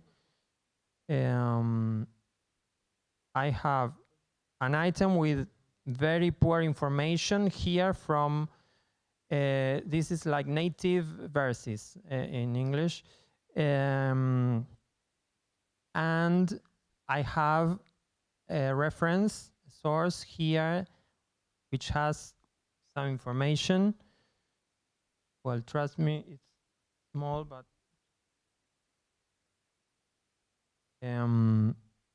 here we have that the work was published in 1900, not in 1965. This is the date of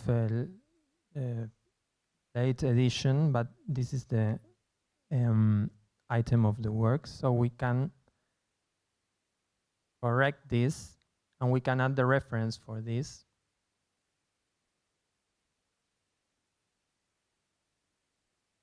So here we can, where is it? We can add the reference, and we can publish it. And now it says that it was successful, and it shows the new value. And we can go to Wikidata and see the new value. And also we can add statements. If we click on add information button, we have other fields that are not much. We are trying to detect what fields would be interesting. Here in language is Spanish, clearly Spanish. And I have a reference here. This is the prologue of the book that tells the story. The book. And also we have country of origin, Uruguay.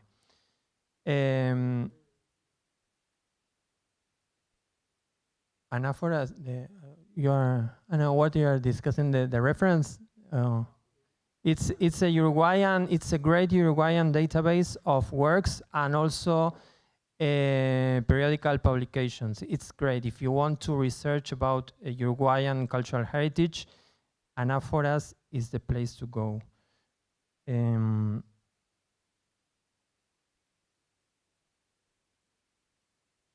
Okay, we can add those statements and, well, just publish them. It says it did it. Now it's reloading the page, but while it reloads, we can go to Wikidata, and here we say country of origin and language of the work. So we already have it. Okay, that's the demonstration. The idea now is to I have prepared. I know it's not easy to say, oh, I want to add this work to Wikidata. There is some research that we have to do, but I prepared here where I did it. Okay, here. Sorry. I prepared here in this. Well, in the page on event Yay, there are links. This is a short URL for the event Yay page. Here we have, here on the page, we have some helpful queries. For example, to identify writers who died, who entered the public domain this year because they died in 1955 and have no works on Wikidata. So we can be quite sure that if we add a work by that writer, we are not duplicating items. Anyway, if you, Paulina has guides you. If it detects that it's a duplicate, it tells you. But this way, going here, you can start a mini research about what to contribute. So the idea now is to just have 20, 25, 30 minutes, 25 minutes working, and then start a brief discussion about what we discovered. But mainly, while you edit, please think about how a thing like this could help in the work with cultural institutions, in collaborative activities. What would you need? Because I think this is not optimal at the moment, but we can get this better. We can continue working to improve the tool. So that's it. Just we come back in 20 minutes to discuss. Yes. Don't hear.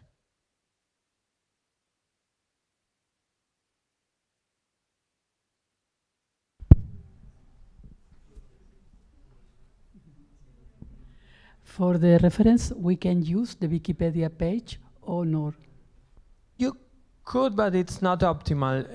Yes, it's better if you find, but if you from Wikipedia you go to the original reference, it would be better. Okay. Yeah. Yes. Sorry, please. We have online people, and without the microphone, they cannot listen. So please go ahead. So my question is, what if I want to upload a book or any work that does not have an author, or maybe the author is unknown? What happens? At this point, you wouldn't be able, because it's an mandatory field. It says that you can't press the button. But this is the kind of things that I want to you to tell me, for example, this is a thing that that, for example, for anonymous works, for example, you say, okay, okay. Orphan works too. That's a good case. Yes, this is the kind of thing that I want you to be aware of and to discuss. But at this point, it's mandatory.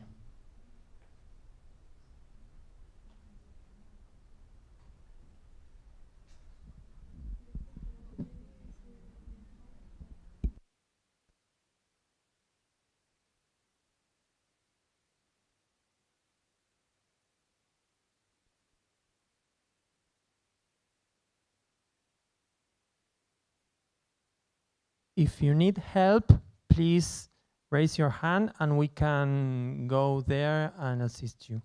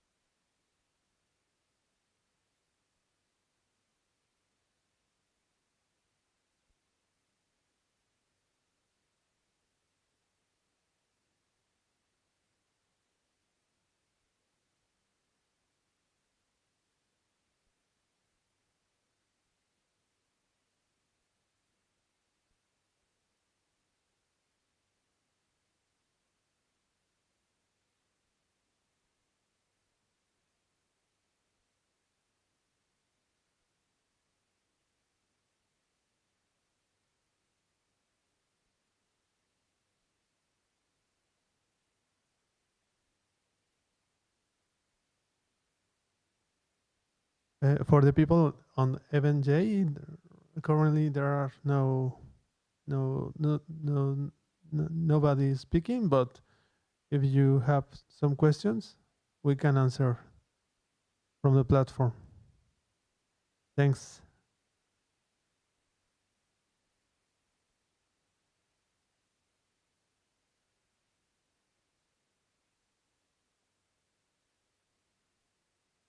Another question. I don't know if this was shared earlier, maybe I missed it, but I tried to add the artwork of an artist, and I saw that the statements to add ended at just like a limited number of statements. So I don't know if this is an intentional way. You limited it to some number of statements, and if so, why? And if I need to add other statements. So for instance, I saw a sale date. I don't know if this is an important information, especially with regards to the artwork. And does that mean I have to go to Wikidata to add that statement, or so I don't know if my question is clear, but. Yes, at this point, the predefined fields are very basic. The ones that we thought were most basic, we did them mandatory, and then there are other that are optional. But there is like a trade-off of simplifying Wikidata. It's very difficult to build from the design point to build a tool that simplifies Wikidata, because there's always a use case in which you need all the features. But if we add all the features, it's just Wikidata. You go to Wikidata. So we need to identify which of them are important for example, for you or for your community. And those are the ones that we can add. but we don't want to add. We don't want to replicate the idea of, well, just add what you everything you want in the same way that Wikidata does it, because that would not be useful. The idea then is, well, if you find an artwork, what are the important, more or less like the first things that really comes to mind, and it's just the origin, the author, and then the date of. Yes. Okay. And I don't know, I had lists. It generates lists. I also believe that people like infographics. And I'm wondering, is this something that is, because... for example, yeah. For example, what kind of infographics would you... Okay, so if you have an artist who has so many works, and you really want to know, like in an info, not just, you have images as well uploaded, so in an infographic form, or anyway, aside just the list, like that's, yeah, that's what. And also maybe you wanted, I believe you added origin.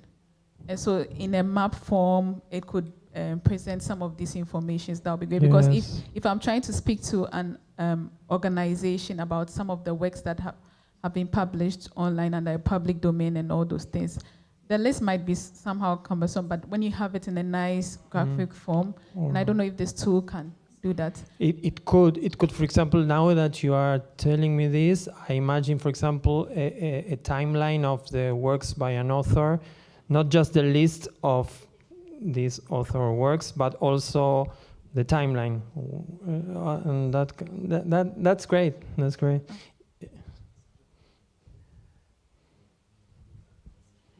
Something only to sum to the partition of her. Maybe we can generate also, for example, by country, how many authors, female and male, they have, and it could be really nice because, well, everybody knows that the authors are going to be less for women than for men for historical reasons. So it would be really nice if that increased in the moment you add a new woman to say, hey, I'm contributing to break the bias and so on. Yes, definitely the statistics for countries could be improved a lot. That, yes, I think that when we transform this page of a country that it's loading into a more useful thing, it would be great. One feature that that I didn't mention is when you enter the page of a country, you have here like the filter is already pre-filled, the nationality, for example, for authors, the nationality field is pre-filled with that country. So if you search here, you search just for that country. But yes, you say, for example, here now, this is quite poor at this point because it would also be useful to be able to click here, but also we can add more statistics about creators. Yes, definitely. Yeah. And just the idea is to add a lot of links through which you can browse and explore and continue exploring. That's the idea. Yes. So I think this tool is more specifically focused on authors and their works. Is there an intention to expand this beyond authors? And for example, for what use case are you thinking about? Artists? Yes, that's a problem with Spanish.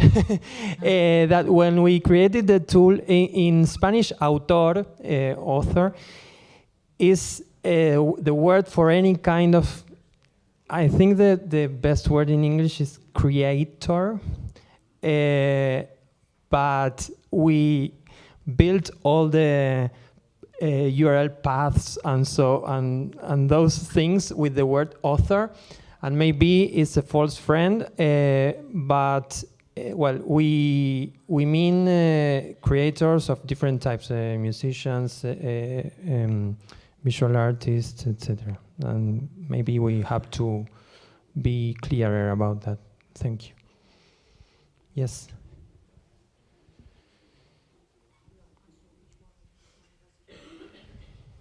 So while I was trying to populate the creator section, I found 3 references, but the space here is limited to 2. And I don't know, I'm now When you are adding an author, it was programmed to allow up to 3. It should let you add up to 3. When we developed this was a discussion.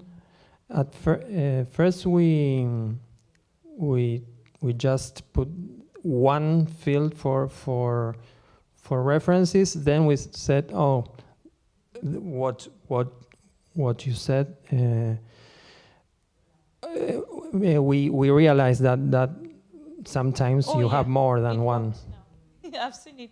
So the other question is, under work details, Yeah. there's country of origin. And I'm wondering, what do you mean when you say country of origin? Is it for the work itself or the creator? The work itself. For example, if the creator moved to another country and they created it in, I don't know, the country of origin is where they created it. The work itself? Yes, the work itself. Yeah. So I think the other thing I discovered was when I was going through the countries and themes, I saw that there were some duplicates for a particular country. Let's go. Yeah. I think that's There are a lot of this kind of things. Sometimes it's bad design of the tool, and sometimes it's like the fault of Wikidata. For example, Mozambique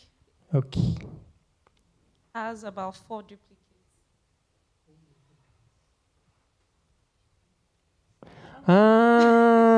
Well, this may be an error in the query, in the Sparkle query. Maybe it generates duplicates. Yeah. You found you found the bug. Yeah, great. And there are other countries that have more than one copyright term. For example, Jamaica has 2 copyright terms. So this is okay. This is not a bug. This is that Jamaica has different copyright terms. Yes. I was just having a go at updating some work details on an existing author. It's the one by Kiyohara Yukinobu. And I clicked on Chrysanthemums and Bamboo, and I clicked on the link from Harvard. Is it relevant for Paulina to have the materials in which the work has been made of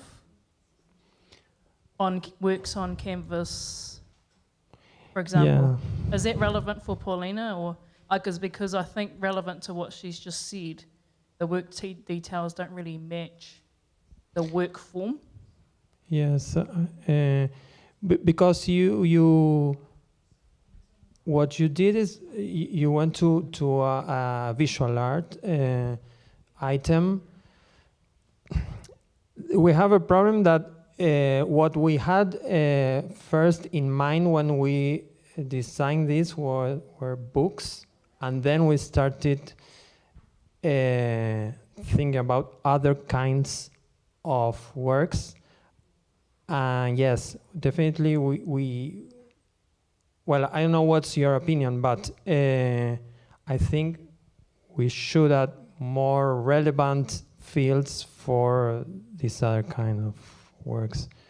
You said materials, also maybe dimensions, and also for visual arts, the place where it is, for example, the museum in which it is. Those maybe. I think it would be helpful because it shows you the medium in which the artist is working. Yeah. The common materials that they might use and things like that. Yes, and maybe we have to like creating different ways of presenting the work according to their type of work. Because at this point there is it's the same distribution of the fields in if it is a book or if it is a painting. And maybe, for example, for paintings should have a bigger display of the image and so on. And yeah, definitely. Thank you.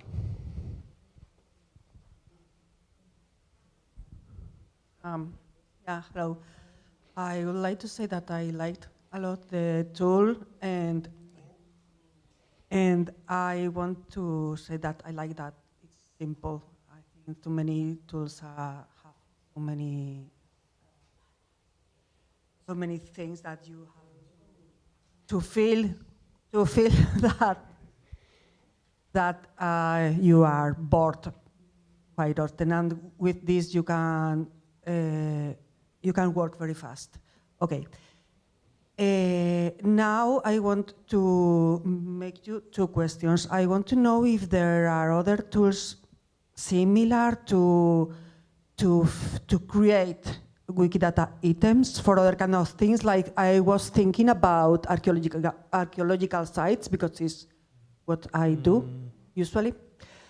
And the second question is, for instance, I have searched for Titus Livius, who is a Roman writer, classical, very important for people who work with ancient history.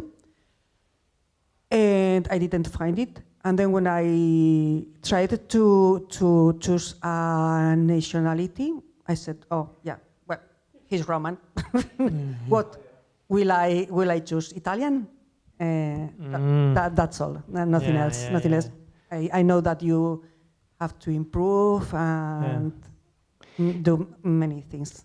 Okay. For the first question, this is the tool, the Magnus Manske tool that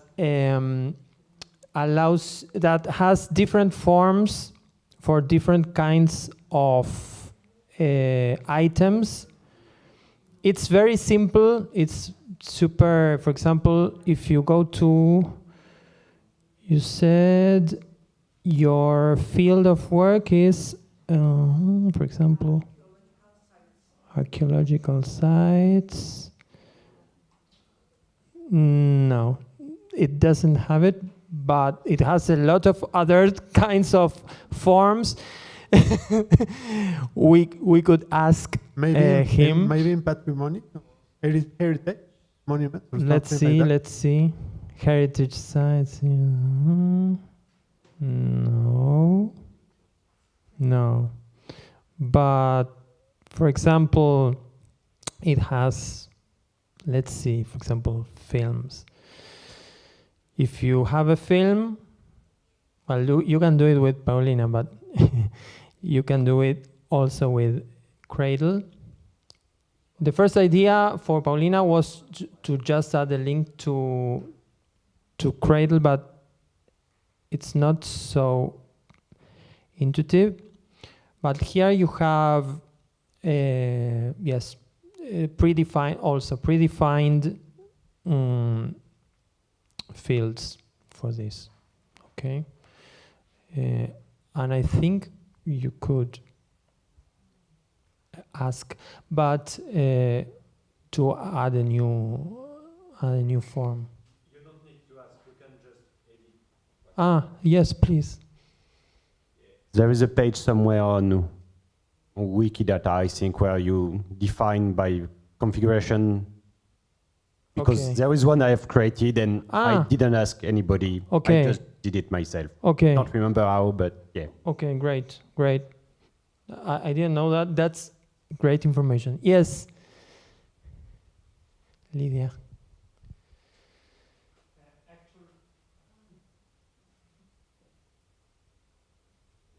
Yeah. Yes. So if you go to the Cradle page on Wikipedia itself, you find links to it, and you can create them yourself on Wiki. But also, at the top there. Let's try again. Okay.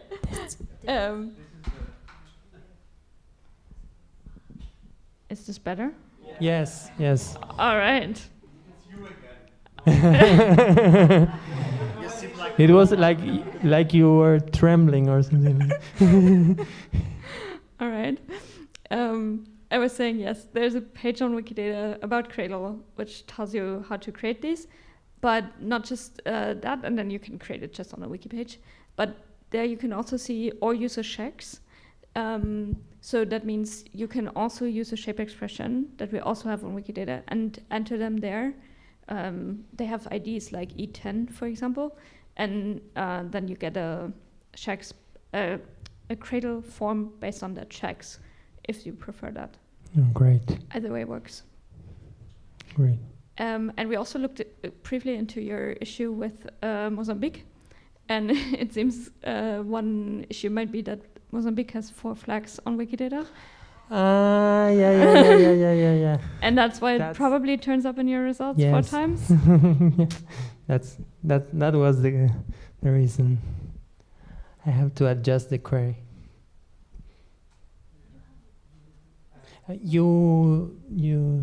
Okay. Hi. Hi, I have a question. So I just added a book on Paulina, and it says it's like a red notice on the copyright status that it's not available for this work. Yes. Well, that's because yes, we couldn't yet add the field for copyright status because it has some complexities. We have to add the possibility to add qualifiers to the statements.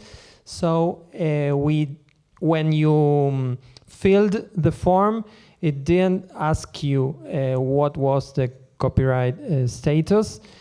And at this point, Paulina just doesn't know. That's what I was trying to say when I talked a little bit about the copyright calculator. In a later phase, I think that Paulina should add the field so that if you know the copyright status, you put them there. And if you don't know, Paulina just queries what's the author and looks if that author has already on Wikidata its copyright status, it just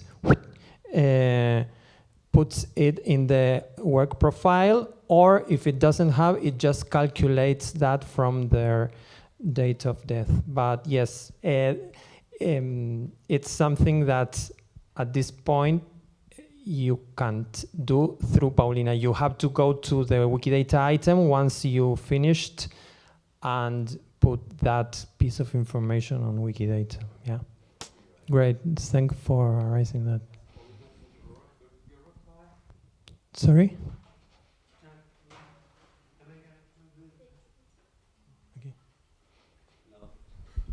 I was just joking. Has Paulina been to Uruguay? You know, that condition with US copyright, that there's this Uruguay agreement. The Uruguay agreement. Yeah, well, we are famous for not just, infamous. Yeah. Yes, very near where we live. Yeah. I have seen then some Wikidata items are deleted or marked for deletion because for example, we non-native American speakers, sorry, non-native English speakers, doesn't add sometimes the description in English. And so sometimes some administrators in Wikidata sees the item, it doesn't seem relevant, and since they don't understand what is the item about because the description is in English, they mark for deletion. So, but I know nobody is so fluent in English, so is it possible maybe to add a feature, maybe using LLMs that now are in fashion, to create an automatic, it's not needed not too much technology, an automatic translation of the description. I think it's so short that even doesn't have copyright, so it doesn't have any problem. And maybe we can create, at least if you write in Spanish, create in English, to help the Wikidata administrators to understand what's happening in that item. It's an opinion. And maybe also, I'm thinking in the new criteria about notability and so on. And maybe we can add a feature to try to make a quick research in Google or whatever about external identifiers, for example, maybe to try to compare with the data given, try to compare with the database of BIAF to try to get the kind of the sum of the what's the name of the BIAF ID, the ID of the BIAF. Just ideas, because it could help to really a bunch to try to have these features to give more referentiability and notability to Wikidata items in order to the new criteria of notability in Wikidata. Yes. As for the first feature that you imagine, I don't know what the community may think about like publishing automatic descriptions. Anyway, this is not used massively. This new feature up to this point is not used massively, so we could experiment with that. Because yes, at this point, when you create the item, it adds the label in your interface language. If you are in English, it creates the label and description in English. If your interface is in Spanish, it creates it in Spanish, and so on. I don't know what you, Lydia, what would you think about that? But it could be a possibility. Yeah. Yeah. I would be very surprised if an admin. I would be very surprised. Okay.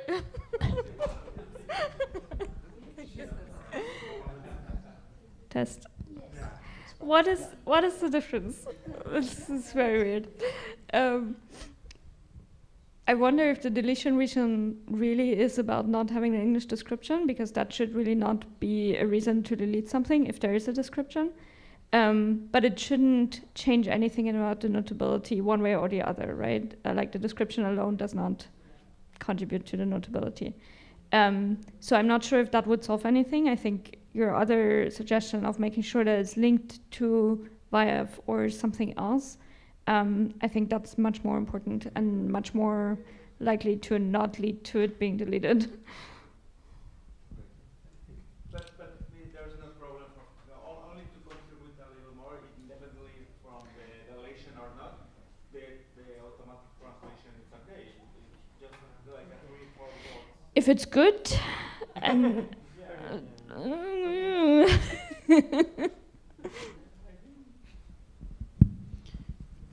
here we have a question from an online participant from Stanley Phillip. I don't know if the question is more logistical about how to edit today and right now, or if it's a more general question, but I will make it. How will we enter the data? Will we get the data to be entered on Paulina? I think that the question refers to where you can find the data to add to Paulina. Well, yes, that depends on you.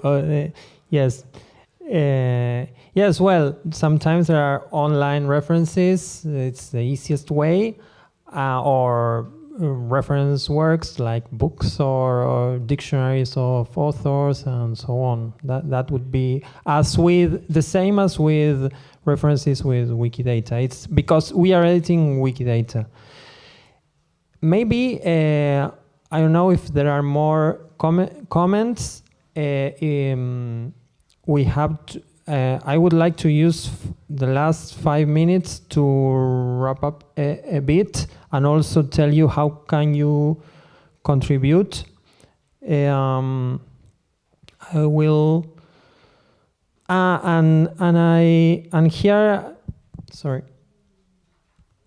This is the page of the recent changes done through the app. This is what all of us did. Ah, wow.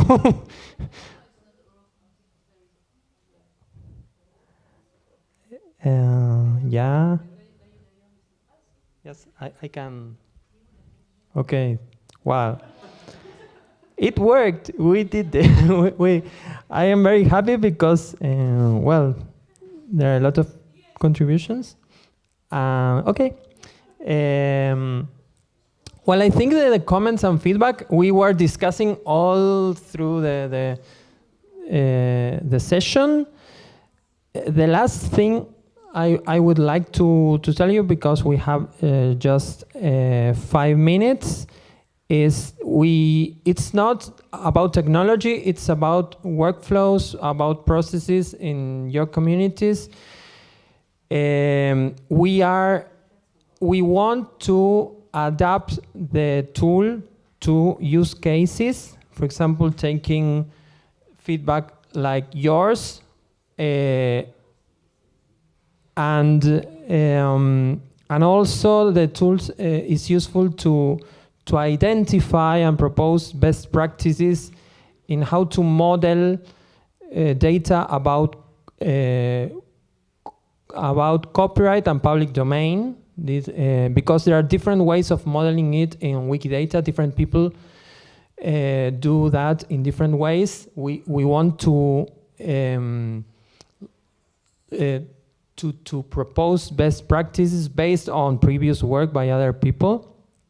And also, we think that it can be the tool can be useful to plan digitization projects based on the data that on Wikidata.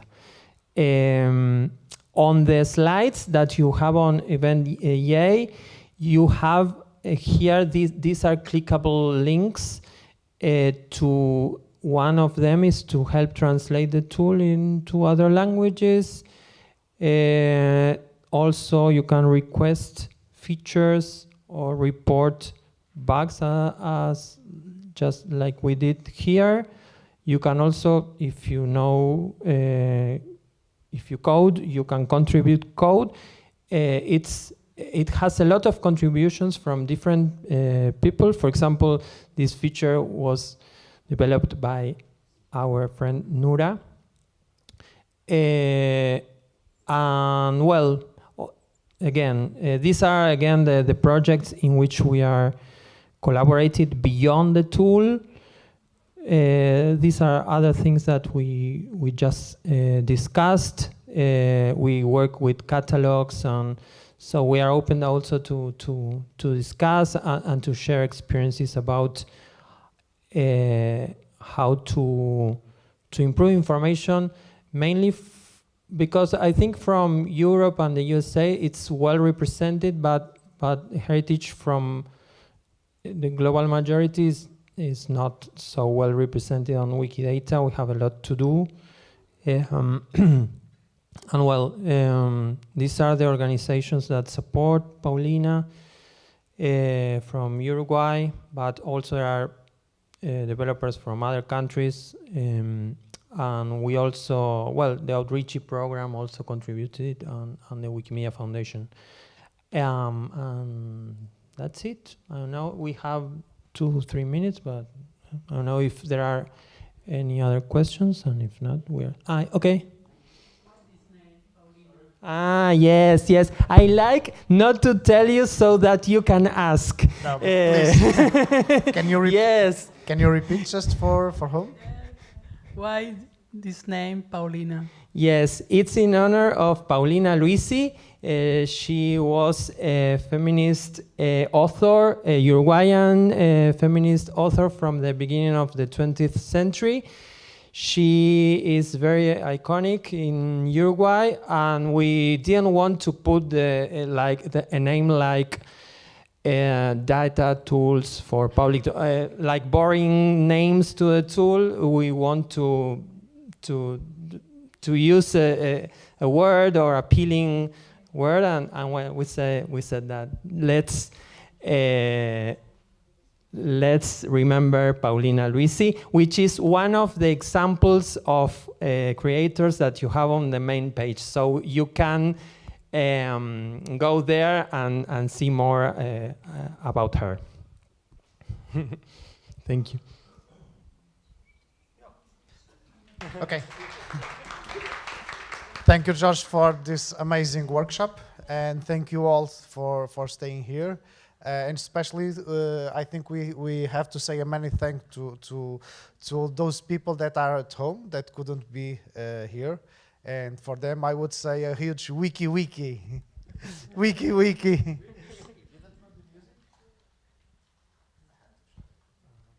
Okay, so now it's time for take a deep breath, eat something, and then we can continue with another sessions. Okay.